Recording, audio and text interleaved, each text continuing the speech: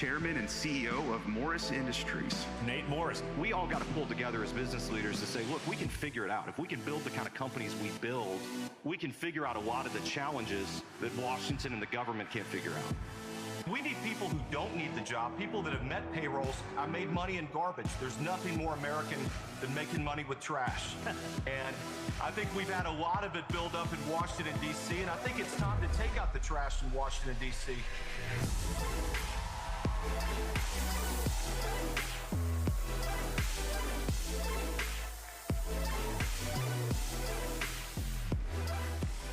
How we doing? Do we have some America First energy or what? Are we ready to take out some trash in Washington, D.C.? Bye, McConnell. I like that. I'm Nate Morris. I'm a candidate for the United States Senate in the great state of Kentucky. And I have a question for everybody. Who here is tired of Mitch McConnell sabotaging President Trump's agenda?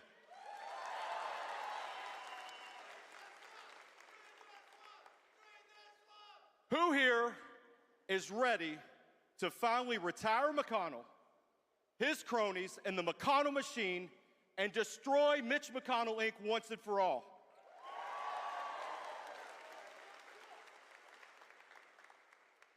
As you know, Mitch McConnell has been one of the biggest challenges to our great president. And it's not lost on everyone that he has represented the worst of Washington, D.C., the nasty part of Washington, D.C., and the Washington, D.C. that has driven our country off a cliff.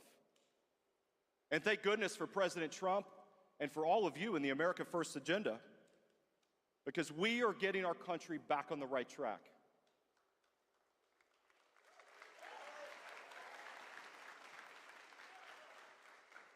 And a lot of people, when I was looking at running for the United States Senate, they would all tell me, "You're looking at running for Mitch's seat?"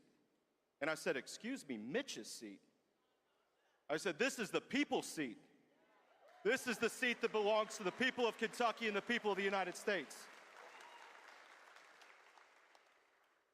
And as someone who's never run for office before, I'm very proud that I'm an entrepreneur. I'm very proud that I'm a ninth-generation Kentuckian. My family descends from Appalachia, a place called Morgan County. And we know hard times. We know what America has been about, the dream, but we've also seen the elites sell us out over and over and over again. And when things like NAFTA happened, it was people like my family and my friends who got hurt, who lost their job. They saw it go to Mexico. They saw it go to China. And they've had enough.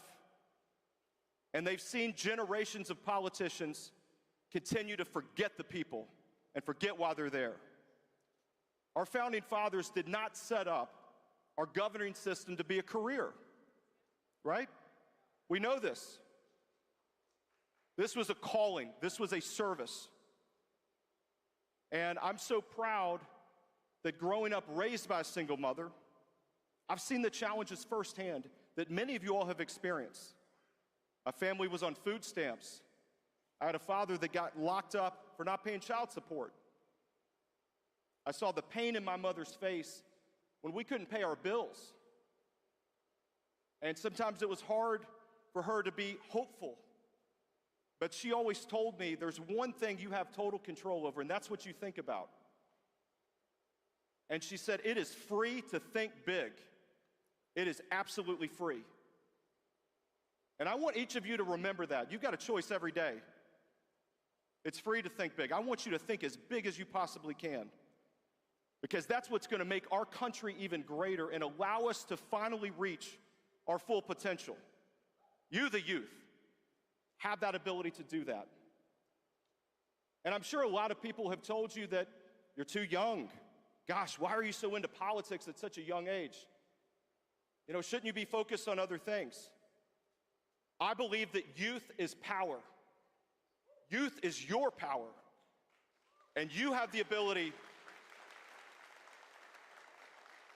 You have the ability to change the country. And we see this because you all made all the difference on Election Day in 2024, right? It was turning point. You know, 2 weeks ago, I had the great privilege of Charlie Kirk coming to Kentucky to help me launch my Senate race. And I'm so proud and so grateful to Charlie for endorsing us. And man, the turnout and the grassroots, the Turning Point Network, I see what it means to our country. And I see all the incredible things that you all are doing with your labor, your time, and the energy that you're putting in to all that you do for our great party. Now, when we think about this race, we all see the stuff that McConnell's been doing to the president.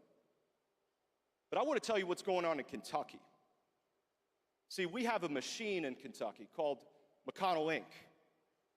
They've had machines. Do we have anybody that was born here in the 1980s? I don't think so, right? We got a few back there. Mitch McConnell took power in 1985. 1985. That was when Ronald Reagan was president. And for the last 40 years, he has had a stranglehold on every aspect of Kentucky life and the political system in Kentucky. And as he's getting ready to think about his exit strategy, he has two puppets that he has recruited to make sure that his cronies, his lobbyists, and all the people that have been surrounding him and getting enriched from him and his power will stay in power for another 40 years. One of these guys, a guy named Andy Barr, called people that want to see all the illegals go back and deported. He called us nativist. Anybody heard that term, nativist? It's a slur. It's a derogatory slur that is akin to racism, is akin to all the things that the left call us. And I couldn't believe it. And I said, am I listening to Hillary Clinton in 2016? Or is this a Republican candidate for the U.S. Senate in Kentucky? We've got another guy named Daniel Cameron who gave us our governor, Andy Beshear, because he couldn't win 2 years ago for governor. And the first thing he did with Mitch McConnell is work on comprehensive immigration reform. Now, that's a long way of saying amnesty.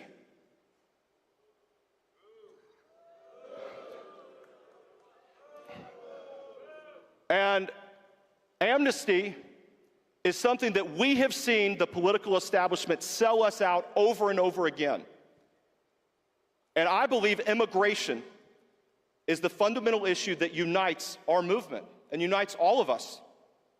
If we don't have a border, we don't have a country. And thank goodness that President Trump has secured our border. But now we've got an even bigger challenge. We have got to make sure all of the 20 million illegals that have invaded our country go back. They've got to go back. We're absolutely full.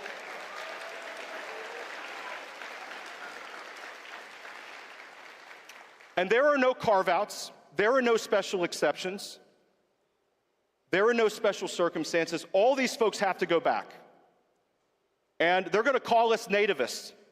They're going to say, you know, when you get to Washington, you need to compromise. Well, you know what? I'm not a career politician. I made my money in garbage. And for those of you who have watched The Sopranos, this is the toughest industry in the world. And the person that's been occupying and running the garbage business for the last 30 years is Bill Gates. His companies are the companies I work to disrupt as an entrepreneur. And I think it's time we get tough. And we have someone who's willing to get tough in Washington to fight these battles, because we cannot compromise. The fate of Western civilization is on the line. We look at Europe. Europe is gone. Their culture is gone. America is all we have left in Western civilization. For those students of history, you may remember the great Pat Buchanan speech in 1992 at the convention. And he talked about the death of the West. The death of the West. And we have ingested so many problems from the third world. We have ingested the worst from the third world.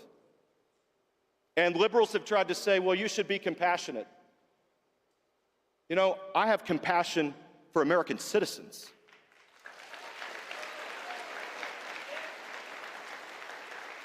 I have compassion for the American worker that was laid off because the elites wanted to squeeze a few more percentage points of profit for their quarterly earnings. I have compassion for the single mothers that are trying to figure out how to live the American dream and how to instill the American dream in their children. And I've absolutely had enough. One of the things that is going to be a hallmark of what we're doing in Kentucky is I've called for a full moratorium on any new immigration coming into our country until all these illegals go back. They have to go back.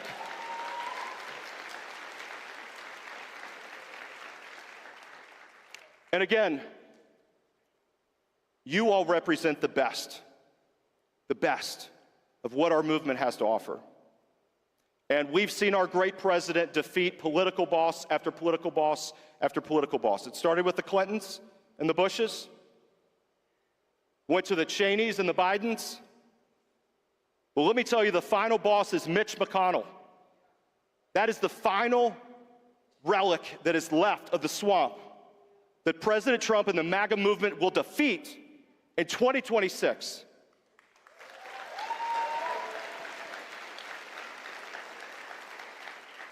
But I'm asking and I'm calling on you here today. I need your help. I need you. We need you in Kentucky. Please come to our website, natemorris.com. Get involved. Be part of this movement. Because I know in 2026, when President Trump stands up and Mitch McConnell is finally out of Washington, and we have an America First senator that is going to stand strong on the border, that's going to stand strong on deporting every illegal, we know we'll have accomplished our mission once and for all. I'm all for term limits.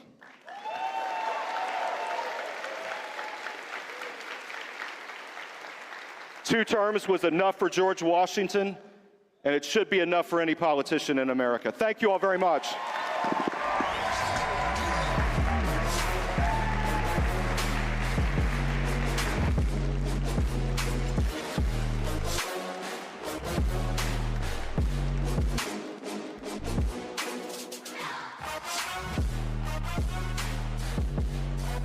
By them.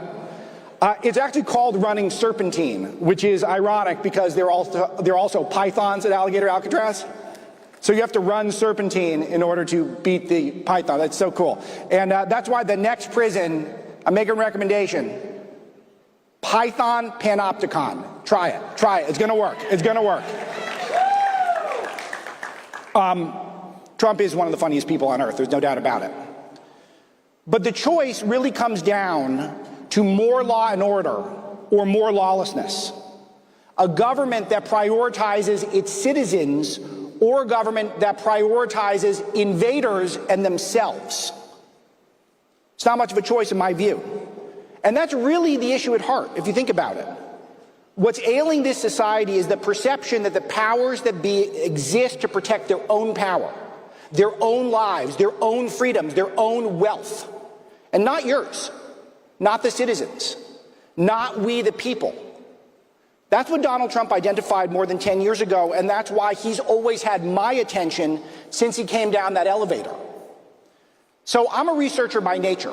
I like to go deep on the issues to try to bring out stories that people have missed. And that's what we've done at Breitbart News for 20 years, and it's put us at the forefront of the MAGA movement. We spotted it first, before it even had a name, and we're very proud of that. So I spent the last year researching the lawfare against President Trump, the weaponization of the legal system against him. And I have a forthcoming book coming out in a few weeks called Breaking the Law, and it hits the shelves soon. And the crux of the book is how there's a legal superstructure that low-level prosecutors, to law schools, to district judges, to the Justice Department, to Joe Biden's White House itself, coordinated and conspired to put Donald Trump behind bars and bankrupt him if they couldn't. I want to say something flat out. That is not democracy. That is election interference.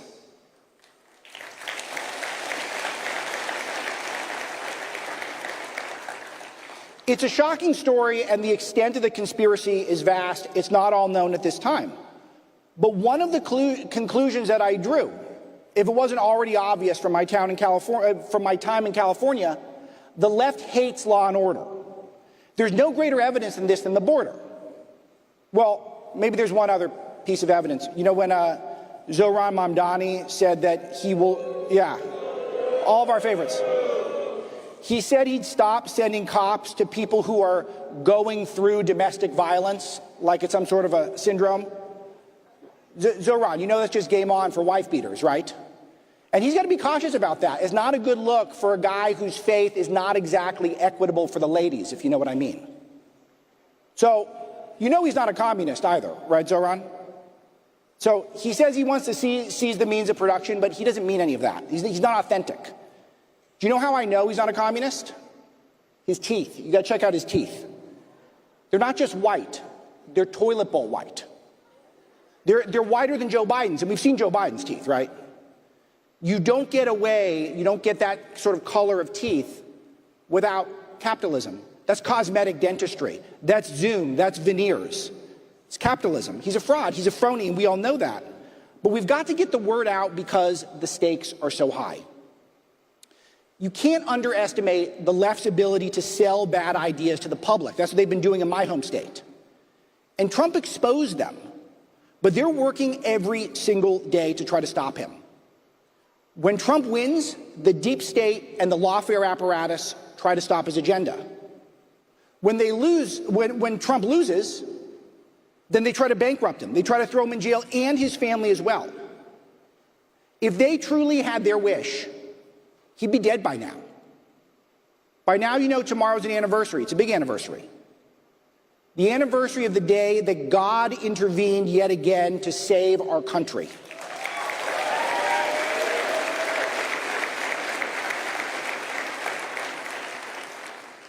Not only do I believe that is exactly what happened on July 13th in Butler, Pennsylvania, but President Trump agrees with me. I asked him about it a few days after. He described in riveting detail. He noted that it was a miracle that if the illegal immigration poster that he was referencing was on the opposite side of the podium, he'd be dead because he'd have turned a different direction. He noted the miracle that if the bullet hadn't grazed his ear, he wouldn't have dropped to the ground and the shooter would have had another clean shot. And then he added this dark bit of humor. He said, if the bullet would have hit me, my head would have exploded like a watermelon, and all of our enemies would have had that video for propaganda. Which is simultaneously the darkest thing I've ever heard and objectively hilarious. Who else can do that? But God had other plans for him. He had other plans for us, as he always has. We are an exceptional country, and we are winning a lot right now. We're finally on the comeback trail after what felt like years in the wilderness. But I speak to you today at a time that our movement is going through a little bit of infighting over Iran, over the big beautiful bill, over the Epstein files.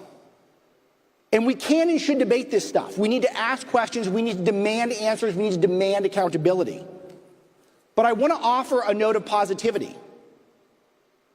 When the MAGA movement began over a year ago, there weren't a lot of us. And those of us who called ourselves America First nationalists were called racists.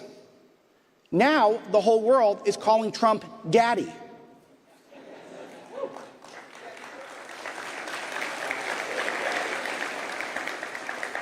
And he is daddy. He is. He's the father figure they don't deserve, but they absolutely need. That's daddy. You see, what people don't understand about Trump is that this movement and President Trump, they see us as agents of chaos. They see him as an agent of chaos. No, he's an agent of peace. He's the most rational politician in Washington. I know this. I lived there a long time. The town is run by absolutely crazy people. These were the people that told us tariffs were going to cause inflation. Well, we learned this week we have a budget surplus. They told us he tanked the economy. Well, how's that going? Stock market, all-time high. Gold, all-time high. Bitcoin, all-time high. Unfortunately, home prices are also all-time high, so we got to work on that. We got time, though. Got to work on that. They told us his bombing campaign would lead to World War III. Instead, could mean Donald J. Trump getting a Nobel Peace Prize. Maybe 2, maybe 3. Who knows? He deserves a lot. Brokered peace in Africa, too. He's got a lot of work he's doing. They told us that border enforcement was impossible, racist even. And now crossings are down to literally 0. At the same time, President Trump's polls are going up with minorities. He's standing up to China. He's cutting taxes. He's deregulating. We're building nuclear. We're drilling offshore. We're drilling onshore. It feels like the winning might never stop. But it will if we don't keep our eye on the ball. The institutional left that we've been working against at Breitbart News for the last 20 years is well organized. It's well funded. And they're ready to oppose us at every turn. They're feeling a dynamic, persuasive, charismatic crop of young leaders that are ready to take all of us, all of you on. Leaders like the great Jasmine Crockett.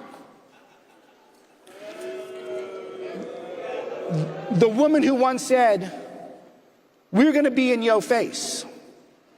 We're going to be on yo asses. And we are going to make sure you understand what democracy looks like." She finna run for president, guys. At least I hope she does. Do you think she's an op from Trump? Do you think so?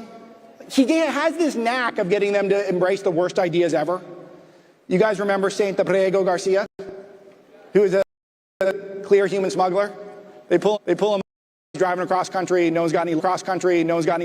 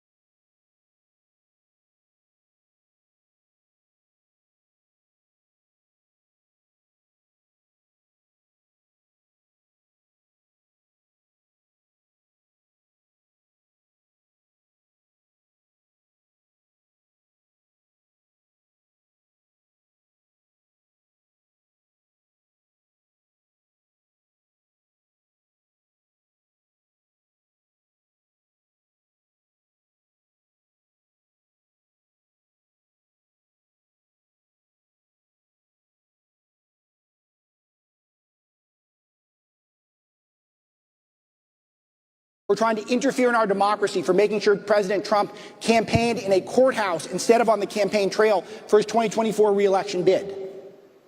We need to turn over every stone. We need to do every single investigation. We need to make sure there is full accountability to the American people for what the deep state is doing every single day in Washington, D.C. And the only people who will demand that is this movement.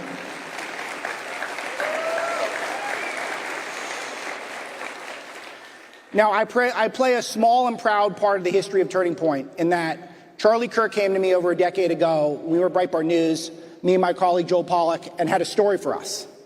Charlie expected us to write it up. It was some bias going on in his campus. And instead, what we decided to do, well, why don't you write it? He said, me? I'm just a kid. Exactly. That's the point. That's authenticity. That's how you build a movement. That's how you build a coalition, is you get the people with skin in the game. So we wrote it up, and Charlie was everywhere. How's it going for Charlie so far in his career? Pretty good. He's provided an incredible platform, an incredible launch pad for a lot of terrific ideas. That's the point of this movement, is that you can start so small and you can go so big if you try. But they will try to stop you at every turn. Don't get lulled into some sort of a snooze. Don't be sleepy Joe Biden. We need the high energy. We need the motivation. We need to feel like every single day we are on a war footing. We are here to fight, because these values, they will take them from us. They took them from my state. And we let it happen. We let it happen with an open border. We let it happen with a corrupt government. Selfish people running the state that I come from ruined it. The American dream no longer exists out there. We're going to fight to try to bring it back. But I want you to understand that this movement, what we have, is special. And we are on a winning streak. And now is the time to run up the score. We cannot slow down. We must run up the score right now. And there's only one way to do this. We need to get up every day, like Donald Trump did in Pennsylvania 1 year ago, and we fight. And it's at that point that we can win.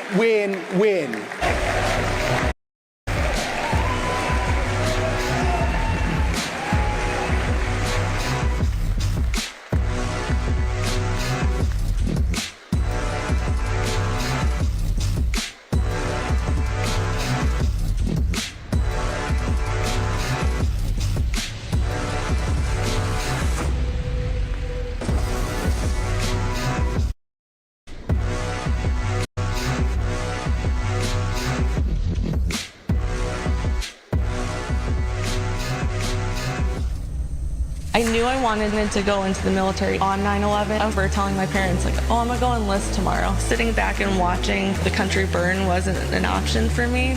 I mean, I am my father's daughter. I'm very opinionated. I come in very hot on social media. We tell our audience to be force multipliers, getting out, voicing your opinions. People need to get involved. The grassroots effort is a lot of how things get done. You're not sitting back and saying, like, I'm gonna let the country burn. I'm gonna do something about it.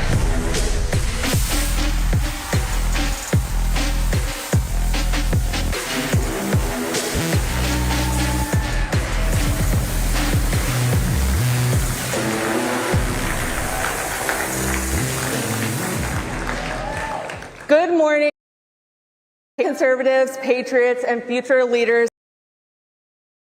Am I the CEO of War Room, but I'm also a 2010 graduate of the United States Military Academy, a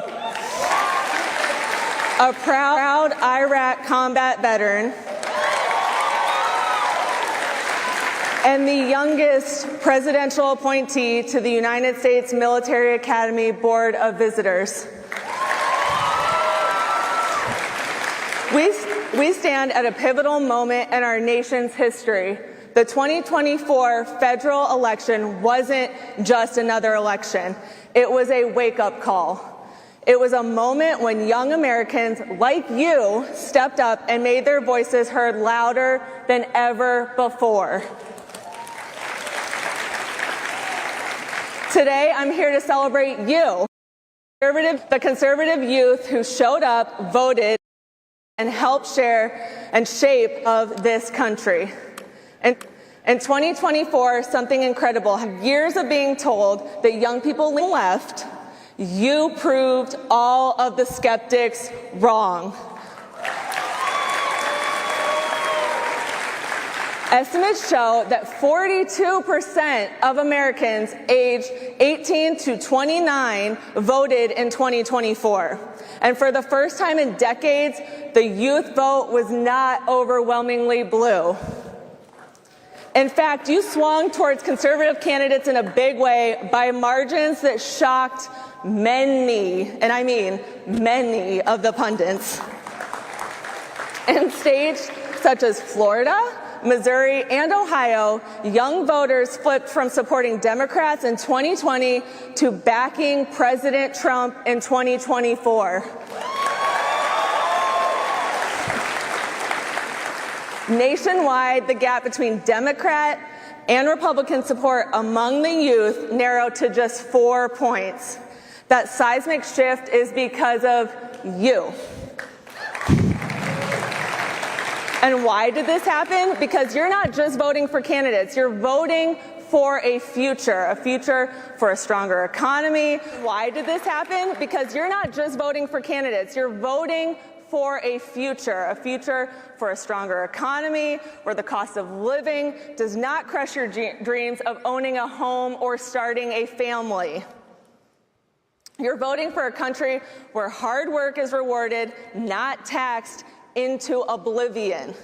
You're voting for free speech, secure borders, and the values that made America the greatest nation on earth.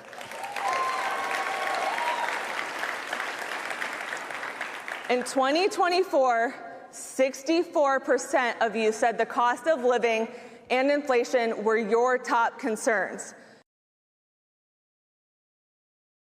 Are you first policies that make it easier to pay rent, buy groceries, and build a life? But let's be real. Not everyone voted in 2024. Not everyone made it to the polls.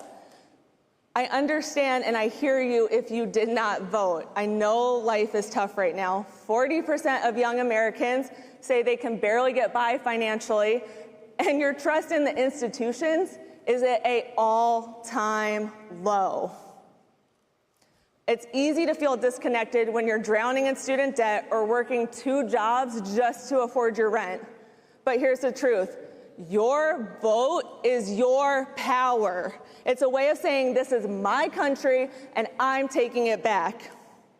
To the young conservatives who did vote, you're the vanguard of a new generation. You're not just following trends, you're setting them.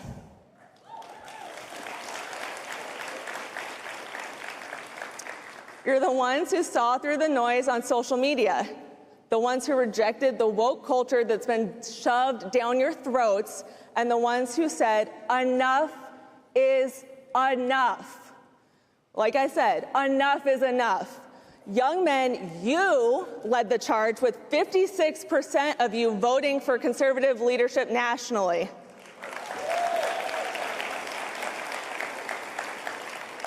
Now, young women, you guys stood strong too. You balanced issues with economic priorities and showing that conservative values can bridge divides. Together, you're redefining what it means to be young and conservative in America. You're not just voting for today. You're voting for the America you will inherit. In 2024, over 8 million youth voted. You were eligible to vote in the presidential election for the first time. That's 8 million voices who would shape policies on taxes, jobs, housing, free speech for decades. Young conservatives, you're not just a demographic, you are a force. Let me repeat myself. You are a force. Do not let anyone tell you otherwise. Organizations like this Point USA tapped into this energy, mobilizing you stuffy ads that we've seen over and over again, and it's slipping away unless we act. Your involvement in 2024 was not a one-off. It's a signal that young conservatives are here to stay. You're not just voting, you're reshaping the Republican Party, making it younger, more diverse, more focused on issues like economic opportunity and cultural identity. But we need to keep this momentum going. It doesn't stop in 2024. Midterms are coming up. 2026 is going to be here right before our eyes. The challenges you face, high costs, limited job prospects, eroding trust, won't vanish overnight. They require sustained action. The 2024 election also showed us the gaps we need to close. In some states, voter registration was a hurdle. Any guesses on the percentage of non-registered youth that said they didn't know how to sign up or miss deadlines? Any guesses? 12%. Others felt they didn't have enough information about candidates or the voting process. That's on you guys, all of us, everyone in this room to help fix. We need to make sure that every young conservative knows how to register to vote, where to vote, and why their voice matters.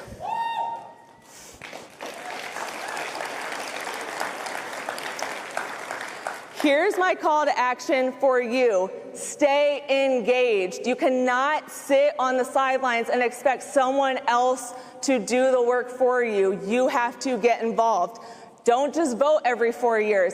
Get involved in local elections, school boards, city council. Consider running for office someday. If you're eligible to run for office now, consider running for office in the local election. Maybe run for your school board, city council.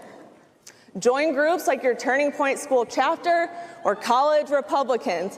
Connect with others who share your values, whether it's at campus social events or online. And yes, keep listening to those political podcasts you like to listen to, like War Room, but also talk to your friends, your family, and your neighbors.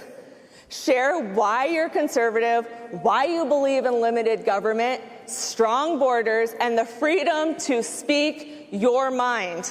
Make it personal, because that's what moves people. They don't care what political pundits have to say, what we all have to say up here. It's you guys. Share your voice. People want to hear your voice. To the campaigns and to the leaders out there, listen to the young conservatives. They're not just a voting bloc. They're your future. Engage them where they are. Instagram, TikTok, YouTube, Spotify. Be authentic, not scripted, and address their real concerns: housing, jobs, debt, and don't assume they are all the same. Young conservatives are diverse. Men, women, white, black, Hispanic, Asian, urban, and rural, and meet them where they live, and they'll show up for you. Finally, to every young conservative here, you are the heartbeat of this movement. In 2024, you proved that your voice matters, that your voice doesn't just shift elections, it can change the course of history.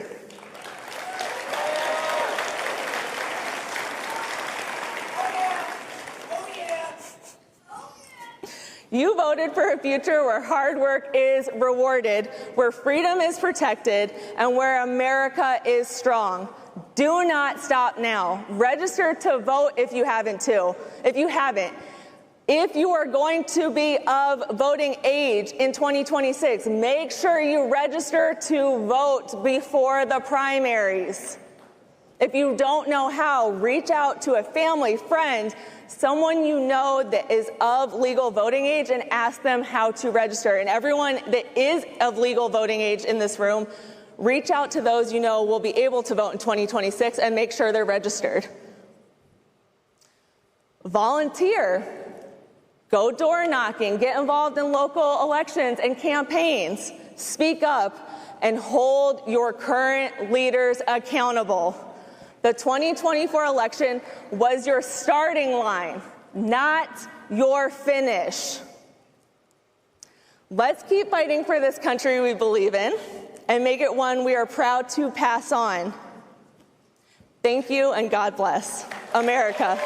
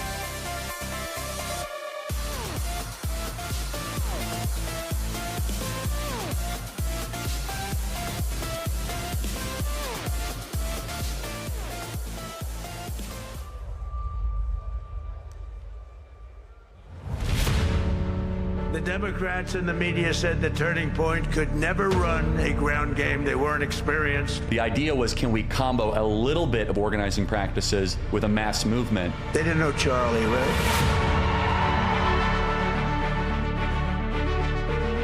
2024 was a defining moment for our generation. Freedom was on the line, and Turning Point Action rose to defend it. Donald Trump will become the 47th president of the United States. Everything was just coming through me, from not just how hard the president worked, but how hard we worked. I mean, we traveled the country nonstop, did events in every corner, and then of course he got shot and nearly shot again at the golf course. There was this kind of feeling as like, is this possible? Just overwhelmed in that moment. It still really hasn't set in. I am just humbled by God's grace. I want to congratulate my friend Charlie Kirk for mobilizing students on more than 1,500 high school and college campuses all across the country. Amazing. This is the thing I am the most shocked by, is that young people have gone from being the most progressive to becoming potentially the most conservative, generation that we've experienced, maybe in 50 to 60 years. Which I see no signs that Democrats care at all that they're losing the next generation. I've got to admire what you've been able to do, not to weaponize, but to organize on these college campuses a different point of view. When the dust settled, it was clear. Our bold ballot-chasing operation worked. Our volunteers, staff, and full-time activists chased over 500,000 ballots in battleground states. I want to give a very special thanks to everyone at Turning Point Action who outworked and outorganized the radical left.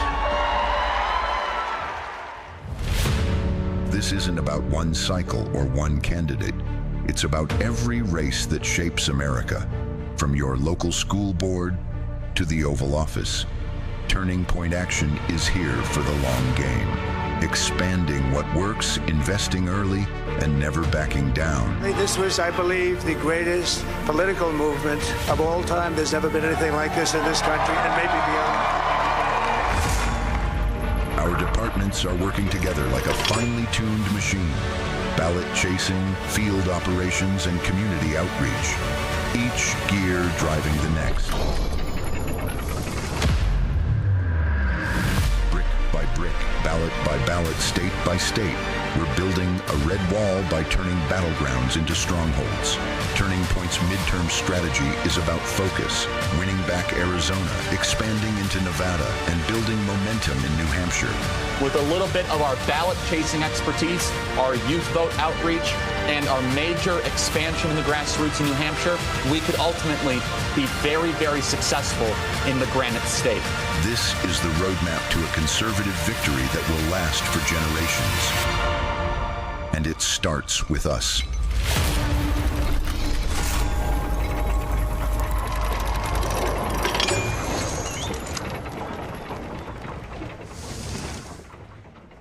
Do you want to sit in on my exclusive interviews with speakers here at SAS? You can be part of them. It's just down the hall. I'm going to be interviewing people like Pete Hegseth, Tucker Carlson, Tom Homan, Steve Bannon, Kristi Noem, Jillian Michaels, Brett Cooper, and more. All you have to do is become a member of Charlie Kirk Exclusive at members.charliekirk.com. Watch every episode completely ad-free.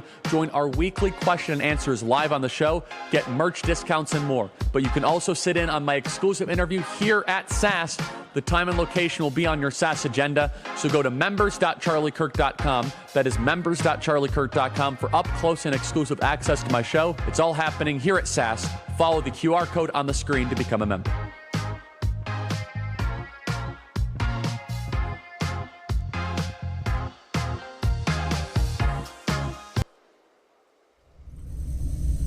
We raised money on the idea of protecting freedom of speech. A government coming in and saying, no, you can't do that is not something I want to participate or be a part of. Everyone should have an option to go see what the other side is saying, whether you agree with them or disagree with them.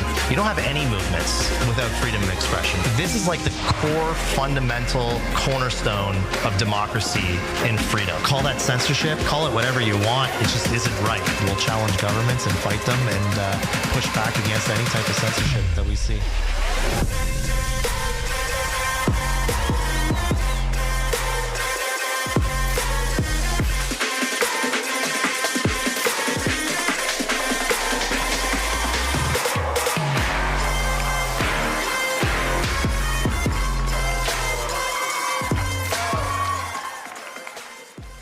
How's everyone doing today? So we have one of the most important tech entrepreneurs in the country with us, Chris Pavlovsky, who is the man behind Rumble. I couldn't tell. We love Rumble. Don't we love Rumble? This entire event is streaming live exclusively on Rumble. Chris, you and I have known each other for a while. We've been through some ups and some downs, but your company's doing amazing. Yeah, no, I think you're like one of the first investors in that pool, the first investor in Rumble. When was that, in 2021? That was early. I was a believer before it was cool. That's true. This is a fact. Charlie was in that group of first investors that ever invested in Rumble, so thank you for that. That means a lot to all of us and what you've done for the country by investing in a company when free speech was, at that time, like very taboo with the mainstream media, very taboo with all of corporate media and the corporate world in general. So we were fighting against something all by ourselves. That was post-Parler, a couple months after Parler. It was just Rumble. We were the tip of the spear in fighting for the battle for free speech. Now, things have changed since then, but back then, it was just us, and Charlie was an instrumental person in helping us get there. And let's teleport back to that time. Remember, after January 6th, President Trump was kicked off of Spotify, he was kicked off of Twitter, he was kicked off of Instagram, he was kicked off of Facebook, I think he was kicked off of Pinterest, like, yeah, Trump is really big into Pinterest. He was kicked off of every social media channel, except he was not kicked off of Rumble. And correct me if I'm wrong, Chris, you guys became the go-to destination for MAGA rallies when nobody else would carry the MAGA rallies. Yeah, it was a conference in February, a month after January 6th, and we were the only platform in the world. I actually see this as like one of the greatest honors. You know, it's sad that it is, but it's also one of the greatest honors that I've ever had, is to be the platform that held up the voice of the President of the United States and made sure that it wasn't turned off. To me, that is... That was an essential thing, and it really sucks that I was the only person to do that, but you know, we were there, we held it up, we ended up streaming all of his rallies from 2021 and on, and it was the only platform for many years to have the President of the United States on, Donald Trump. And in addition to that, in the background, we, as the President built Truth Social and got that up and running, we became the hosting provider, the cloud provider for Truth Social as well. So not only are we knew after the Parler situation that any of these big tech companies can turn off the lights at any point in time, but we also provided that infrastructure to the President's company as well. So it was an honor. It was the greatest honor, one of the greatest honors of my life, to be able to do that and be the guy to keep those voices going. Yeah, and so walk us back further. You started this as a YouTube competitor, and you're Canadian, but now American company. What were you thinking when you first started this business? I mean, that you were going to create a video streaming, video library competitor? I mean, how did you even start? So my politics when we started Rumble were cats and dogs, no joke. It was a video platform that allowed small creators to upload their viral videos. And the reason why is because I started to see the pendulum swing. All the incumbent platforms were starting to preference large corporations, big brands, and really leave behind your friends and family, aunts and uncles, the small creator. So we put a huge focus on the small creator in 2013, built a great business. By 2020, everything hits the fan. Middle of the summer, I get a call from, at the time, the ranking member of the House Intel Committee, Congressman Devin Nunes, and he asks me a simple question. If I bring my podcast to Rumble and I search for my name, am I going to find it? And I'm like perplexed. Is this like some censorship investigation on me? Like, what is going on? And the reality was, if you typed in Devin Nunes in Google or YouTube, you would get CNN hit piece, New York Times hit piece. You wouldn't even be able to find the content from an actual congressman in California of his own voice. You couldn't find it. So he comes to Rumble. Within 2 to 3 months, he gets like 200,000 to 300,000 subscribers on Rumble. Whereas in the past 4 years on YouTube, with road signs in his district, he couldn't get more than 10,000 subscribers on YouTube. So you can kind of see that what was really happening there. You can call it censorship, shadow banning, something very, very nefarious prior to the 2020 elections was happening on these tech platforms. So from that moment on, we saw something that was, ridiculous, to say the least, but also it was an opportunity, and we built Rumble to be where it was today. By 2021, we had guys like Vice President J.D. Vance and Charlie Kirk invest in Rumble, and by 2022, we went public on the NASDAQ, and today we're worth roughly around we have a $3 billion market cap on the NASDAQ. It's an incredible success story. And talk about what it's like in the technology ecosystem. Do you still have your lawsuit active against Google? Yes, we have multiple lawsuits active. We're suing Google for their monopoly in advertising and search and preferencing. There's multiple different things. We've also have been suing, we've sued a lot of different organizations in the advertising industry. So in the summer of last year, we went after GARM and a bunch of other corporate advertisers that were basically fixing the market to make sure that they weren't advertising on Rumble. X did the same, Elon did the same on suing. We sued exactly the same day with him against GARM. And then 2 days after we filed our lawsuit, GARM disbanded.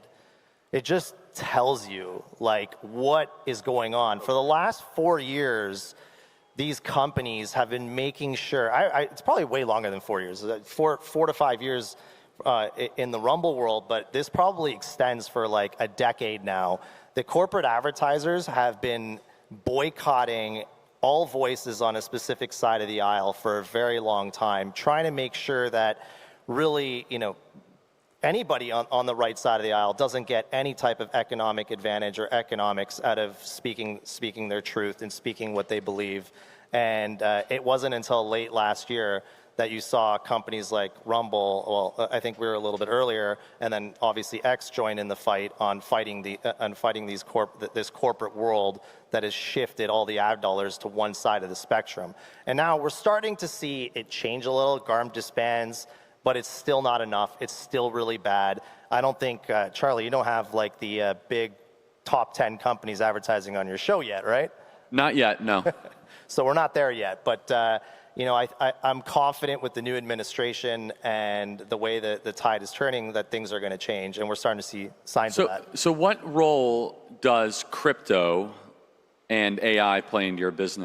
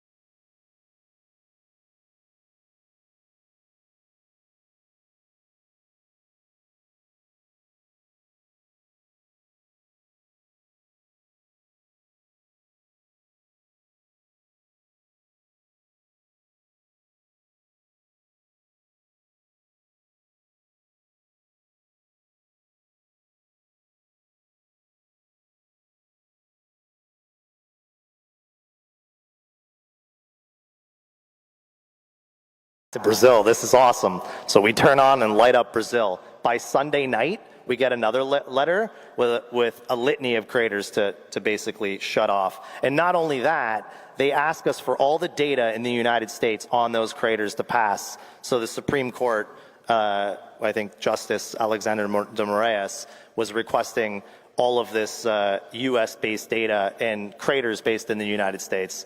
And once again, we're like, no. On top of that, we said, we're going to sue these guys here in the United States because they have no jurisdiction. They can't do this. This is completely illegal. So we sued them here in the United States, and we got the motion that we wanted out of that, and that's still continuing to, we filed an injunction. And Alexander de Moraes ends up calling me a criminal for challenging him in court in the United States. So, you know, it's really bad out there in everywhere in the world right now. There is not a place in the world like United States, and I think that sometimes people forget. What we have here in the United States is not anywhere else in the world at all. The United States... Amen. So last question here, Chris, and again, I'm going to kind of just summarize it. If, let's just say there was a President AOC, or that should motivate you to fight harder, right? Or a President Gavin Newsom or whatever. What could they do to stop Rumble, stop speech online? And, well, it's not nothing. No, that's not true. The government has a lot of power, soft power. And what are you doing to insulate and protect Rumble so that you can fortify yourself against a tyrannical government that might take power again in the United States? Here's the good news. I just dealt with that for the last 4 years. So we're pretty insulated and pretty cancel-proof and pretty ready for that moment. So one is they put pressure on the hosting companies to destroy you by canceling you entirely. They send notices to the hosting companies saying you did X, Y, and Z, and next thing you know, you're shut down like Parler. They can't do that to Rumble. Rumble is, when Google goes down, when Amazon goes down, when X goes down, Rumble's still standing all the time. We saw it a couple months ago. And Truth, because they're on our infrastructure. So that's one. Number two, we saw like states, California, New York State, Letitia James ended up trying to put a censorship law in New York State to basically force us to do something with respect to moderation and report that to the New York State, which completely violated the First Amendment. And we sued. We opposed it. And we won it, and I think now it's under appeal. But we have been through this fight for the last 5 years under the last administration. So we are ready for whatever comes. And, you know, at the end of the day, the best part is we have the Constitution of the United States. We have the First Amendment, and that is the most important thing, that Constitution, that every American needs to protect, and every judge needs to protect, and every administration needs to protect, and thankfully we have that. I want to just say Rumble's our primary sponsor here at the Student Action Summit, helping make this all happen. Give it up for Rumble, and download the Rumble app, everybody. Thank you so much, guys. Talk to you soon. Thank you, Chris. Excellent. Thank you. Thank you.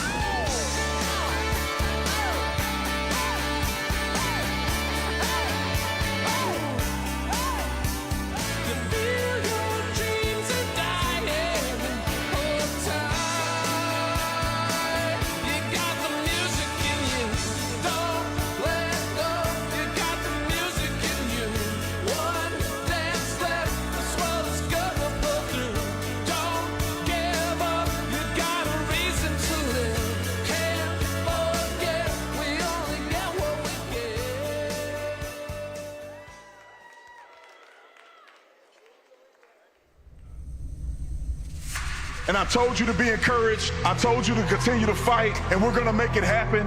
And we did just that. When they can't beat you on merit, when they can't defeat you fair and square, they wanna ruin your reputation. That should tell you everything you need to know about the left. Take that step and don't be afraid. Stand up for your values. Stand up for your Christian belief. Don't be a coward. It is time that we step up. It's time that we make a difference. It is time that we show our patriotism like never before. Do not be afraid.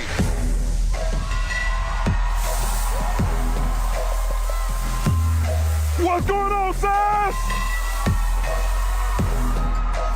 What's going on, Sass?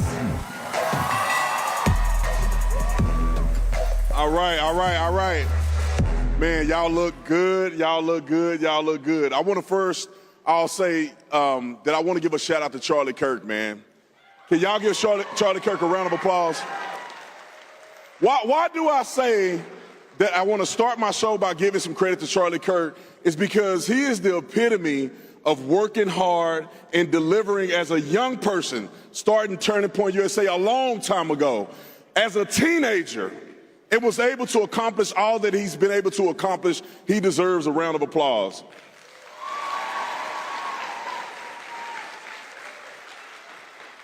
And I want you guys to give yourselves a pat on the back, because you guys are in a unique position in this country to make an incredible difference. We're depending on you. We're depending on you to be bold. We're depending on you to be courageous. We're depending on you to have grit, to stand up for what you believe in the face of adversity. And I don't care what all the other people say, you guys, every single person that's sitting in this room, will be the future of the United States of America.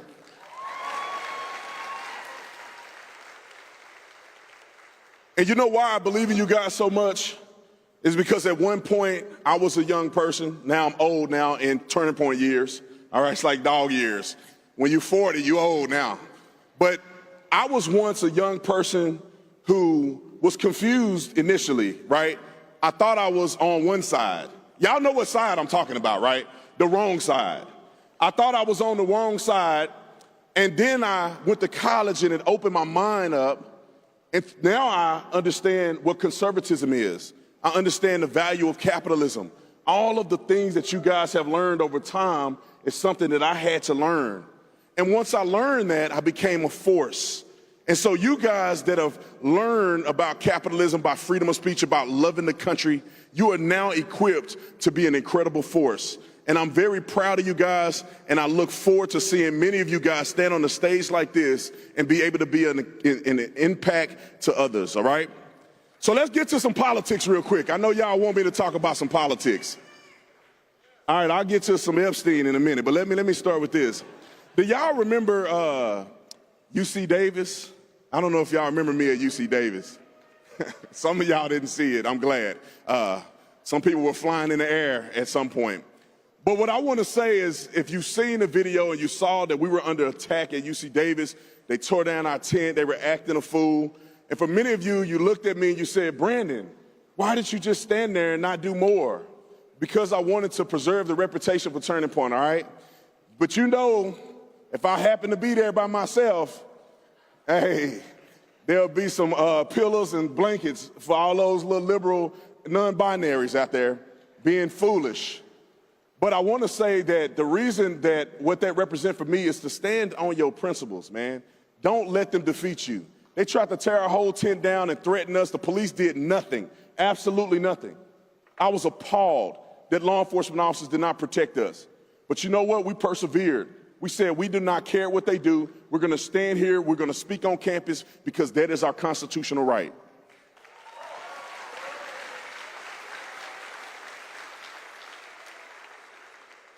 I want to talk about immigration for a minute. Do you know how crazy it is that there are people in our government that are crying, spitting on each other, acting a fool because we would dare make people who are illegally in our country leave our country? I think it's asinine to think that people are going to throw rocks at ICE agents. They're going to shoot guns at them, assault them for doing their doggone job.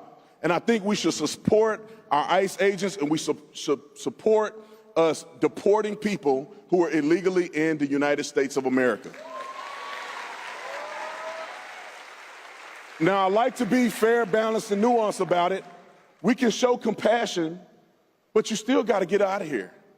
You cannot be here in our country illegally. When there were people who stood in line, paid the money, fought to be in this country, waited in line for 3 years, 4 years, 10 years, with family members over here, married to people over here, and they had to wait in line, so your doggone butt have to wait in line. And there's nothing wrong with the United States of America standing on principle. Let me add this. We are not a nation of illegal immigration. We are a nation of immigrants who came here the right way, who add value to the United States of America, who assimilate to the cultures that we created. And let's not forget that. These leftist nut jobs want us to forget it.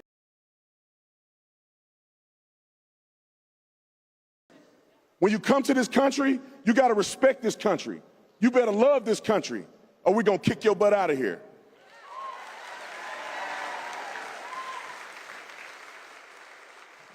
Let's get to this Epstein thing real quick. Now, I have a different opinion about it than a lot of people, but I do share the sentiment of probably everybody in this room. How many of you guys think, by raising your hand, that the government is not telling us the full story about what happened with Epstein? All right, I'm in the right place at the right time. I think that these people, and I don't know for whatever reason, there could be reasons, but I don't think they're telling us the truth about Epstein. I think that that guy was involved in something nefarious that implicates a whole lot of people. And my guess is that the whole lot of people may happen to be some of our allies and some people that we don't want to have a bad relationship with. But I will say this. People say this about Pam Bundy. I don't know Pam Bundy. I don't necessarily like a lot of stuff that she's done. Rolling out binders that's blacked out and redacted is the stupidest thing I've ever seen in my life. And you know what's funny is that, maybe I should say this. Somebody asked me to go down there. I said, I'm not finna go down there to put on a show. I'm a grown man with kids. What I look like going down there with binders and stuff? I'm not finna do that silly stuff. And I'm glad I didn't, because what they did was silly, and the American people deserve better. Now, I'll say this, some of y'all gonna be mad at me, but you know, watch my videos, you'll like me later. Pam Bundy, I don't know what she's thinking, but she do answer directly to the President of the United States of America. So whatever she's doing, somebody else knows about what she's doing. And I'll say this about Dan Bongino, because I love Dan Bongino. How many of y'all love Dan Bongino? I like Kesh Patel. I don't know Kesh Patel, but I can say Dan Bongino, in my personal opinion, I do not think he will be the type of person that will see an injustice, that will see people being harmed and not stand up and say something. Now, the rumor has it that he didn't go to work the other day because he was disgruntled about what has happened. So I think that we should support people in our government that's willing to stand up. Let's have faith in some of the people that we've been trusting this far, and I think the truth will come out at some point. I think they're finding out how to deliver the truth. Maybe there's some confusion on how to deliver it to the American people, but I say I'm going to have faith in Donald Trump because I believe in him. I think he's a good man. I don't know about Pam Bundy, but the other two, Kesh Patel and Dan Bongino, I think they're good people. So let's just weigh it out. But it's okay to be skeptical. Don't you be a fool and believe everything the government tell you. Have we learned that lesson yet? They lie to us about everything. Every administration. That Donald Trump has done a really good job about it. I think he's been the most honest, but they always deceive us. So don't you listen to everything any president or any political party says at 100%. Always be a person that can think for your doggone self.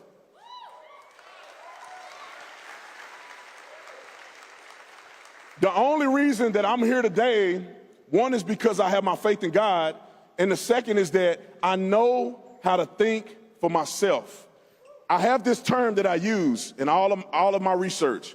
If it's too juicy, you better do some research.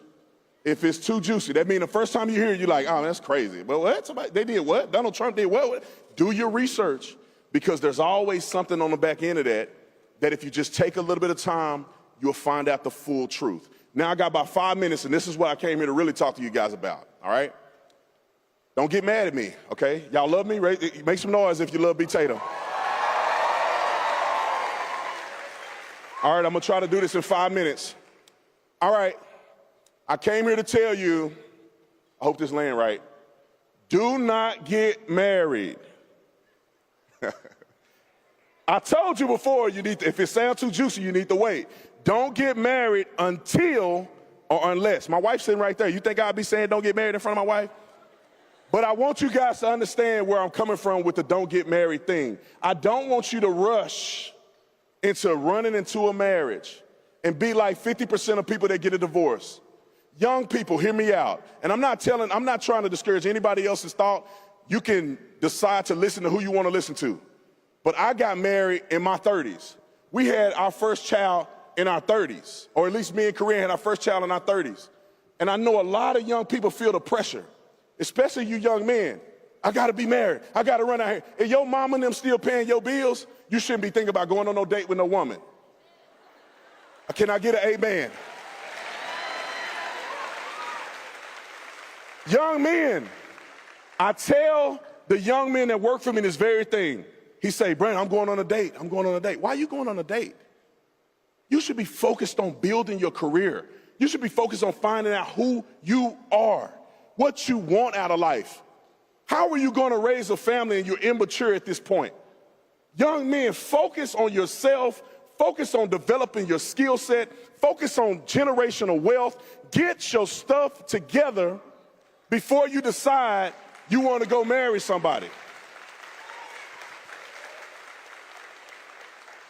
And I'll tell you this is the key sign that you shouldn't be dating.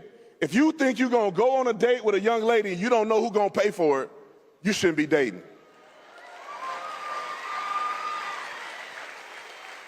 I'm not getting a lot of claps by young men, but hear me out. I'm not telling you something I read in a book, I'm telling you something I know. Because not knowing who's going to pay tells a few things about where you are in life. One is that you're not ready. You're not financially stable enough to take care of anybody if you can't pay half of a meal. I mean, you can't pay for the full meal, meaning your deserved half that you took out on a date. Women, I see y'all clapping. Y'all finna be mad at me now. Young women, this has come from my heart. There may be a lot of young women in here, or young women that may not get married in your 20s, that may not have children in your 20s. But listen to me clearly. God has got your back.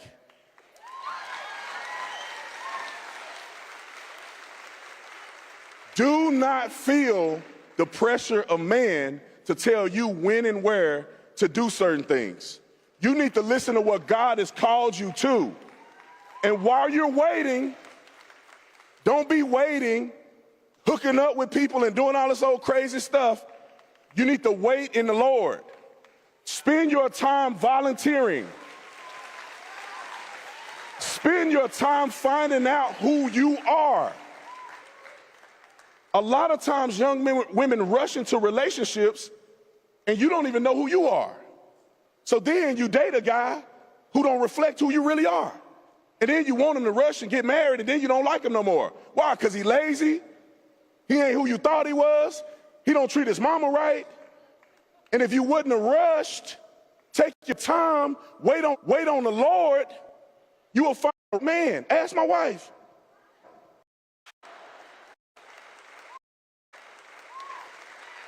I'm not trying to put on the spot, but I'm just keeping it 100. I got a minute left.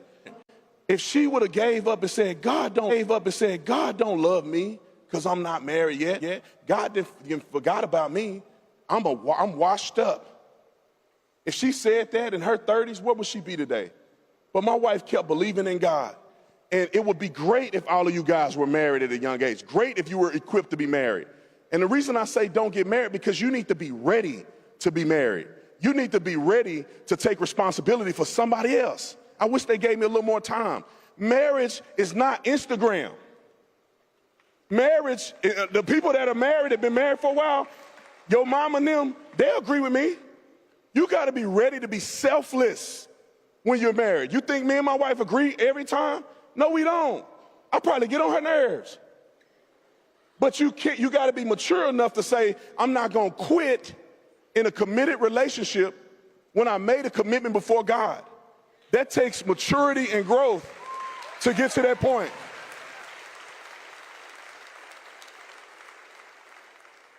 So don't be weary and well-doing, because in due season you'll reap if you don't give up. And I swear I feel it in my heart that young women need to hear this more than young men. Don't get down on yourself. Don't feel like you missed the boat. There's a lot of young women I see on the internet, they feel shame because they ain't married to somebody. It's better for you to wait than to be married to somebody and they unhappy. Look at all these young people that you probably know on Instagram. They wait a little bit. Then you see a picture, they don't have a ring on no more. You're like, what happened to them? You see a picture and all that man that she was all up under his armpit, he ain't even on Instagram no more. Don't get caught up in that. Don't get caught up in that. People will never post online the bad times. They'll never post online the arguments they have. They'll never post on time the difficult time. Having children, I'm going to say this and I'm going to get off the stage, I promise you. Listen, a lot of people are like, I want to have kids, I want to have kids. Wait until you're mature and ready. If you are in a relationship, enjoy your marriage first and then have kids. Trust me. I love my boys. I love my boys. The tall one with the bushy hair. I love him too, and the little one over there that won't go to sleep like he's supposed to. But when they're young, you see the picture on Instagram, they cute. Oh, little baby, the little baby, the little baby. No, they, You trying to go to sleep? You know what I'm saying? Sometimes I want to be grown, but we got kids. And that young one won't get out the bed, will he? Wave your hand at me if you gonna sleep in your own bed? No, you're not. I know you wouldn't. So I'm trying to encourage you guys to give a different perspective. I'm not trumping anybody else's statements. I'm just saying, God's got your back. Believe that. Everybody in here, you have a purpose, you have a mission. Don't think that because you're not on stage or you're not famous or something that God can't use you. I'm just doing what God has called me to do. You guys all have a calling on your life that's equally as important. If nobody watched my YouTube channel, I wouldn't be anybody. If nobody read the things that I wrote, I wouldn't be anybody. If nobody showed up when I speak, what would I be? So we all are in this together. We all have a mission and a purpose. Your purpose ain't gonna be his purpose ain't gonna be her purpose. But you need to identify your purpose. How do you identify your purpose? Real quick, 30 seconds. Is building a relationship with God. Not a religious ship. It's not about religion. It's not about how many times you go to church. It's not about how many times you do this. That's religion. It's about how many times in the intimate moments of your life that the first thing you go to is God. How many times when you're down and out and you're ready to give up and you said, I'm done with this mess, that you go to God. That's relationship. Times are going to get hard for you young people. It ain't easy.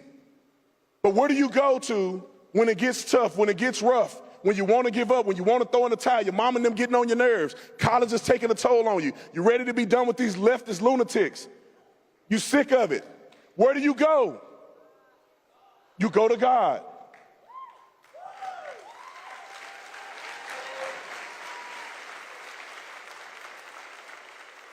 All right, I'm gonna finish with this because I'm over time. I love you guys. Make sure you meet people here. Make sure you collab with people here. Don't be afraid to talk to people that you don't know, because this is where magic happens. This is where you meet people you're gonna network with. Some of y'all may meet your husband or your wife here. Don't be ashamed in the corner, walking around with your head down, unapproachable. Come on, y'all. This is a once-in-a-lifetime opportunity for you. Take advantage of it. Do the right thing. Don't get in trouble out here in Tampa. Don't get in trouble out here. The Lord is watching you. But I just want to say thank you guys for being here. Enjoy the rest of SAS. God bless you. God bless America. And I'm out.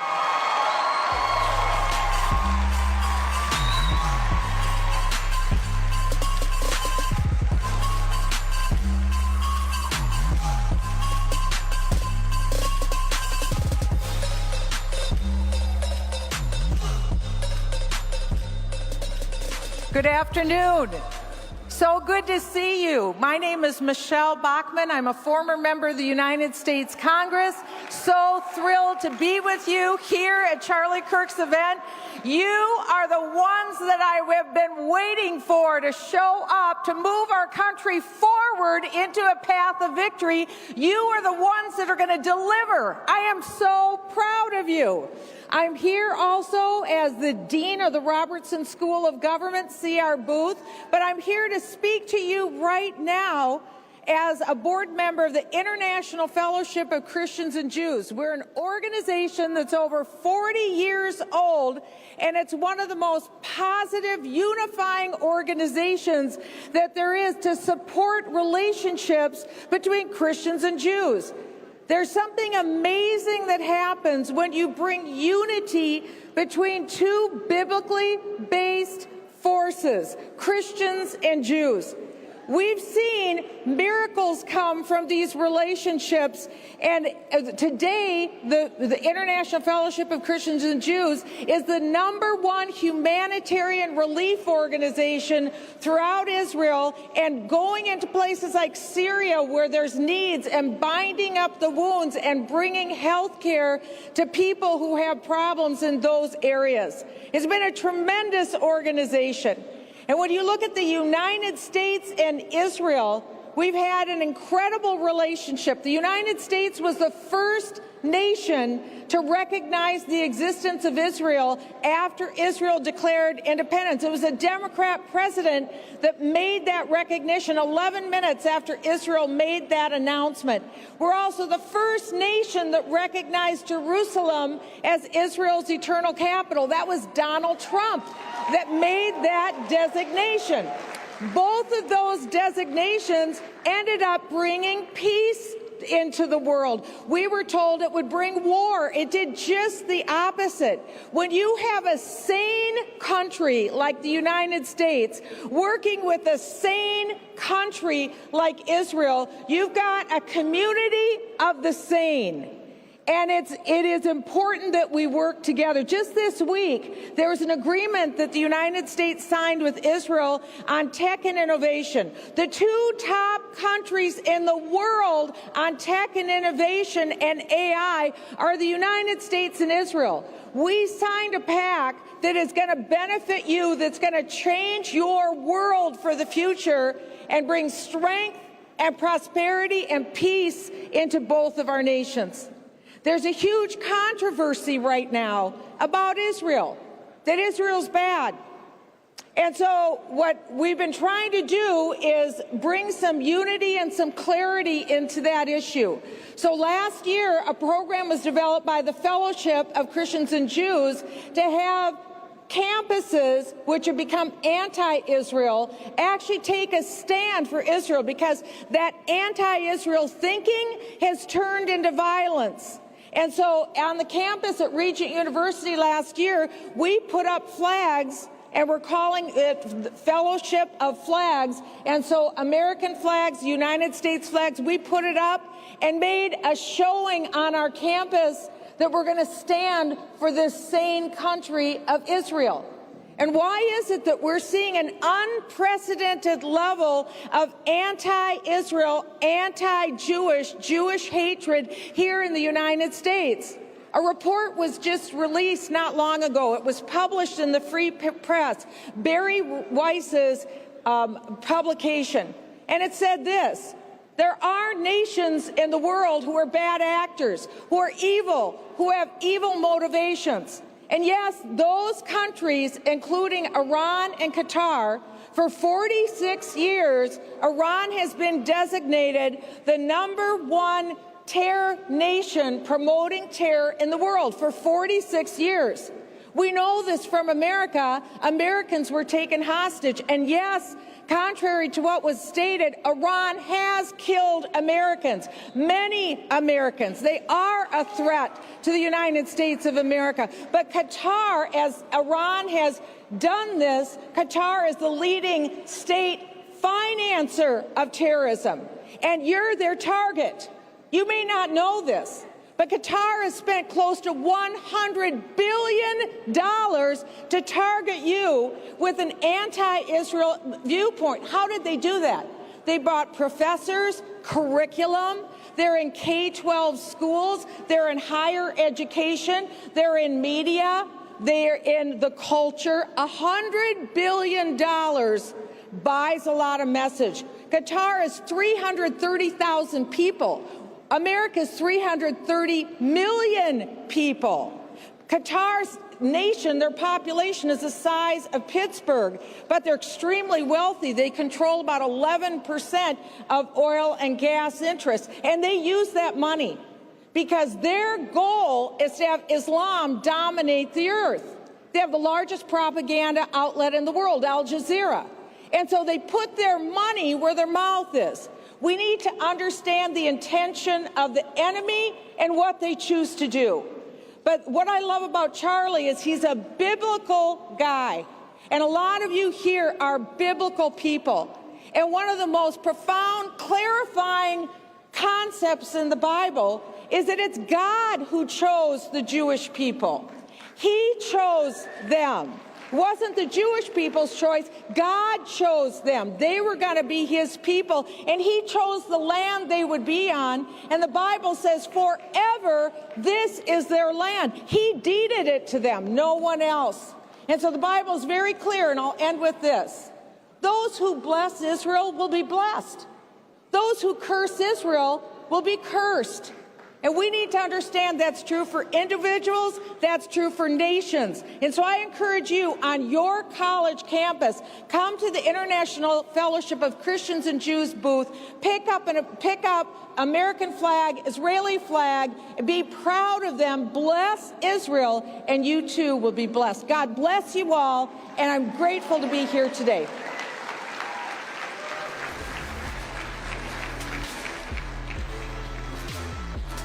Shalom from here in the Holy Land to everyone at the Student Action Summit in Tampa. And I wish that I could be with you there in person, but I'm calling in from Israel to share why the fellowship is here with you today. As so many of you know, on October 7th, 2023, there were over 1,200 innocent lives taken in the worst attack on the Jewish people since the Holocaust. That day, it awakened a deep evil that we're seeing around the world, not only in Israel. And yet, in moments like this, I believe that people of faith are called to shine God's light even brighter. That's why this October 7th, students across the country are joining us in Flags of Fellowship. Each campus will plant 1,200 flags to honor the victims, to boldly and proudly stand with Israel and declare that we choose courage over silence. So I'm inviting you to get involved, to order your activism kit, and the Turning Point team will help you bring this to life on your campus. So thank you, thank you, thank you. As we say in Hebrew, Todah Rabbah, for joining us in this holy endeavor of unity and fellowship that's never been needed more than now.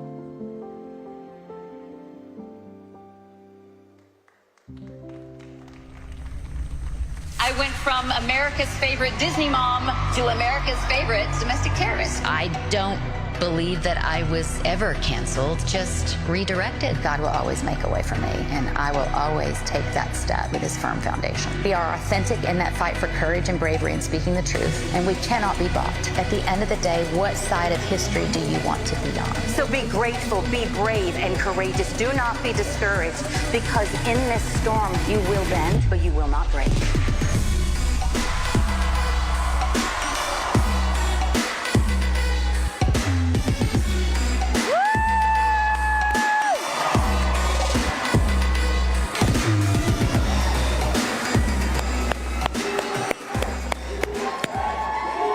That's right, USA!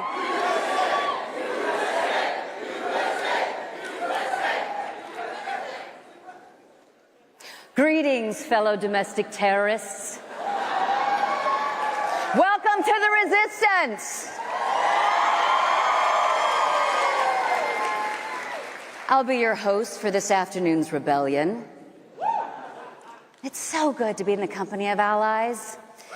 Now saddle up, Buttercup, because I have matches and we ride at dawn. Now, before we dig in, I want to give a big thank you to Turning Point USA, because standing up here, you can clap. Standing up here talking with you is one of the greatest gifts of my life. Do you know that I've never actually met Charlie? I know, right? But when I do you know what I'm dying to say? Good luck, Charlie.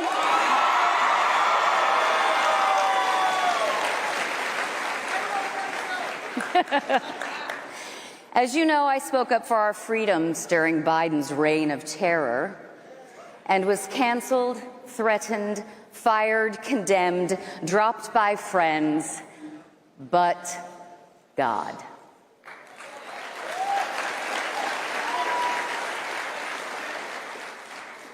God had other plans.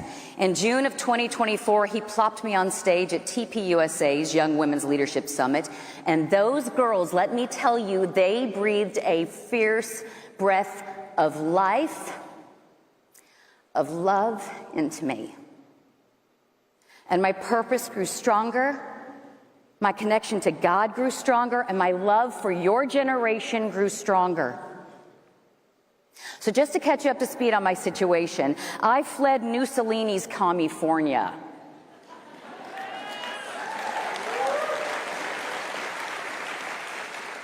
Literally overnight. And don't fall for the slick hair gel nice guy routine. He's wanting to be president in 2028. Don't elect this dude, I'm telling you. He will burn this country down just like he did California. So after being locked down for 58 days, I drove by a quarantine camp for kids up the street from my house. No joke. I came home, looked my husband in the eyes, and said, "I'm leaving tomorrow with the kids and the good dog. We hope you join us." Spoiler alert, both my husband and the bad dog joined us. Then I unknowingly was captured in this little video that swept the nation, speaking out against mask and vaccine mandates at the Williamson County School Board meeting.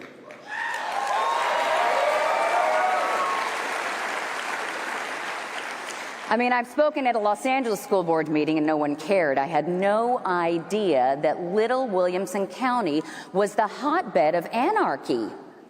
Yes, the First Order. And I was recruited as Darth Mom. The next day, articles and posts went viral about the racist, sexist, homophobic mom from Good Luck Charlie, a very threat to our democracy and our lives. I got death threats, rape threats, lots of messages hoping that my ugly children would die. Excuse my language, but I got lots of dick pics in my DMs. And if anyone is watching who sent those vulgar pics, that was really hard for me to see, because they were teeny tiny. I even did this. I did this. Nothing.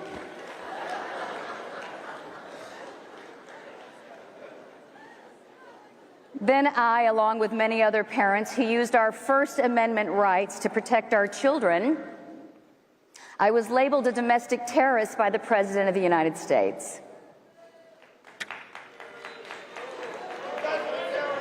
He said that about your mom. And here we are. Oh, and one more thing. I have a new television series coming out at the end of August called A Week Away, streaming on Angel. So the cancellations were fabrications and did not work. Contrary to popular belief, the far-left extremists cannot wave their magic wand and make people disappear. I mean, who do they think they are, the Clintons? However, now I got a bigger problem. I don't know about the rest of you, but I got a big problem with the global elite, one world order, divide and conquer propaganda being forced down our throats. Constant brainwashing, manipulating, indoctrinating, where they rule and we submit. Their greatest weapon, AI. And kids, it's your generation they're after. The radical left NGOs have commandeered education, health and science, weather, news, politics, sports and entertainment, basically the entire board game of Trivial Pursuit. But their pursuit isn't trivial. It's world domination. And it's not a game. Their plan isn't fun or even for our safety. It is a very calculated strategy to destroy our current system so they can build their new one world order. Sounds scary. And it could be. But God.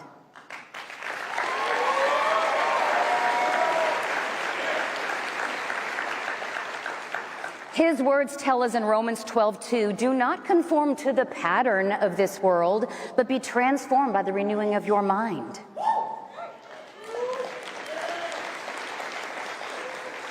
Now, I recently came across this book called The Fourth Turning, where historians have discovered a very clear pattern of historical events and generational cycles that they call turnings, where each generation shapes and is shaped by the time or the turning in which they live.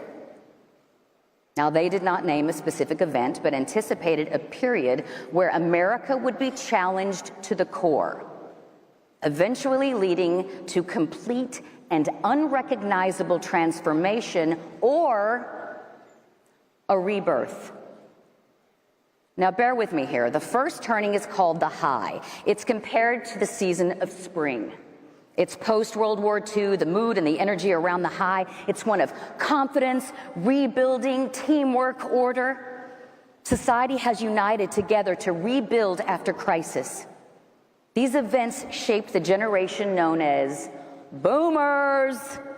They are value-driven leaders and visionaries. The second turning is the awakening, the season of summer. Events from civil rights movement to Vietnam protests and sexual revolution create an energy of passion and questioning, resulting in people rebelling against institution. Gen X was birthed in the awakening. They are independent, pragmatic, resilient.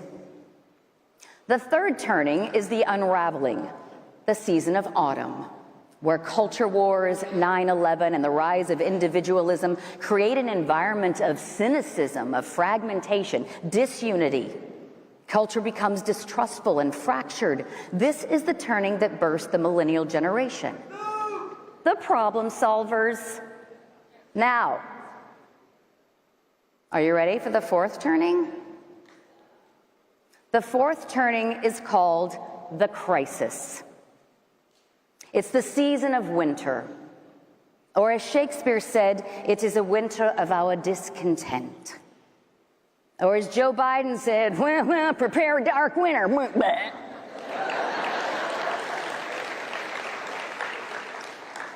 This is the era we are in now. Doesn't that sound fun? You were born in the crisis turning, where the Great Recession, COVID, riots, social division, cultural confusion, AI, and geopolitical conflict create an atmosphere of danger and urgency where our very survival is threatened, leading us to total destruction or, hear this, rebirth. You were not born by accident.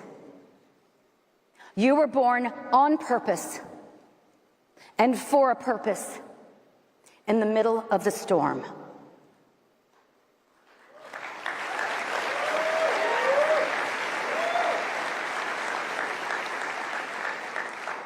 You are living in a time of unraveling. Institutions are collapsing. Truth is blurred. Children are trafficked. Criminals run free. Lists get lost. It is no wonder that people are anxious, angry, or numb. It often feels like the world is ending. But God.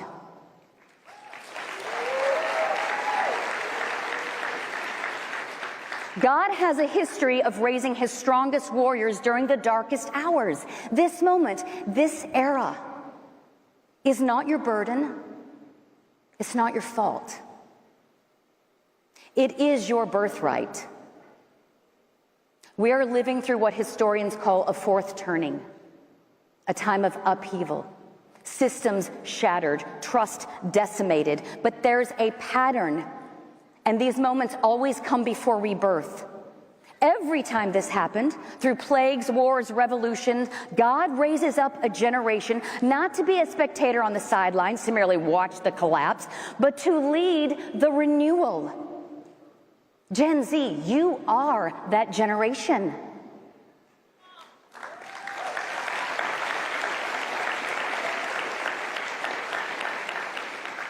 But do not conform to the pattern of this world, but be transformed by the renewing of your mind. Make no mistake, these globalists are working overtime to shape you, break you, scare you, own you. They have Gen Z in their crosshairs. With algorithms, with empty ideologies, with fear and distractions. Many of your peers are submerged in cultural conformity disguised as rebellion. They think men and women's sports is equal rights. They think forced injections are for the greater good. They think killing a baby is reproductive care. They think the chemical and surgical castration of prepubescent children is mental health and parental obligation. They think Diddy is innocent, lists don't exist, and Jeffrey Epstein killed himself.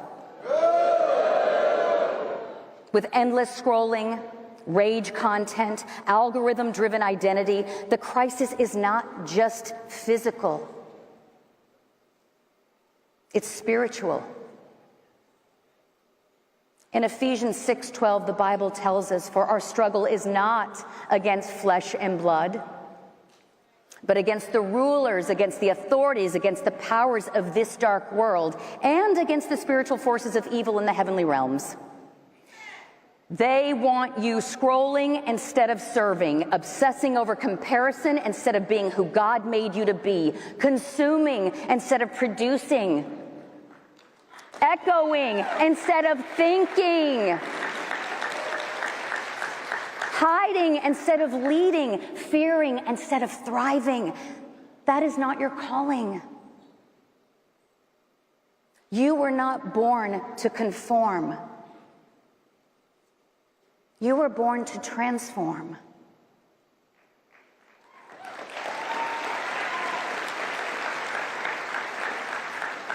Yeah, I know you're young. I know you don't have a bunch of life experience, but God. In Scripture, when God wanted to renew or redirect history, he called upon the young. Jeremiah said, "I am too young," but God made him a prophet to the nations. David was a teenager tending sheep when he was anointed king. Mary was a young woman when she said yes to bearing the Savior of the world. 1 Timothy 4:12 has a message for you guys. Let no one despise you for your youth, but set the believers an example in speech, in conduct, in love, in faith, in purity. Don't say, "I'm just a kid." Don't say, "Oh, what do I know?" Don't say, "My voice doesn't count." Don't say it's too late. Do not say the world is too far gone. Because every fire that looks to be down to its last ember, but God.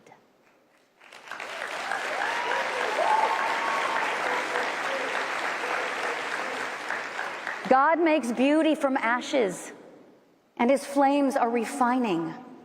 See, you are stepping into history's most decisive role, not as passive victims of collapse, but as authors of renewal. The world keeps mocking that Gen Z will be the downfall of our country. Lie. Not in this room. I believe in you. I love you guys. I believe in you. And you, and you, and you. You are not a generation of screen addicts or victims of chaos. You are capable, bold, wise beyond your years. Don't you see God is using you, crafting you, shaping you, molding you to spread His glory over a nation that is decimated by propaganda, oligarchic overlords, and greedy corporations? Gen Z, you are not the destruction of our country. You are the hope for it. So I challenge you to not just be a critic hiding behind a screen, but to be a builder. We all can easily see the problems: injustice, corruption, division, hate, where good is evil and evil is good. Do not consume their cultural programming. It's meant to wear you down, to break your spirit. Become unbreakable. Do not compare yourself to the fakes of Instagram. No one's telling me is that flat unless they're doing this. If you cannot get away from your scroll, fill your scroll with good. Fill it with scripture. Consume food made by God, not Kellogg.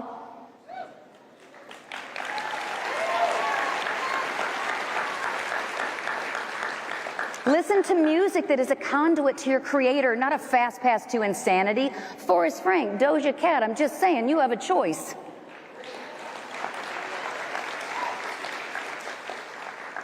Instead, be the generation of mothers and fathers that stay together. Shore up your family.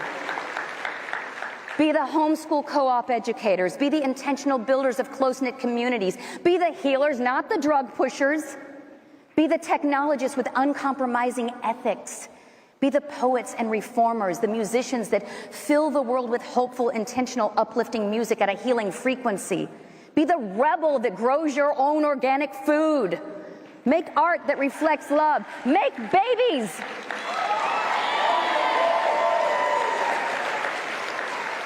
Babies are the biggest blessing this world has to offer. You are not the end of something broken. You are the beginning of something better. Rebellion is easy. Renewal takes courage.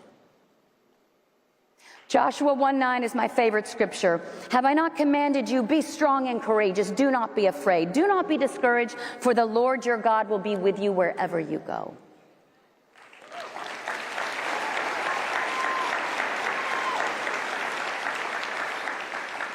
Now, this scripture has carried me through the last 5 years. God Himself commands me to be strong and courageous, so I am. He commands me to not be afraid, so I'm not. But you know what I totally missed in the scripture? I literally glossed over it until I sat down to write this speech. He also commands, do not be discouraged. So not only do you not have to be afraid, you don't even have to be discouraged. Esther was told, who knows but you have come to your royal position for such a time as this? I tell you today, you were born in the chaos. You were not born for the chaos. Not to run from the storm, not to join the storm, but to calm it.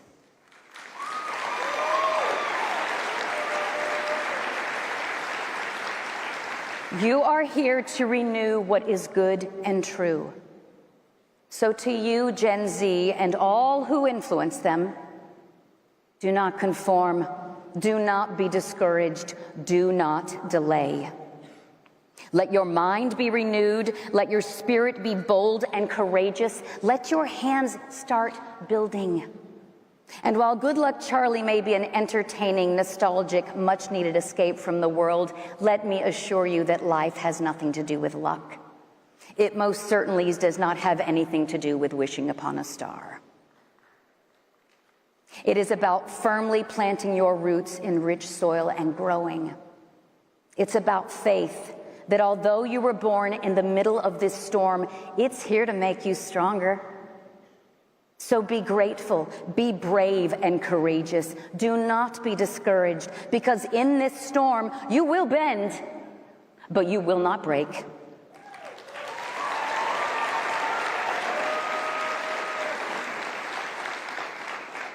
Our very history tells us that you are not the end of a broken world.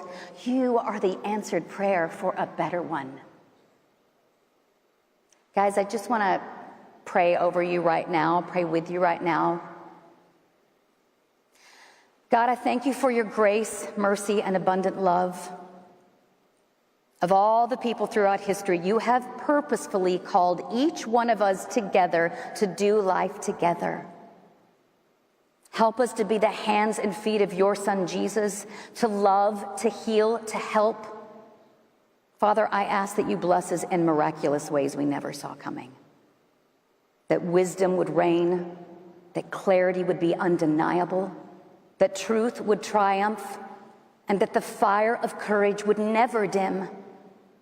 That we would shine your light for others to see, and that your voice would lead us onward, towards restoration, forward into the renewal this world so desperately needs. Amen.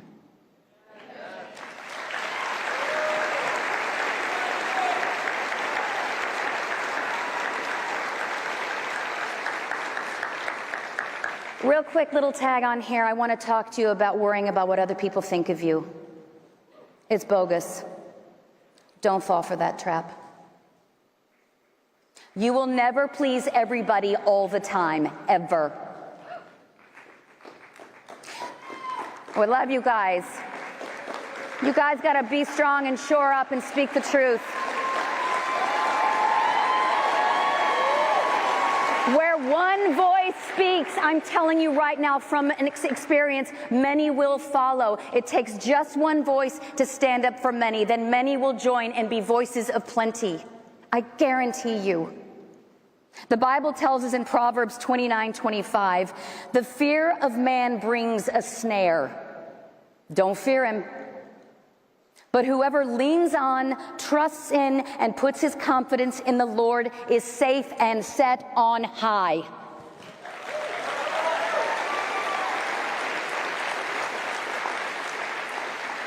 I love you all. God bless you all. And good luck, Gen Z.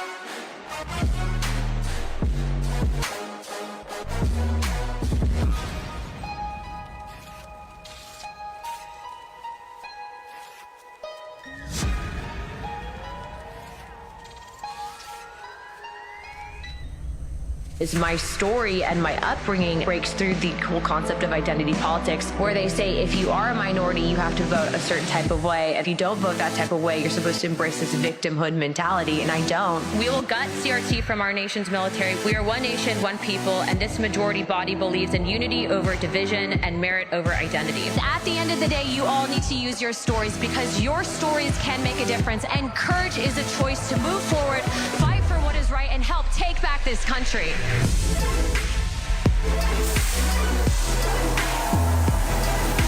Got it. Got it.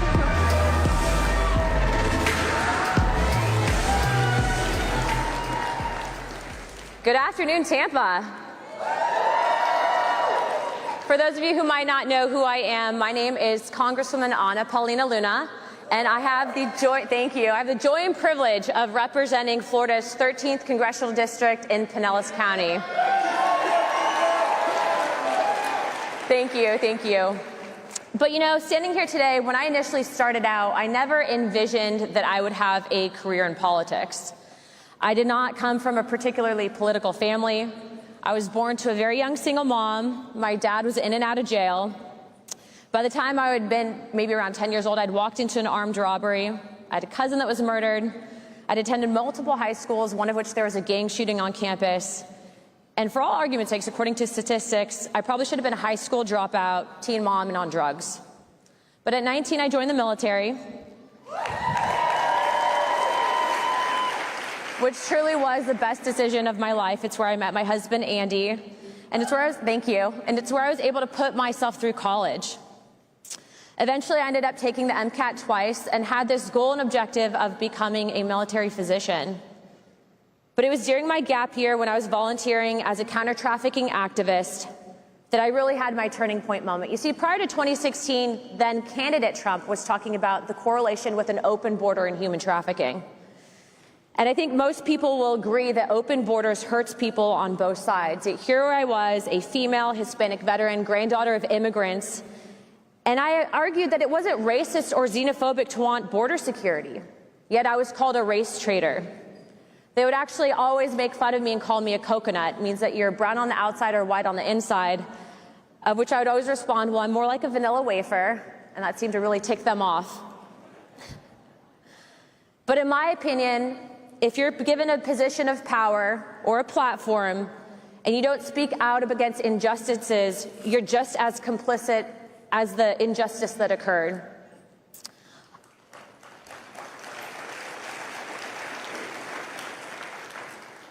And I noticed something. I saw that the media was lying. I kept seeing these images of women and children, yet the very same media outlets weren't talking about the rape, the trafficking, whether it was labor for sexual purposes that was taking place. I made a video like any good millennial will do, and it went pretty viral, talking about why I believed in border security and why I supported President Trump. And eventually I was invited to an event called the Young Women's Leadership Summit, which, if you've been there today, shout out to all the women in the audience.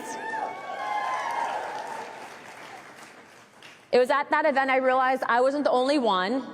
And shortly thereafter, I kid you not, one day before I was supposed to go to medical school, Charlie Kirk calls me and says, "Hi, Anna, my name's Charlie Kirk, and I'd like to offer you the job as a National Hispanic Outreach Director for Turning Point USA."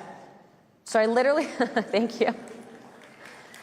I had 24 hours to decide what I was going to do. Was I going to go down one path, which was medicine, or was I going to go down a very different path that seemed like I was being pushed in the direction of politics? And after thinking about it and talking to one of my mentors, I realized that I could help people in a way that I probably could have never dreamed of through medicine, and that was through legislation. The impact and the reach I would be able to have, I could actually potentially bring the change and be the change that I wanted to see happen in this country. So in 2020, I decided to run for office. And in 2020, I was not successful, but when you fail, you try again, and you will be successful, I promise you that. Everyone remembers that BLM was a summer of love, and I promise you, I'm not just telling you this to bore you, I'm not just telling you this to make you feel bad about the life and circumstances which I was born into, but this all correlates, because when you're in your biggest struggles, I do believe it's God putting you there, preparing you for something. In 2022, despite being outspent $12 million to one, having my own party back a pedophile defense attorney against me, I won my election.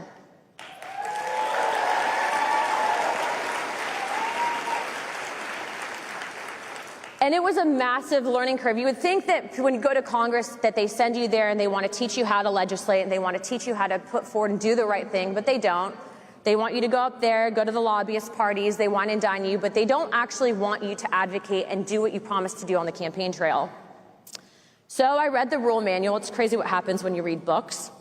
Read it multiple times, in fact. And shortly after getting elected, I had this egregious hit piece come out from the Washington Post. Just real quick, how do we feel about the Washington Post? I told you a little bit earlier about the background in which I came from, and this hit piece tried to discredit everything about my life. They tried to say that I was a registered Democrat in the state of Washington, of which they had to retract because that was provably false. They actually were able to access my military records as a sitting member of Congress, contact my old supervisors trying to dig up dirt on me. They reached out to my mom and asked for proof of death that my grandmother passed away HIV positive. They even went as far as saying that I made up my father's incarceration record. Little did they know that I had receipts for all of that. But they didn't want to print the truth, because people like me on the left, we're not supposed to exist. We're supposed to be Democrats, we're supposed to be leftists, and we're supposed to embrace, especially if you're Hispanic, we are supposed to embrace open borders. They want us to pretend that all Hispanics are legal and say nothing about labor trafficking or child trafficking affecting our communities. And I'm not going to be silent on that matter. Had that article not come out, had I not have the facts to back me, Time magazine would never investigate it, and even though their hit piece was meant to destroy me, it actually ended up empowering me. In fact, Time magazine named me as the next 100 most influential people in the world next to J.D. Vance.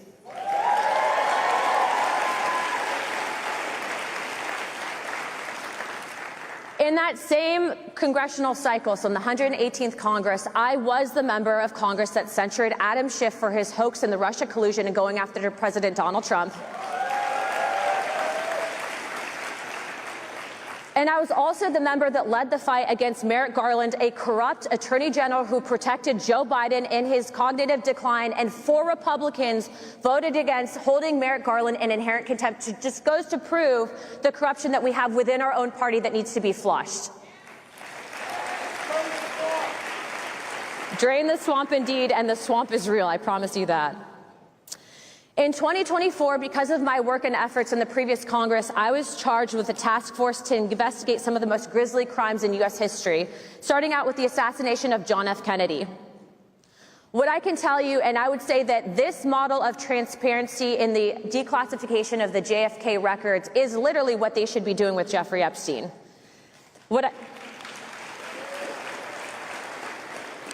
The administration released tens of thousands of documents, and I will say credit due where it's deserved. The CIA director, Radcliffe, was the only CIA director in U.S. history who was able to release something called the Joe Neady's files. What this file proved, and it had been hidden for over 60 years, was without a doubt, and this is not my analysis, this is not my opinion, this is based on evidence that we have backings on. Without a doubt, the CIA engaged in a cover-up of the JFK assassination. The CIA lied to Congress. Joe Neady's, who was a CIA operative, did indeed have contact and was observing Lee Harvey Oswald, who in my opinion was a patsy and cover for multiple shooters in the assassination of John F. Kennedy.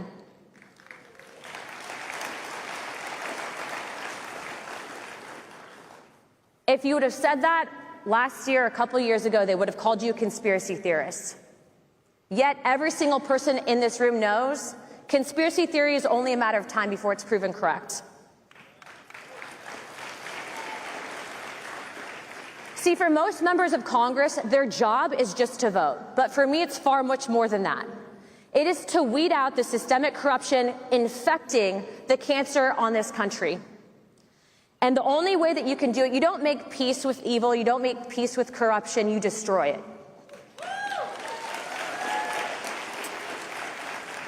Which brings me to my next thing. These LA riots, these anti-ICE riots. When I saw those, I looked at this from an activist perspective. Who's funding these riots? Where are they coming from? Right? Follow the money trail. Now, credit due where it's deserved, because I don't believe that this woman deserves enough credit, but there are 2 people that actually helped flush out these connections on the financial ties. The first one is an individual by the name of Data Republican. Her name's Jenica on X. And the other person who I think probably might be here today is Laura Loomer. Now I want to tell you what I learned. And when we were able to discover some of the work of these citizen journalists, we were able to actually send out letters requesting testimony, and I'll get to that in a second, to an individual by the name of Neville Singham. Now, when you look at Neville Singham's background, he's a billionaire Marxist who was made a billionaire by taking money from the Communist Chinese Party. The money then transferred from the CCP to an organization called the Party for Socialism and Liberation, of which then turned around and organized these anti-ICE riots. But why all of a sudden Mexican flags? Do you guys remember the Summer of Love and these mostly peaceful riots? They were BLM flags. In fact, the Democrat Party used a dead black man by the name of George Floyd to fundraise for their 2020 election, and no one wants to talk about that. The main difference between that and then is nothing, just a different flag. And in fact, they're doing the same thing. They're using the guise of targeting people based on race, social, economic class, changing the flags, fundraising off of it, and using it for political talking points. It's not really about immigrants. It's not really about protecting innocent people. It's not about women and children.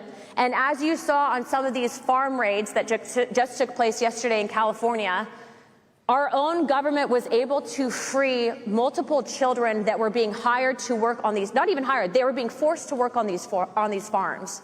And I think everyone in this room will agree that child labor and exploitation is unacceptable in a free country.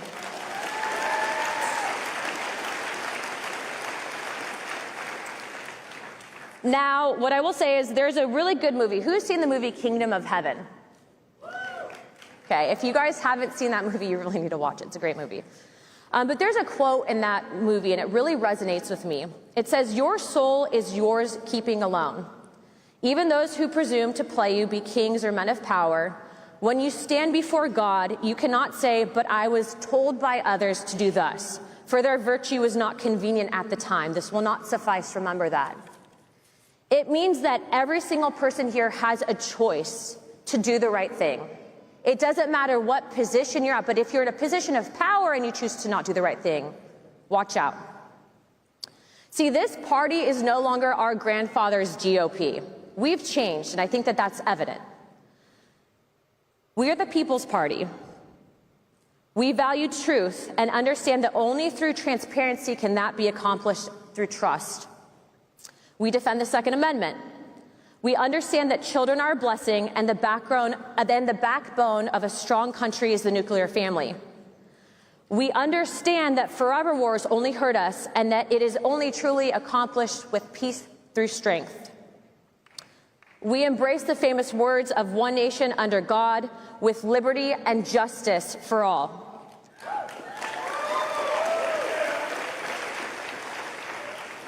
It is your responsibility and obligation to stay in the fight, to rise to the occasion and be our next generation of leaders and fighters.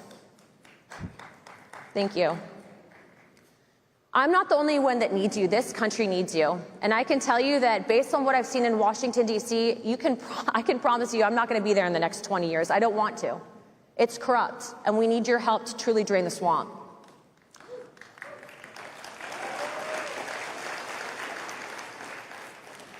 Together, we will keep this country great. Turning Point's just informed me, too, that I have a couple minutes to take some questions from the crowd, so I'm going to be opening it up to you guys in a minute. But I do want to say this. I didn't do this job because it was convenient. In fact, it's quite the opposite. It's incredibly hard. It's a big sacrifice for the family, but I'm doing it because it's the right thing to do. Because right now, we need young leaders who will speak the truth, sometimes calling out our own party. If we don't have your voice, we will lose this country, and you're seeing that with some of the elections taking place around this country. Now, everyone says every election is truly important, but when you see them electing open communists, when you see money coming in from the Communist Chinese Party, when you see systemic government corruption, I'm telling you right now, we need your voice to fight it. God bless all of you. Thank you so much for being here today. God bless the state of Florida, and God bless this great American country. Now, if you guys can please line up here, I'll take some questions from the audience. Right up here, find a microphone, and we'll go from there. Hi. I really respect all of the work that you've done on the pro-life movement and speaking out against abortion and all of the things that Planned Parenthood and the abortion industry is doing against unborn life. I would love for you to speak a bit about the IVF industry and then what that also does for unborn life and what we need to be concerned about with in vitro fertilization. I actually think that I hold the same position that the president does, and that IVF can be done in a responsible fashion. What I will tell you is that I think the conversation surrounding that, though, right now is very convoluted. In my experience and from what I've heard, when people are being impacted by fertility issues, and this goes into what's in our food product, what people have been exposed through the medical industry, and why there's such a big population decline right now. I have actually been one of the few Republicans to co-sponsor legislation on that exact topic. And so I think the whole idea that there is an IVF industrial complex does prevent, I guess, the discussion on if you have a one-to-one embryo transfer and you're respected in that sense, how much of a beautiful thing it can be for actually families that struggle with infertility. But again, it takes a responsible conversation, and I think that we have to not run from those conversations, but have them face to face. And then on your right, this will be the last question. Hi, my name is Mayan, and I was wondering if you thought that we would ever have a female president as a female congresswoman. Yeah, I think that it's going to probably happen in my lifetime, but I think that when someone's running for president, they should not run on the fact that they're just a woman. I think that qualifications get us there. But on that same topic, I do think that there's going to be many Democrat females running for president in the next election cycle, and I think that they're going to run on a few things. I think that they're going to run on immigration. They're going to run on the images of deportations. And so it's going to take everyone, whether or not you're a man or a woman, taking a stand against them and their propaganda machine. I want to take a few more questions, though. There was a lot of young kids lined up, so if that's okay with you guys, if you guys can just, some of the kids that came back over here. Thank you.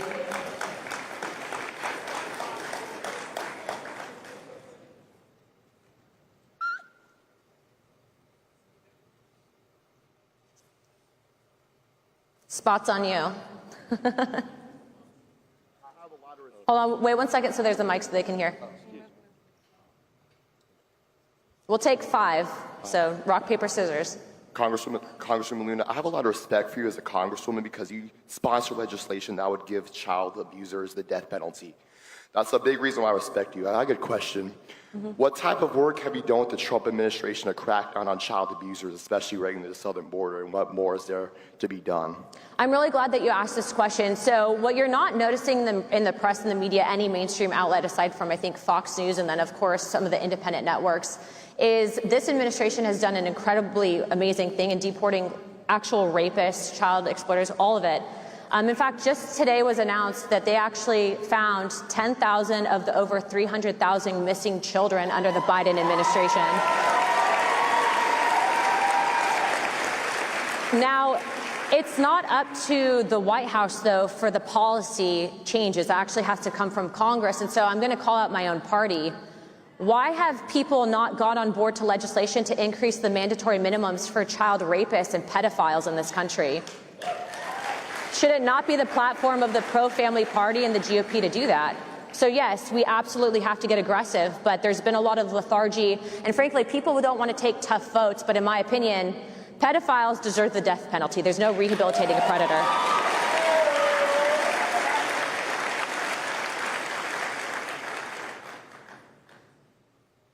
Congresswoman Luna, thank you for all the work you've done on releasing the JFK files and trying to get the Epstein files released.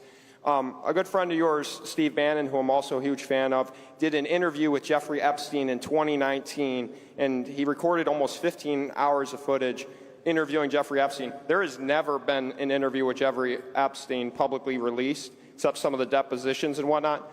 Would you ask Steve Bannon to release this footage now? Because I think it's very relevant and might give us some insight into what Jeffrey Epstein's motivations are and whatnot. Well, I think you just asked him for us, right? That's actually the first time I'm hearing of that, but yeah, I'd be very interested in seeing that footage, and I think the American people would too.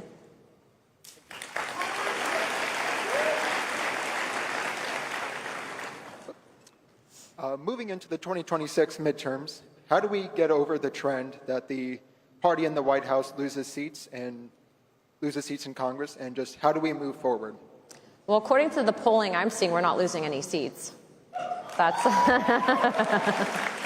I think that that's a historical record will reflect that. But again, you know, I feel like 10% of us in Congress do 90% of the work. And so it's our whole goal and objective to push the party into codifying and getting off our bums and actually doing the right thing by maybe doing our jobs in Washington.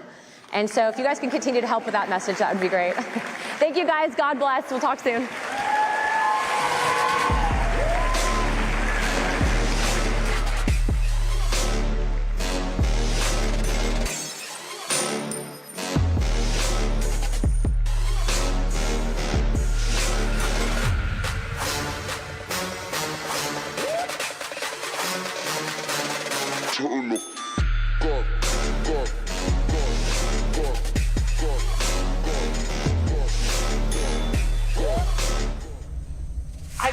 adrenaline. I love butterflies you get in your chest on game day. Oh, people don't like me because I speak the truth. One of the most important things about survival is remaining positive and having a good attitude. We all have this weird fascination with challenging ourselves and pushing our minds and our bodies to the limit. And I think that's so beautiful, and I love it. We should relish the opportunity to live another day. I have another day on this earth, and by God, I'm going to live it to the best of my ability.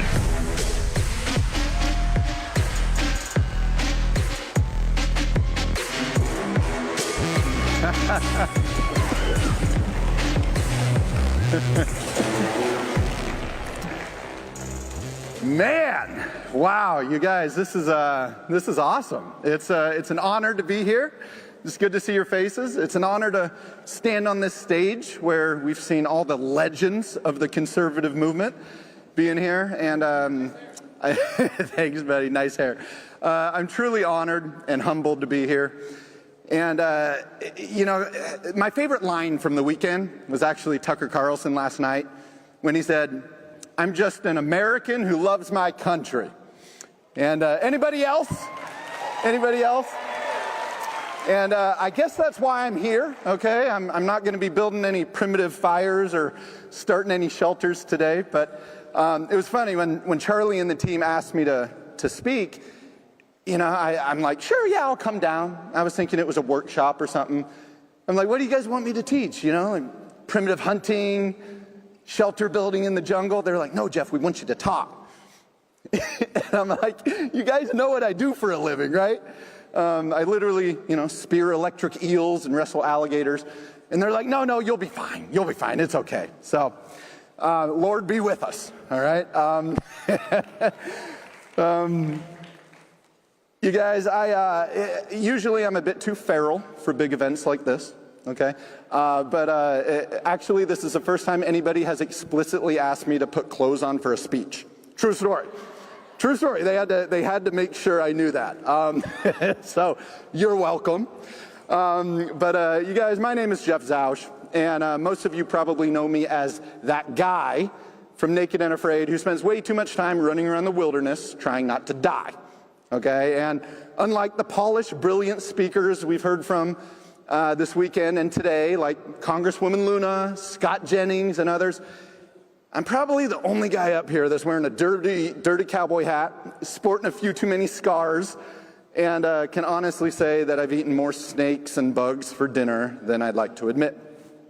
But I'm actually talking about something deeply important today.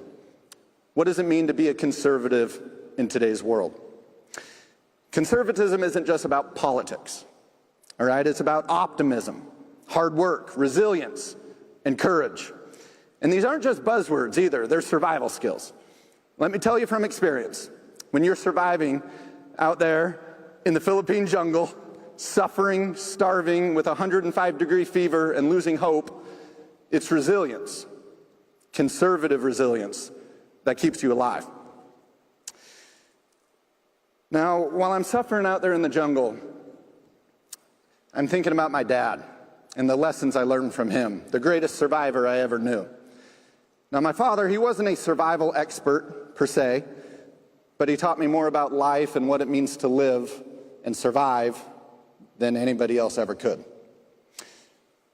My father was born in the winter of 1962, and he was born with a severely deformed heart, one that would only keep him alive for several months at best. Up until this point in human history, no other child born with this deformity lived more than a few years at best. At that time, hope was scarce, to say the least, but my grandparents were built for it. They were armed with courage, faith, and an unyielding optimism. My father had a first-of-its-kind experimental surgery, replacing his damaged heart valve with one from a pig. This had never been done before in an infant so young. Up until this moment, it had been considered impossible. But through prayer and faith, somehow the surgery worked. And because of that miracle, I'm here today.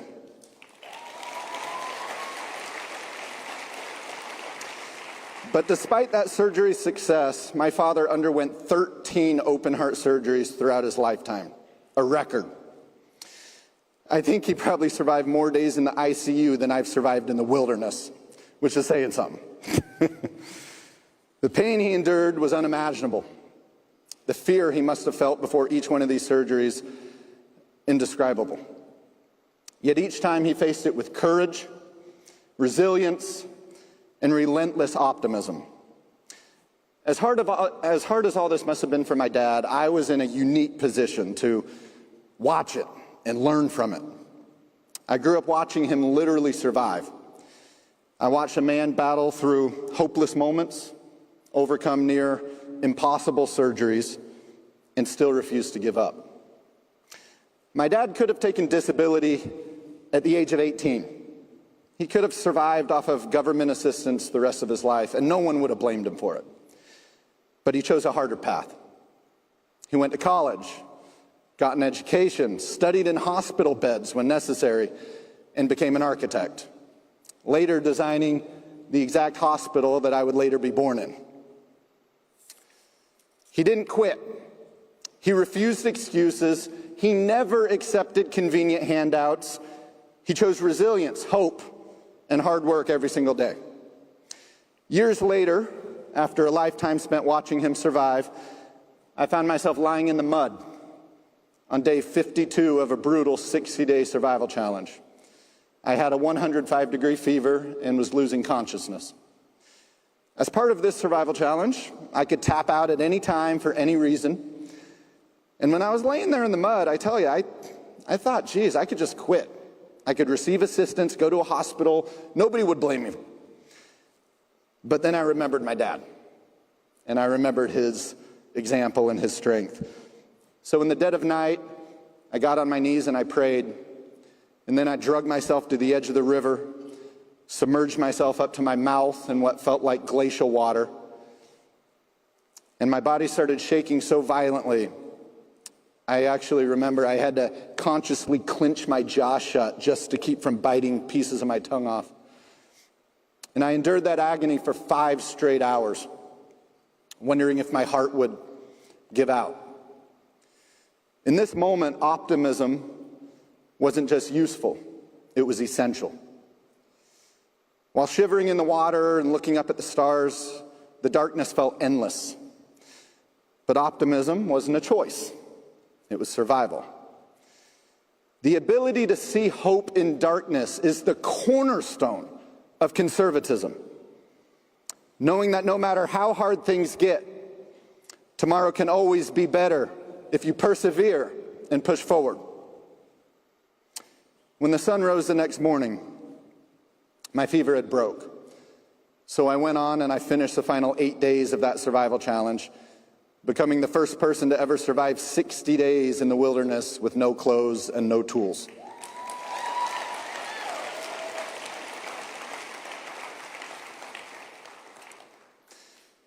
After successfully completing the challenge and returning home, the fever came back.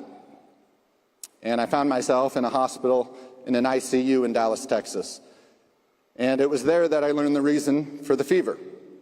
It was bacterial meningitis, a disease that kills or permanently disables 60% of people who contract it. My father had passed 5 years earlier, but I know he was there in that hospital supporting me, holding my hand, and giving me the strength to pull through that. Through prayer, fasting, and the doctors who treated me, I survived with only a 35% hearing loss in both ears. A small price to pay for such an extraordinary life lesson. And if my dad were here today, he'd remind us, conservatives don't quit. We adapt. We persevere. We thrive under pressure. And this mindset's the same mindset that kept me alive. And it's the same mindset that has supported and carried on our country for 250 years.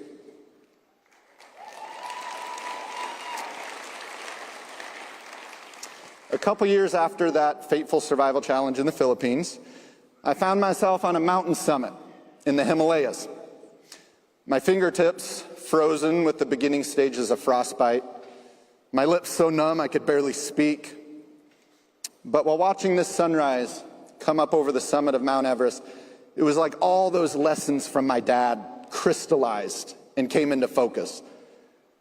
And so in that moment, I turned on my camera and I filmed a video for my future self, for my friends back home.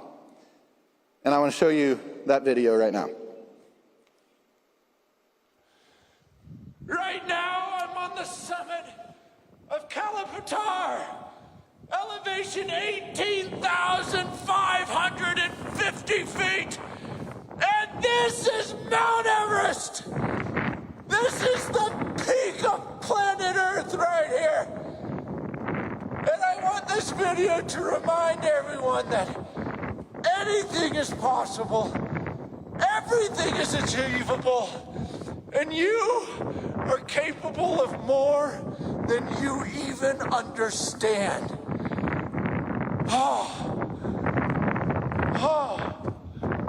The wind chill right now is lower than 20 below zero. I can't feel my fingers or my toes. But I know one thing, and this is the glorious, most beautiful view I have ever seen in my entire life. And it is worth every bit of pain that it took to get here. And that is true for your journeys too. Be strong, everyone. Be strong. And I want you to ask yourself, what is your Everest? What is your Everest? And whatever it is, I want you to chase it. And I want you to think about it daily. Dream about it. And one day you will see it. And your dreams will come true. Happy 2023, everyone.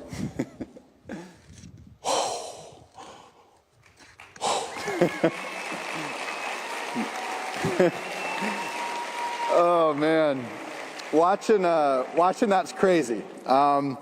I'll be the first to admit my brain was a little oxygen starved in that moment, okay? But I tell you what, I had never seen the world so clear. So, you guys, I'm here to challenge every single one of you. Young conservatives, you're the future of our movement. To embody these values, be tough, resilient, courageous, embrace optimism, and never shy away from hardship. You have unlimited potential. Nothing is impossible if you meet every challenge with prayer, optimism, and heart. Look, if a feral survivalist like me can put on a shirt and get up on a stage like this one and give a speech, you guys, just imagine what all of you can accomplish. You guys, thank you so much. God bless you, and God bless America. Thank you, guys.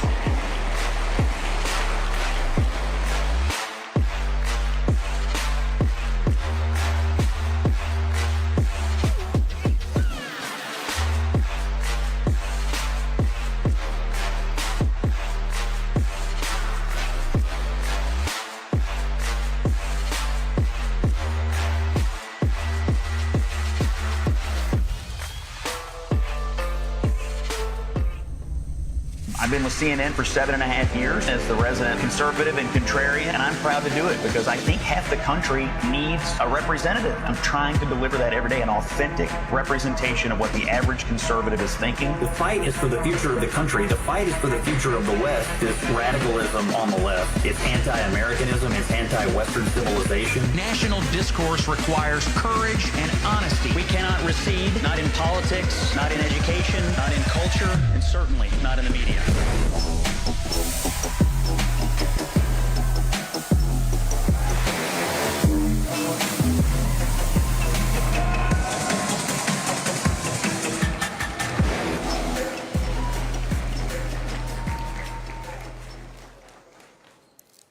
Good afternoon, Tampa. I'm not used to hearing applause when I walk out onto the stage at the office these days. It's all garlic and crucifixes for yours truly. Or should I say, how do you do, fellow comrades? That's what they'll be saying in New York City soon enough, right? You know, I'm not sure why people are mad at me on these cable panels all the time. I'm just a designated driver at a party where everybody else is trying to crash the country into a ditch. I don't know whether I'm the Caitlin Clark of CNN or she's the Scott Jennings of the WNBA. Either way, we take a lot of abuse, but we score a lot of points along the way. I actually admire her, but I don't get it. They finally found someone who can make a layup and sell tickets. And their reaction is, let's see how smart she is after we gouge her eyes out. The trick to being a good pundit, it's also good advice for life. Just tell the truth and keep smiling. You'd be shocked at how few people can do it. But I'm not here today to talk about cable news or basketball. I'm here to talk about something bigger, about what's happening in the heartland of America. I'm here to talk about the revolution of common sense. That's the title of my upcoming book, and the phrase is courtesy of Donald J. Trump. And I wrote it, absolutely. And I wrote it because half the country deserves a defense of perhaps the greatest opening 6 months of any presidential term ever.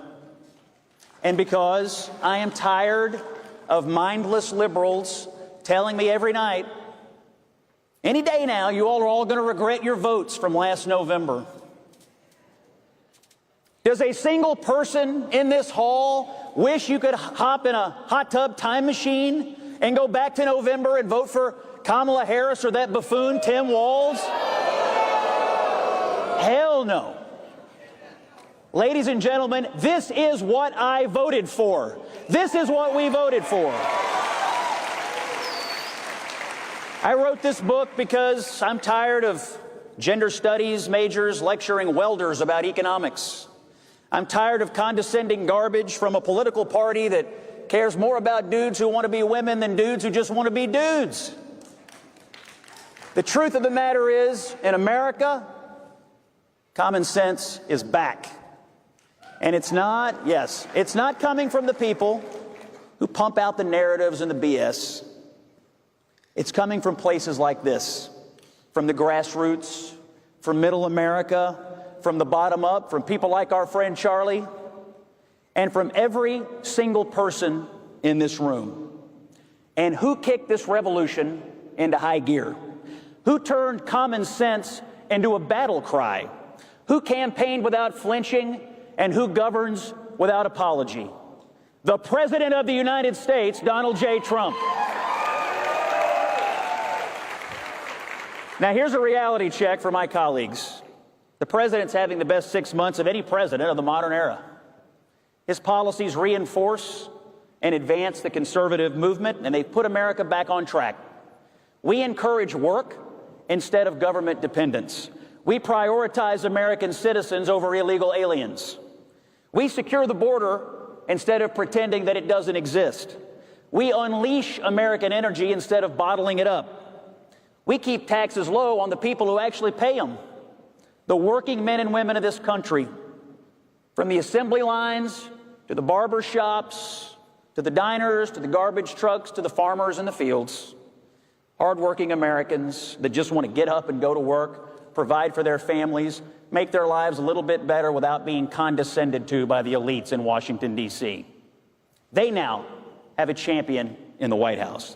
Oh, and by the way, he's delivering world peace along the way.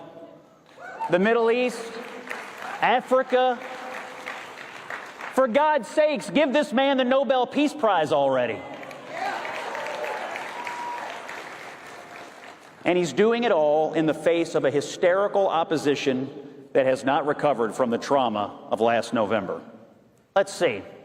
The Clintons, the Obamas, feel free to boo along.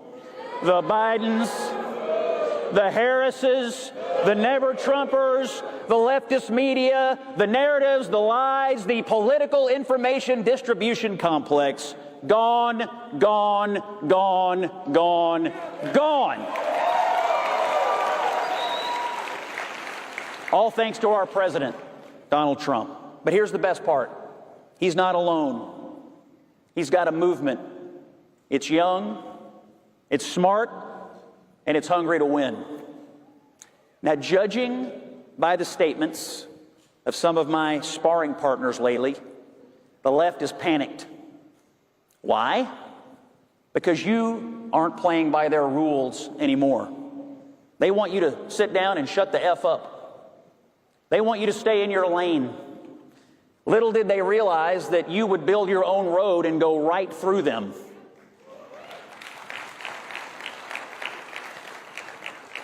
You all stand unapologetically for free speech in the places that they thought they owned. And Trump is bringing radical campuses like Harvard, Columbia, and UPenn to heel as we speak. Now let me be blunt and give you a direct message.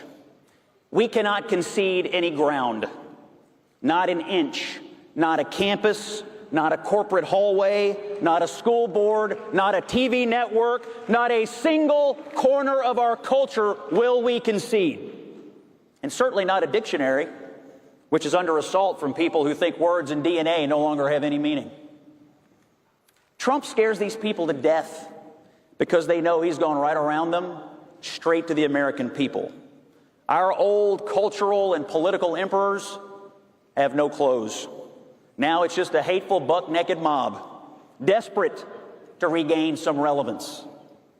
But the thing I learned, and I have learned, is never ever give an inch to this mob. Everyone learns sooner or later. No appeasement is ever enough. But you know what scares them even more, I think, than Trump?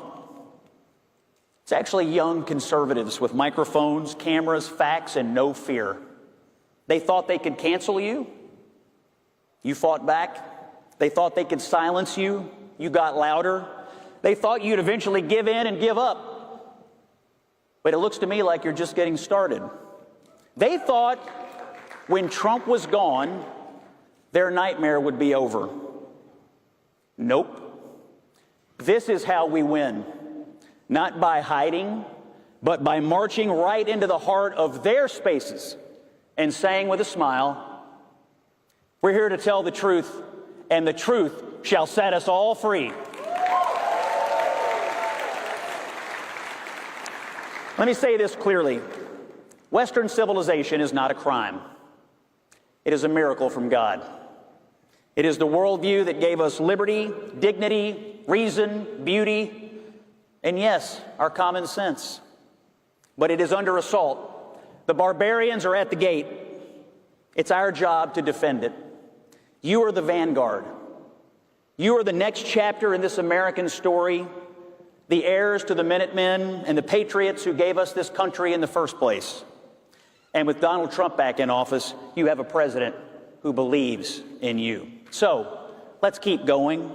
Let's fight for the dignity of work. Let's defend the necessity of borders. Let's stand up for women instead of deviling and devaluing them. Let's build a future that rewards truth and talent instead of identity politics.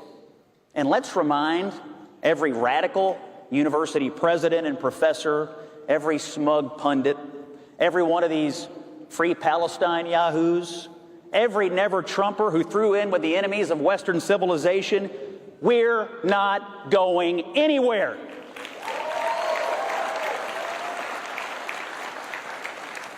You know, my first job as a teenager back home in Kentucky was taking care of people's yards. I'm still in that business over at CNN. Mowing down fake narratives, trimming the hedges of hysteria, planting the seeds of common sense. And friends, I can report to you today that business is good.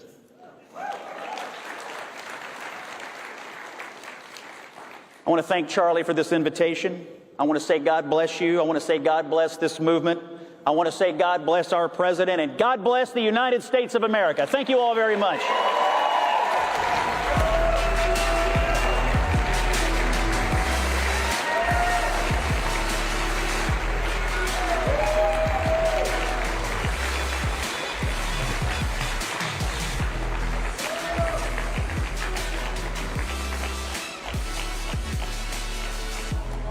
We ready?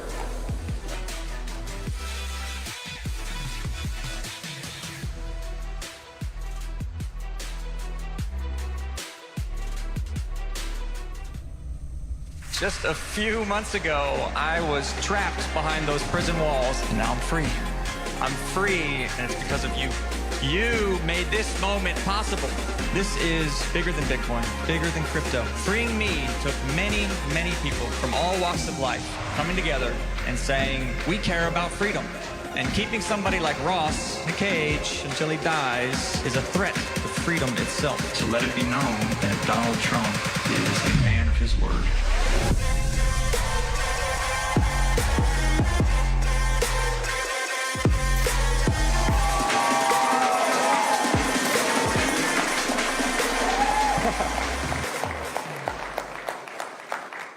Hello, thank you for that warm welcome.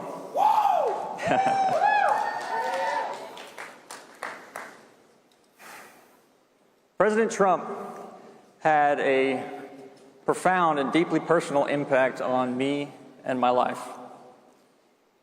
He gave me my freedom, and for that I will always be grateful to him.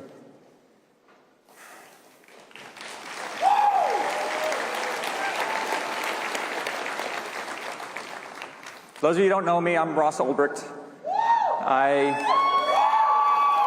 Some of you know me.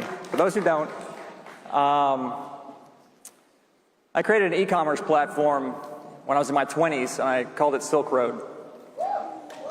It was kind of like Amazon, except I used Bitcoin and Tor to protect the privacy of my users. However, people use Silk Road to buy and sell drugs, and I did not try to stop it. I didn't try to stop it because I believed that it was a good thing that people be allowed to buy and sell whatever they wanted, so long as they weren't hurting anyone else. I thought I was giving people freedom. I was given 2 life sentences plus 40 years without parole. That is a slow motion death sentence. I was not supposed to be on this stage talking to you today. But President Trump changed that.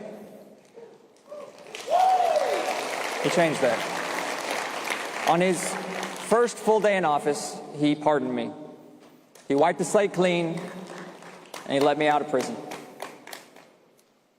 It was an act of incredible mercy, but it was also an act of defiance. Here's what he said when he did it. The scum that worked to convict Ross were some of the same lunatics who were involved in the modern-day weaponization of the government against me. So the people who went after me are the same people that weaponized the government against him. Let me tell you, having the most powerful organization in the world, the U.S. federal government, weaponized against me was terrifying and brutal. And I don't know how I got through it, but somehow, with the help of a lot of people, my family and I made it through. And I want you to understand that by voting for Trump, those of you that did, you helped him win the election. And by helping him win the election, you also played a role in me getting my freedom back. So, thank you. Thank you.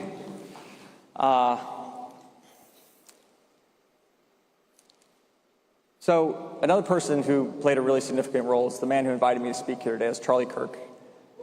He advocated for me behind the scenes and in public, so a big thank you to him as well. So I made it through, and I learned a thing or two along the way, and that's really what I want to do here today is share you some of the things I learned from that experience. So, because I sat behind a computer screen when I broke the law, I was sealed off in this kind of sanitary bubble. Nothing bad could get through to me. And I hid what I was doing from the people in my life because I didn't want to get in trouble. So I had no one to give me critical feedback, to question what I was doing. All I heard was encouragement from the Silk Road users and my own thoughts, which told me, hey, you're a hero for standing up for freedom and for what you believe is right. I was never exposed to the terrible consequences of addiction and the negative effects that rippled out from Silk Road into the world. But that changed when I was arrested. I spent over 11 years in maximum security federal prisons. I met scores of men who are addicted to harmful drugs. I helped some of them in the long, arduous process of overcoming those addictions. And what I learned is that addiction destroys lives. It destroys families.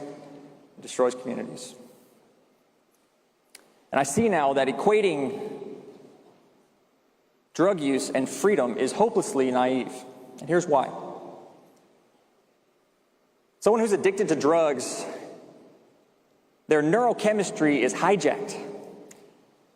They're not free. They are hopelessly enslaved in the most pernicious way imaginable. Imagine this. Imagine there's a button. Imagine there's a button right here on this stage, on this podium. And if I push that button, it will eliminate all drugs from our world. It will make them chemically impossible to exist, gone forever.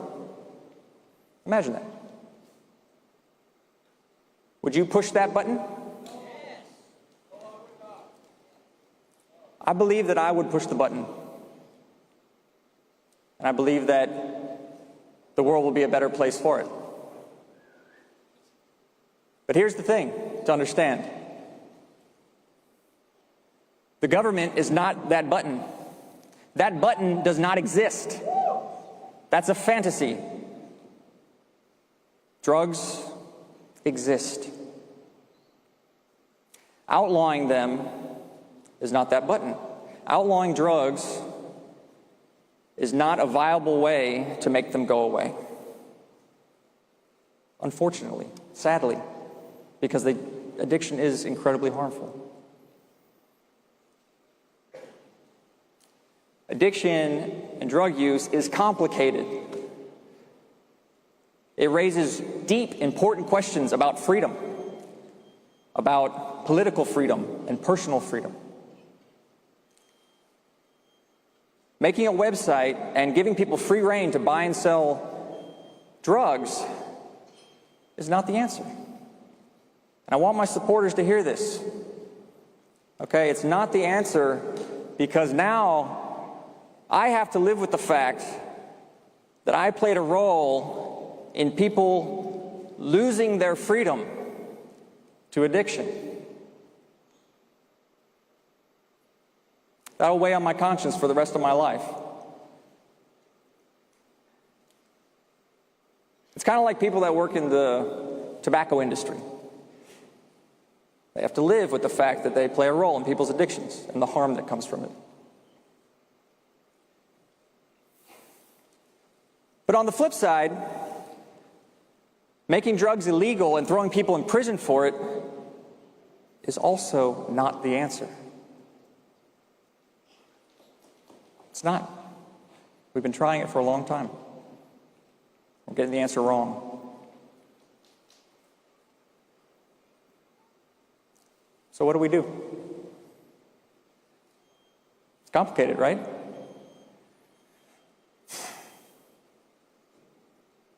I'll give you an example. There is a harmful, addictive drug that most of you have already tried. It's called alcohol. Alcohol is legal. It's sold in bars and grocery stores. And as a society, we leave it up to the owners of those stores to decide whether or not they're going to sell it. And we leave it up to individuals to decide whether or not they're going to buy it and consume it. Personally, I don't drink. I stopped drinking when I went to prison and haven't had a drink since.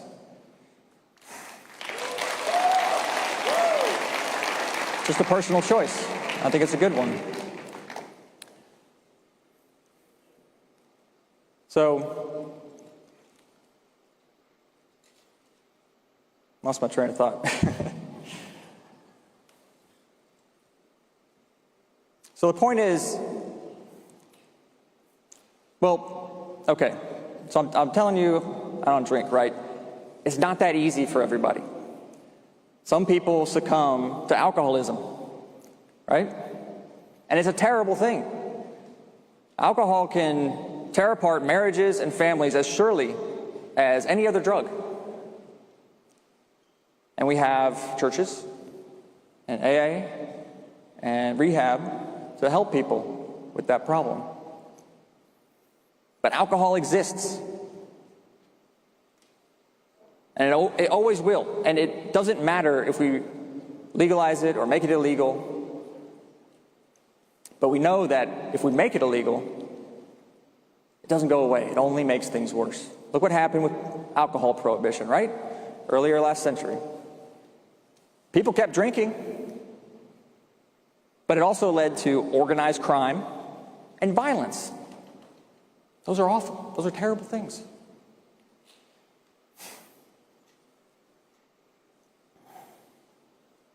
So what do we do? Keep coming back to this question. It's complicated. What do we do? Take tobacco, nicotine.